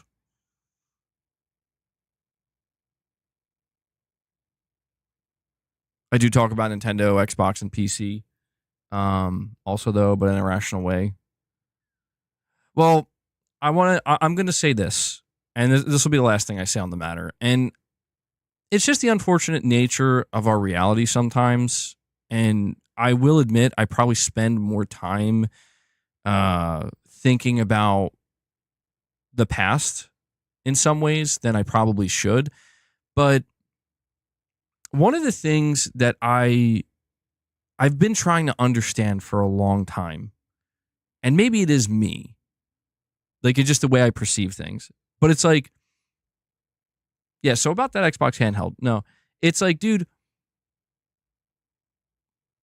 one of the things that caught me off guard over the last maybe 2 years, I mean, 2 years might be pushing it, that's a long time, but roughly, give or take, is like, people have turned, not everybody, but some people have turned on me in a way where they're like, you're fucking guilty, you son of a bitch. And I'm like, well, geez. So, I mean, like, what did I do wrong? And it's like, here's the best analogy I could give. It's like, yeah, I'm not innocent. Never really claimed to be innocent. Never really tried to take that position. And I understand it's like, well, you can't play the victim either. And so maybe I'm a little bit guilty of playing the victim at times. But the reason being, this probably just should be a members lounge, but it's whatever.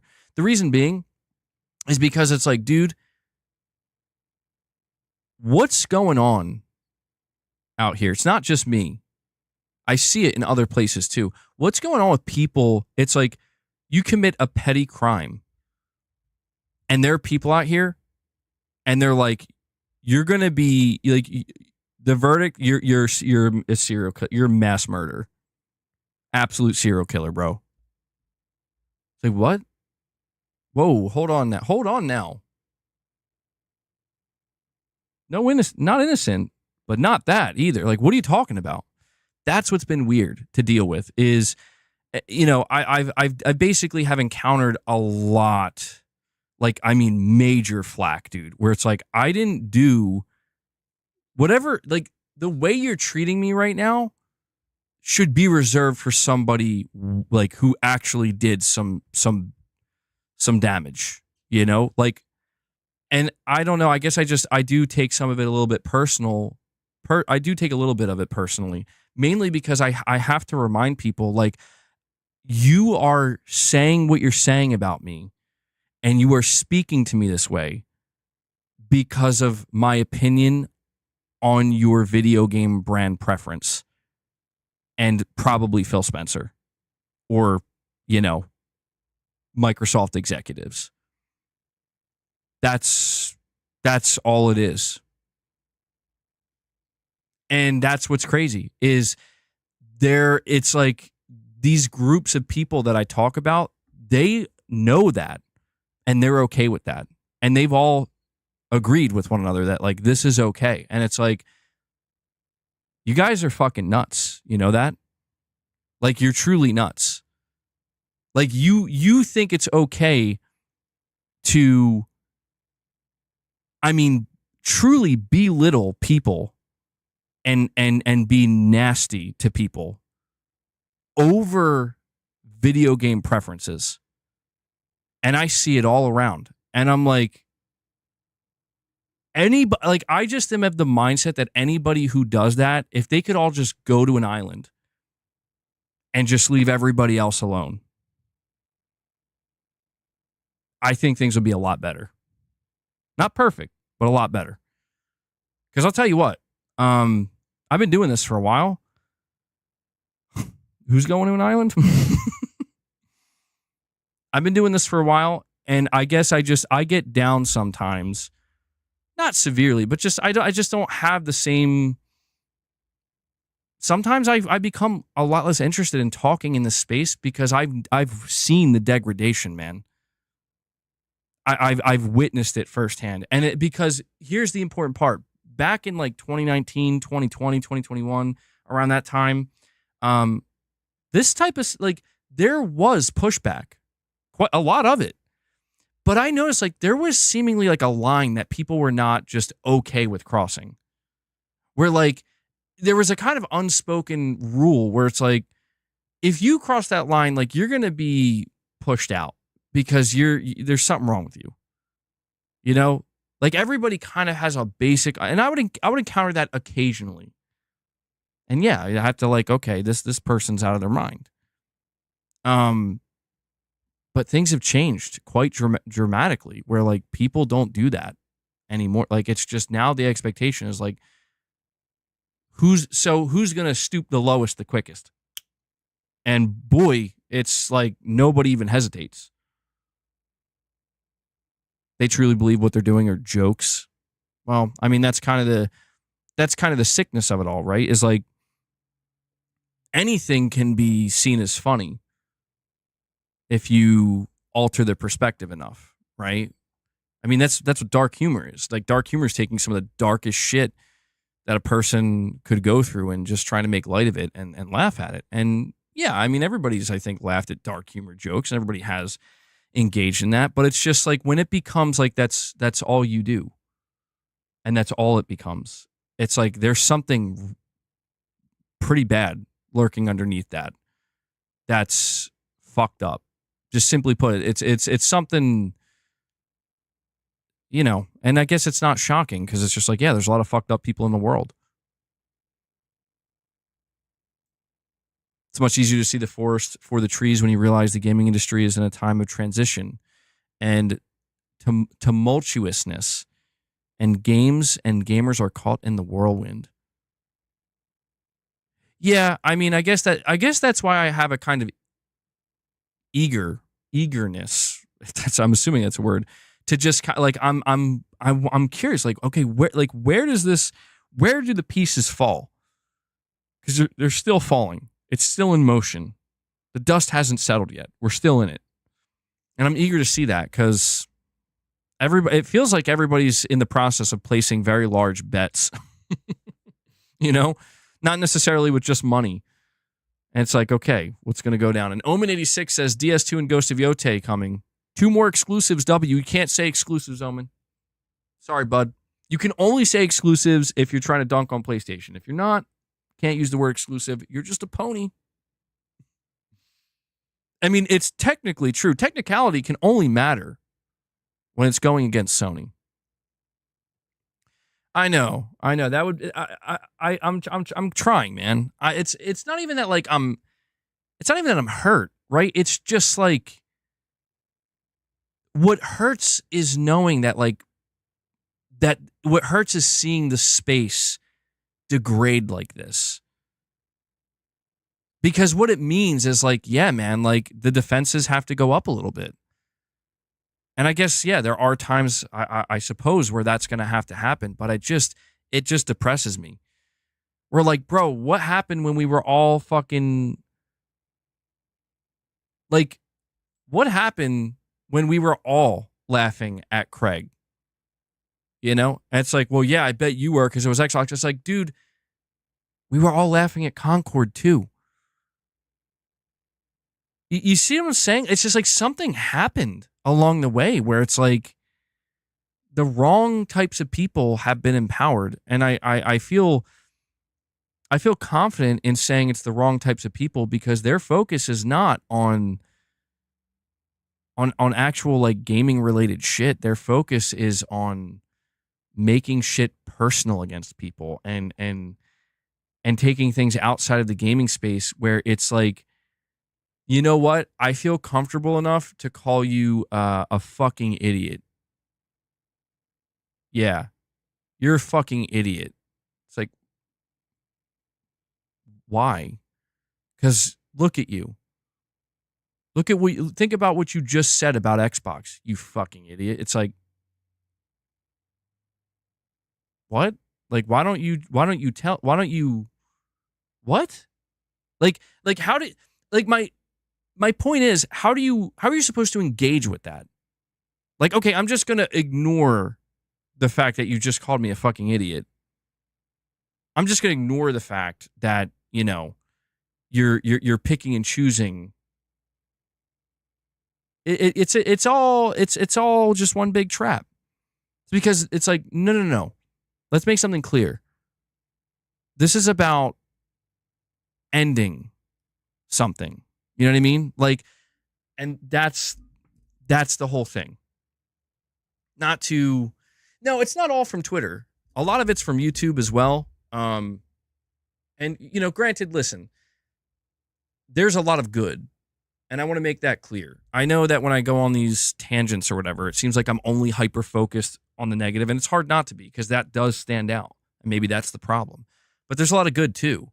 I see a lot of people who... they're here for the right reasons and they're engaged in this space in what I believe to be a relatively healthy way, which is like, oh, so you're enjoying video games or you care about video games enough to be a little bit critical or maybe sometimes very critical if need be.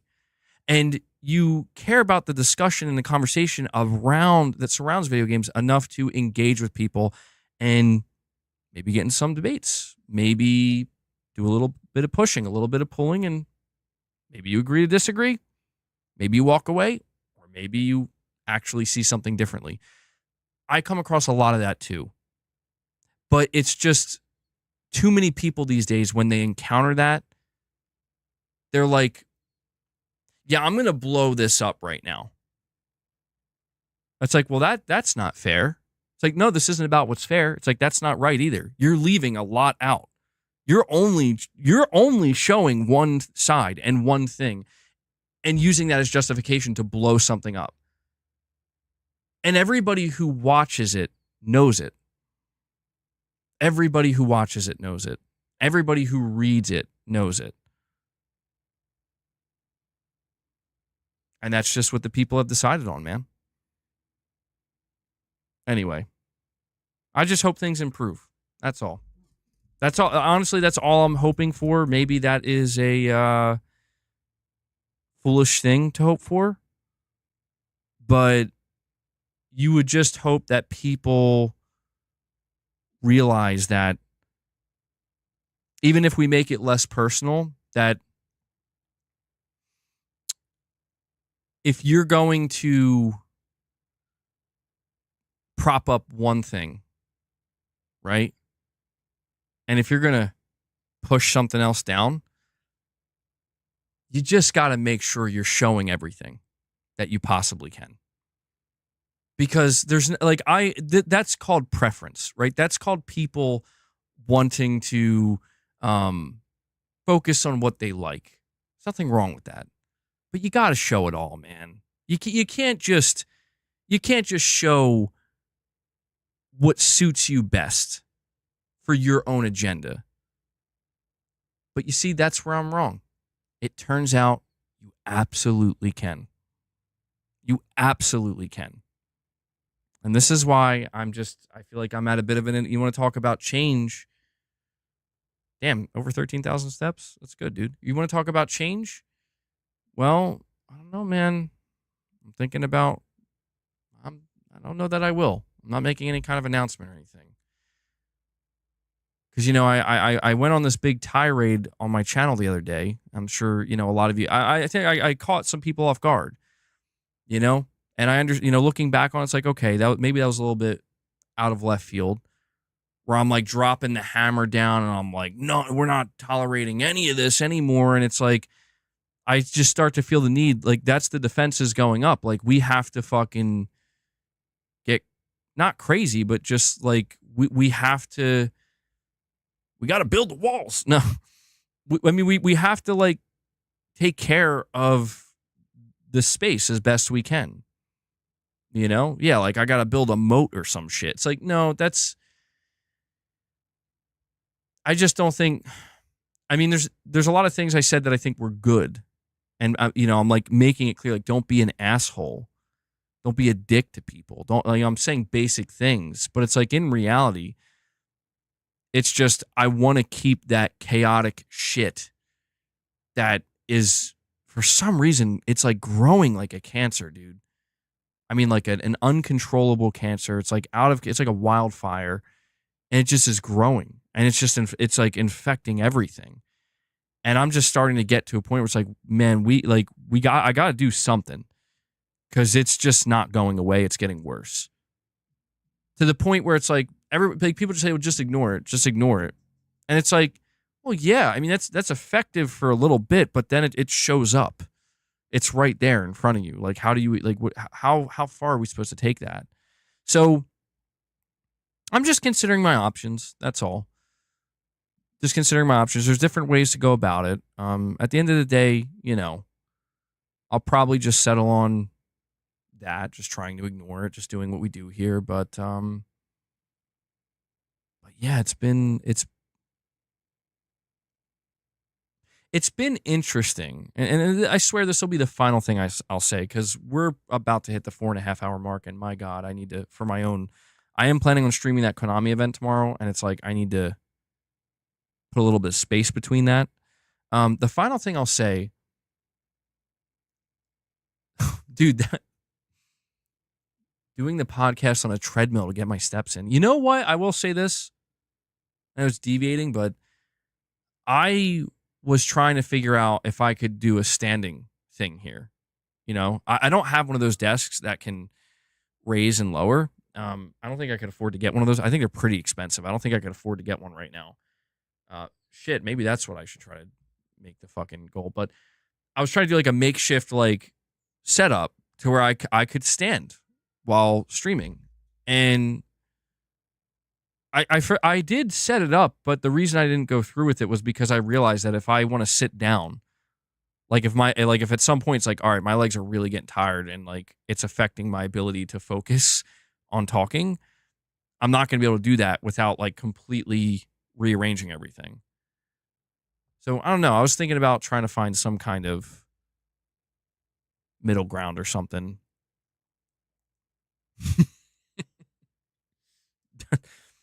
I mean, that's good, but it's like if I sit down, if I put cinder blocks underneath and I sit down, something's gonna look weird. I'm gonna be like, "What's up, guys?" You know, like I'll think about it. It's probably not good to sit for as long as I sit, and I do want to stand up sometimes. Omen86 with a super chat says exclusives are a winning strategy. It's literally how companies are able to succeed, differentiating from competition. Anti-exclusive is a false narrative. Well, I think it's easy to become anti-exclusive when the brand and the company that you choose to align with decides that they're done with exclusivity. You know, and I think that's what we've seen. I have these. There are many times where I've said, like, I don't care what happens with exclusives. Like, Sony, go ahead, drop Death Stranding on PC day one. You know, fucking put it on Xbox. I don't care. But there's a separation there where it's like, if Sony announced that, am I going to then not buy this game and play it on my PS5 Pro? The answer to that's no. I'm still, like, Sony could announce that tomorrow. I'm still supporting Death Stranding 2. I'm still buying Death Stranding 2, and I'm still playing it day one on my PS5 Pro and getting every trophy, hopefully. Platinuming that shit.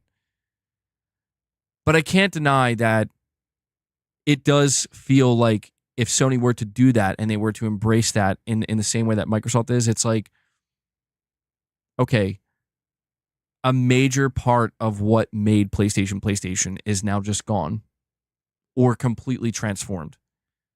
And at that point, yeah, it's like, well, how has Sony been able to succeed thus far? They've been able to succeed by selling PlayStations. What's a major factor in selling PlayStations? Exclusive content and games. It's not crazy, and I feel like people try to gaslight. We're like, you're crazy if you think that that's what's going to keep them successful. And it's like, listen, man, things may be changing, but this is how it's been. This is what worked. It worked so well that even Microsoft tried it. Just didn't work for them. But, you know, I try to keep these things somewhat separate. It's hard to do that. Michael, the Konami event, for me, it's going to be at 8:30. Well, it's at 9 a.m., so I'll probably be live at 8:30. So I don't know if you're on, like, the East Coast, Michael, but if you're on the West Coast, I think it's going to be like 6 a.m. Pretty sure. So for me, it's going to be 9. I'll probably be live at like 8:30. Yeah, Mind's Eye seems like it's...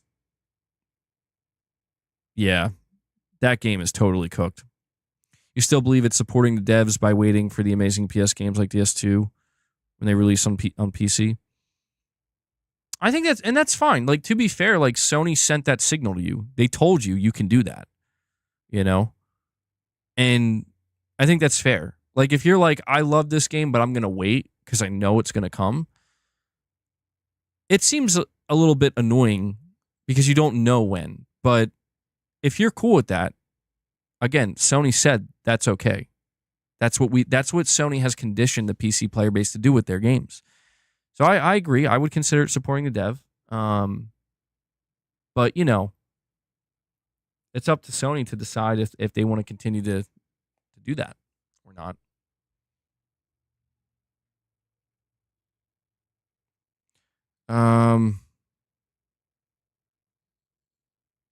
Yeah, same here, Mr. B. Metal Gear Solid and Silent Hill. Well, what's interesting about this Konami event tomorrow is they said end more games. I don't want to, you know, get people's hopes up for something like crazy, big, or new, but they're going to have more than just that. So, my God. Is tomorrow the day?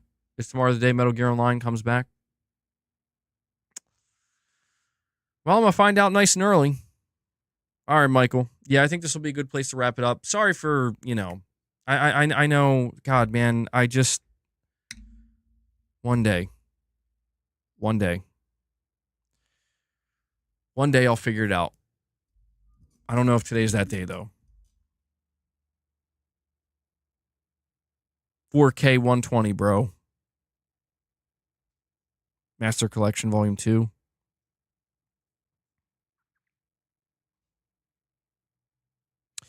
Yeah, I was wondering about that one too, Michael. We'll see. We'll know. Very soon we'll know. What's interesting, and this is the last thing I'll say before going, is that Konami event is apparently going to be like almost 40 minutes long. So, you know, that's like as long as a state of play, dude. So they must have something. They must have something. But guys, that is going to do it for today's stream. It was a very long one, but it was a good one. I think I enjoyed it. I want to thank everybody for the incredible support today. A lot of super chats. We got direct donations. We hit 26. It says 26 members. I think we hit 25 though. Corey shows up out of nowhere again, saying could be good. Maybe he was. I don't know. Maybe Corey was here the whole time. I just assume if I don't see people in the chat that they're just not listening. I don't know why. But yo, shout out to anybody who fucking sat here for 4.5 hours with me. And there's no way both Corey and Rich Rod come in at this. You guys had to have been here.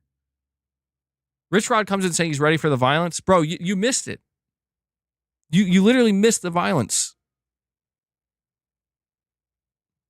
Last comment, perma-hat greater than permadeath. Oh, yeah. Well, I don't know. The thing is, like, I did take my hat off. So it's like, I got to go check out, was it Teespring that I'm associated with, that I work with? I'll have to look into if they brought hats in yet. Perma hat would be pretty good. That's a good, yeah, that was a good one. Maybe I could just make it a logo too. A black hat and it just says perma hat. Maybe I should just rename my channel that. Perma hat. No, I can't do that. You just ordered to switch to? Nice, bro. Background listening, yeah. What is background listening? He missed the drive-by already. Yeah, I don't know. Rich. We might have to get violent. I don't know. Rich, stand by. Stand by. I don't know. We're gonna see, bro. I got the devil on one shoulder and I got the angel on the other. All right. Now I don't know. MGO, maybe MGO can save me. MGO is the balance. I'm not kidding. I'm dead serious when I say this. Depending on if MGO is real or not, and depending on what exactly it's going to be, I just want to apologize in advance to any of my viewers. If I end up converting to a Metal Gear Online channel, I'm sorry. It's just a hide and seek mode. I'll have to go cry off camera for a couple minutes if that's all that is, bro. I'll be okay. I'll live. I'll survive, but I'm going to have to go cry off camera for a little bit, bro. I can't do that. I'm going to have a nightmare tonight. Don't say that, Rich Rod. No, Rich Rod, that you're being violent towards the wrong thing. Hopefully it's not all old trailers. That would be so underwhelming too, bro. If it's like, here's our showcase and we're just going to show you stuff we already showed you literally last week. Oh, yeah, I forgot about that. Deliver at all costs. Rich Rod has never forgiven Kojima. Oh, yeah, I forgot. There was that arc with Rich Rod. Maybe he'll temporarily forgive Kojima with the S2. Well, stand by, Rich Rod. Just stand by. I don't know, man. I've tried to walk the path of balance, tried to walk the path of peace, and I don't know. I may have to have some kind of initiation, some kind of deranged turning point where I come on stream and it's like everything looks different. There's like this weird backlighting. I just slowly walk on camera. I'm holding an Xbox Series X. I bring it on a platform. I set it down. I walk off camera.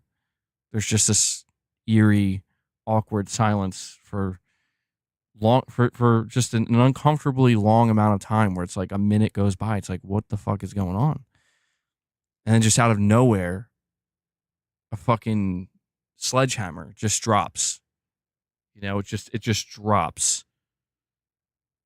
And Sony should relaunch Concord on Xbox.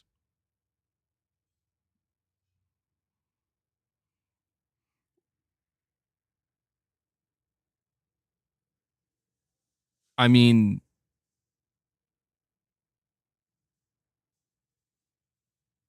still better than Redfall, bro. No, I'm just kidding. I actually don't think it's better than Redfall. IGN gave it a 5, not as good as Concord. Wait, what did IGN give a 5?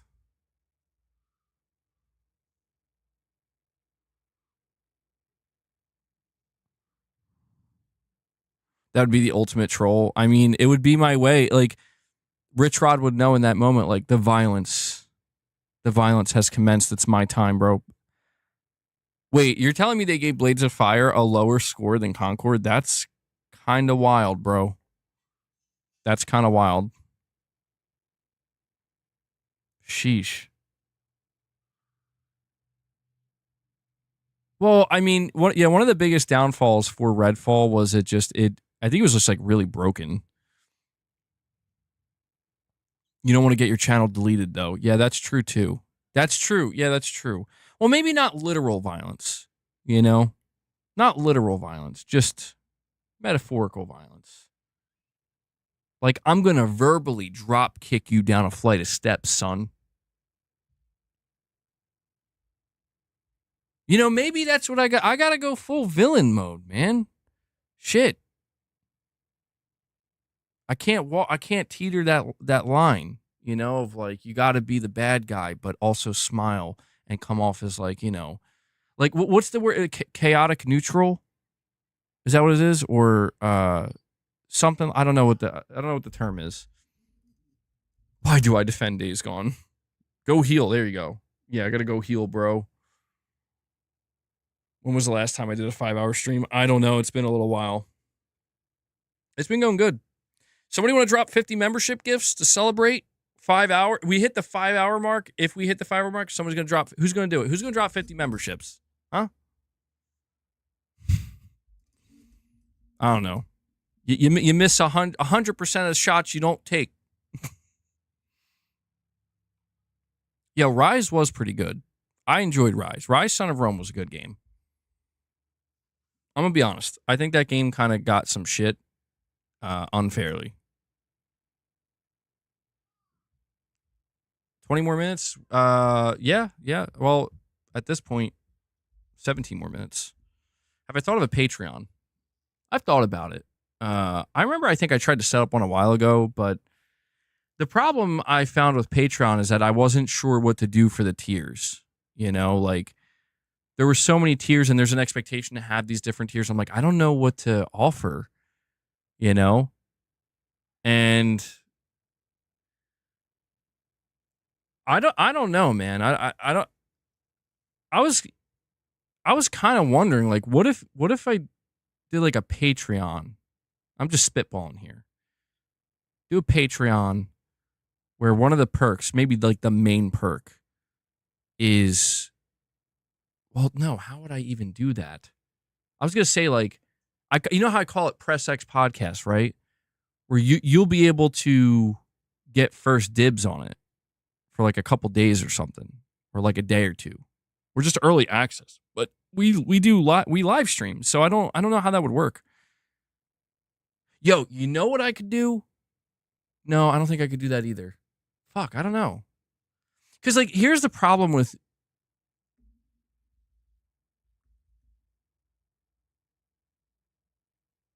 No, I guess... All right, here's what we could do. I'm going to run this idea by you guys, all right? Here's what we'll do. We're not actually going to do this, but I'll just think, you know, just an idea. We will have, like... We'll have what's called the... I think this would be unique. You tell me if anybody does anything like this, because I thought about this. I'm like, maybe nobody does it because it's a horrible idea, but I think it's definitely unique. We have like a pre-show waiting room. Or maybe it wouldn't be called a waiting room. Maybe it would be called like just a pre-show gathering. I don't know what the fuck to call it. But basically, it's a public stream where the idea is it's like a feeding frenzy for memberships. Pre-podcast lounge. There you go. And what I mean by that is the idea. See, I don't know how you would. I don't think I would be able to link Patreon to this idea. But the idea is it's the pre-show is public and it gives people an opportunity to potentially get a membership. And the value of the membership gift is it's because the regular show is members only for a limited period of time, for like the first 2 days or 3 days. I mean, if you think about it, that's kind of the YouTube equivalent. But that's the thing. I know a lot of people like to gift memberships. So it would if you were somebody who was a paying member. I mean, I hate to say it, like the people who would lose out are the people who have no interest in being members or are not willing to become a member, right? Like those are the people who would lose out. But at the same time, they would still get the content. They just get it a little bit late. Can we make the pre-show where we just verbally bash the enemy at all times? Yeah, bro. You know what would be nice about it, though, in all seriousness? Like, and I've put some thought into this. Well, not a lot. I just, whatever I'm thinking now. What would be nice about it? Oh, hold on.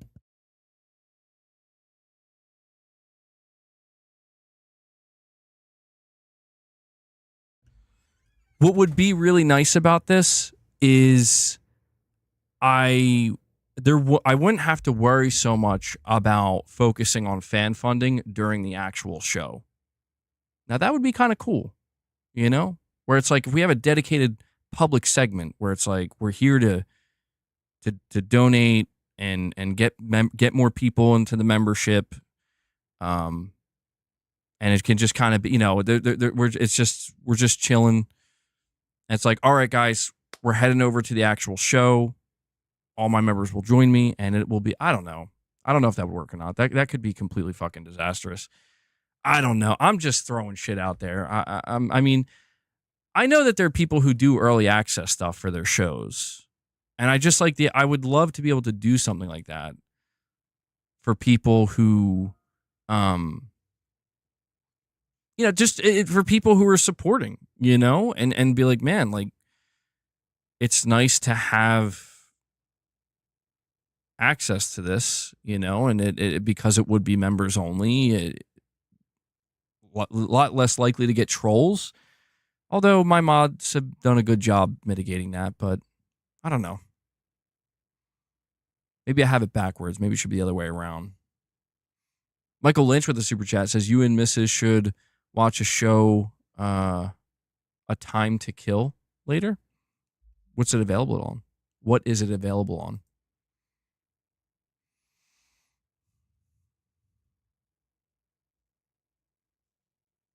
Rise was actually good. Order 1886 was actually good. A lot of people stream only to members and then upload it to public later.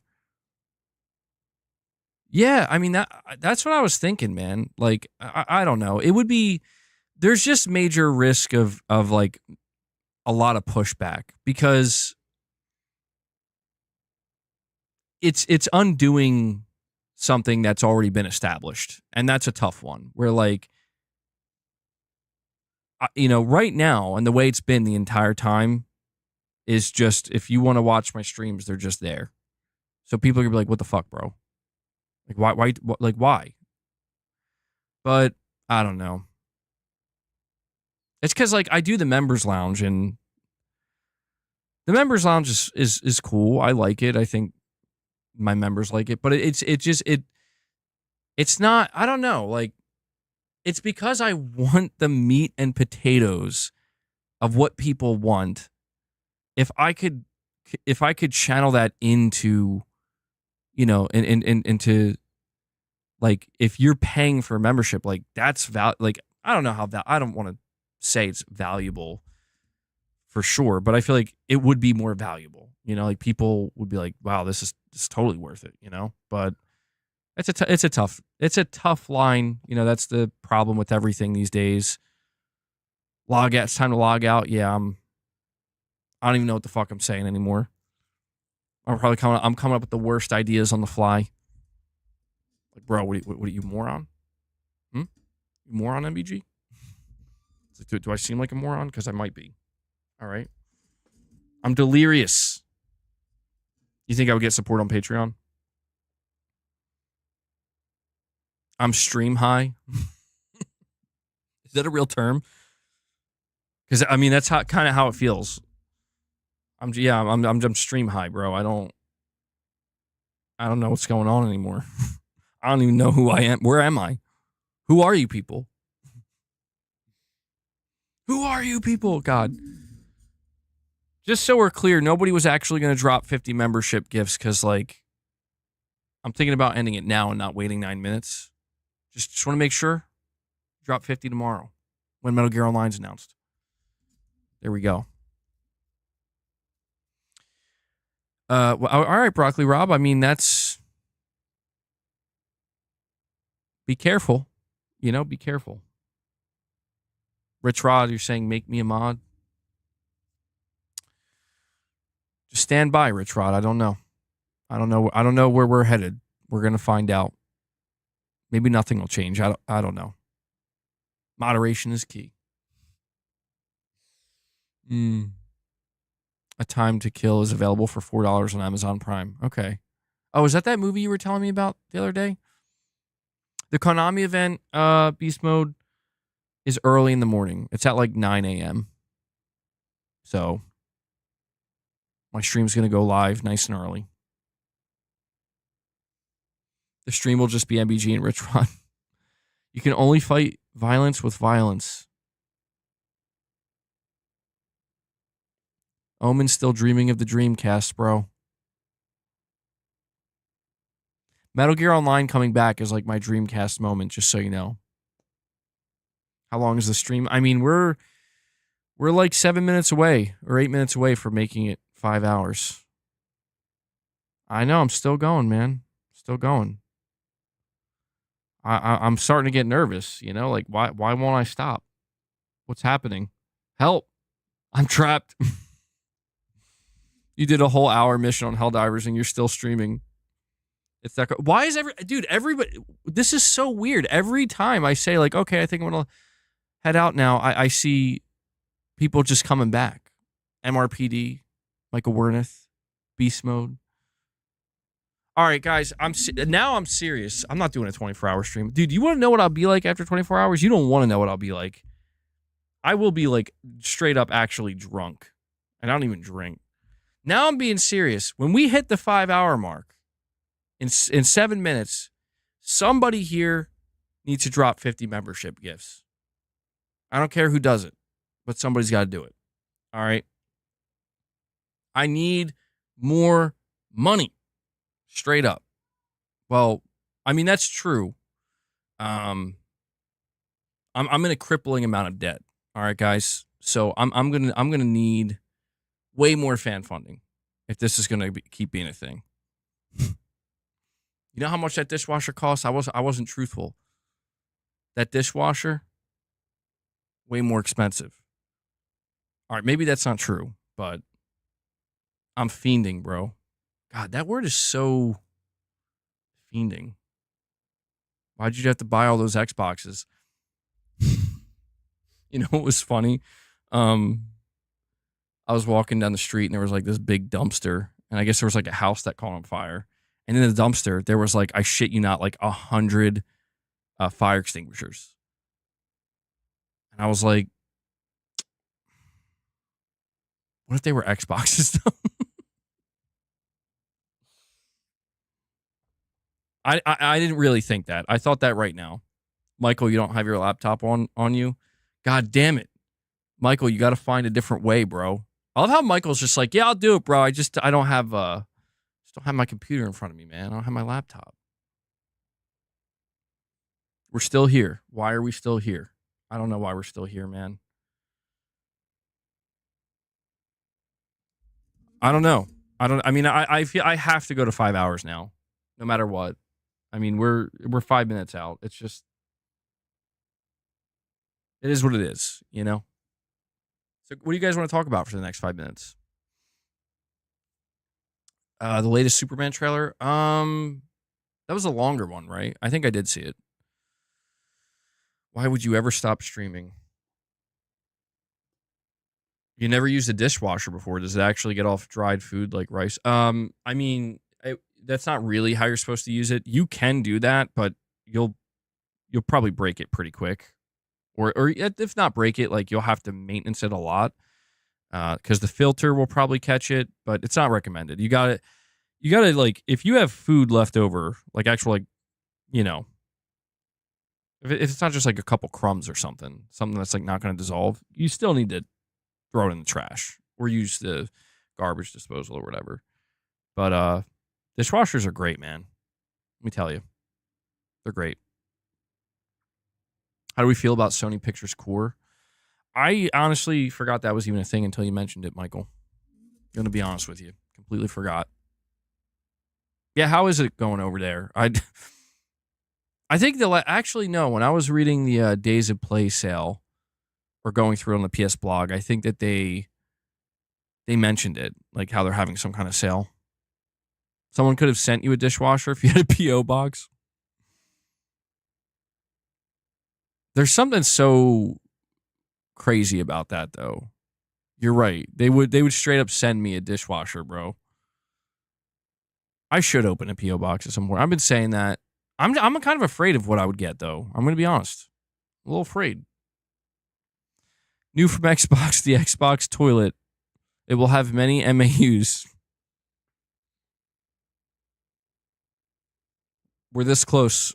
We're this close, Omen. The Xbox toilet, Jesus. There's somebody out there to be like, hell yeah, bro. Yeah, Michael, I don't want to know what you would send me in a PO box. Or do I? I don't know. Send me probably like an Eagles jersey or something. Every YouTuber has one. Companies will start sending you things. I worry. See, I'm a weirdo, dude. I'm like, don't send me things. You're going to make, I already have enough junk. You know? Like, I work hard to try to be as minimalist as I can, but it doesn't work out. Like, I need to get a dumpster. Because I got shit in my basement and I don't need more shit. Like, there's some stuff I want, but not much. There's not much I want. I'm about, dude. I got like some crazy overgrowth in the yard again, and I'm just looking at it. And I'm like, I can't. I'm not built for this shit, bro. Like, what the fuck is going on back? It's a straight up jungle. I'm telling you, I said this joke before, but I'll say it again. I could cosplay as Snake and take a picture out there, and you would think I'm in the fucking jungle. Yeah, there's like certain aspects of it that were neglected for too long, and now it's just like I literally am not capable. I'm not capable. I'm not a professional. I'm not an actual lumberjack. I'm also terrified of poison ivy. I got poison ivy a couple times, and I can't. I'm like severely allergic to it. I'm like terrified. It was absolute torture. I don't know if it's like that for everybody, but it was real fucking bad. And I'm like, I have PTSD. I do not want to go near it. I refuse to go near it. I'm about to hire a couple of you guys. I'm not going to hire you. You just do it for fun. Get out there and deal. You say that, Michael, and then you're going to find out, bro, MBG hasn't streamed in like 3 or 4 days. What happened? Fucking tree fell on him, bro. Michael's going to be sitting there and be like, oh, God, I killed MBG, bro. Oh, my God. I mean, look, I've had my moments. Where I went out there. I'm like, I'm fucking ready to go. And I'm like going crazy. Now, maybe I just don't have the proper tools. But after a whole fucking day, it's like, congrats, bro. You took out like 15%. And I'm like, yeah, dude, behind my garage, there's like fucking trees. They're not like massive. Like, they're big enough that you definitely would need to be very careful, because if you're not, you're going to destroy your property, somebody else's, or get hurt. There's some that are like smaller trees. Yeah. Oh, we hit 5 hours. All right, Michael. Not you, Michael. Well, Michael Lynch. Yeah, Michael Lynch, it's about time you drop a 50 bomb, bro. I've been waiting for this 50 bomb. Nobody's doing it. How dare you? Listen, I better see a 50 bomb on that Metal Gear Online stream. Oh, wait, hold on. Okay. But yeah, man, I've went out there. I've tried to get in the thick of it. I put the effort in, and it's just like this is like I need like a fucking strike team, dude. That's what I need. I need like a strike team of like no nonsense professionals that are like, this is nothing, and they got like the craziest industrial tools, and they're just back there, and it's like 3 hours, we're done. But that's probably very expensive. I'd never have to buy cat treats again, man. Yeah. All right, guys. We hit the 5 hour mark. We're actually a minute over 5 hours. So I have to end it here. It's been a crazy stream. Thank you so much for tuning in. And thank you for all the support you've shown today. If you dropped any super chats, any direct donations, any memberships, really, really appreciate that. You guys know, you fund the channel. I can only do what I do here because you make it possible. We did cover all the topics today, which was nice. We probably talked too much about Xbox again, but we'll be back here tomorrow for that Konami stream. That may or may not be the only stream I do tomorrow. Someone would send you a flamethrower to your P.O. box. Yeah. Deadly. Yeah, somebody would do that. But yeah, thank you guys so much. Please enjoy the rest of your day, evening, or night. Also want to make sure to give a big shout out to Devil Shooter, who's going to do the timestamps for this long-ass stream.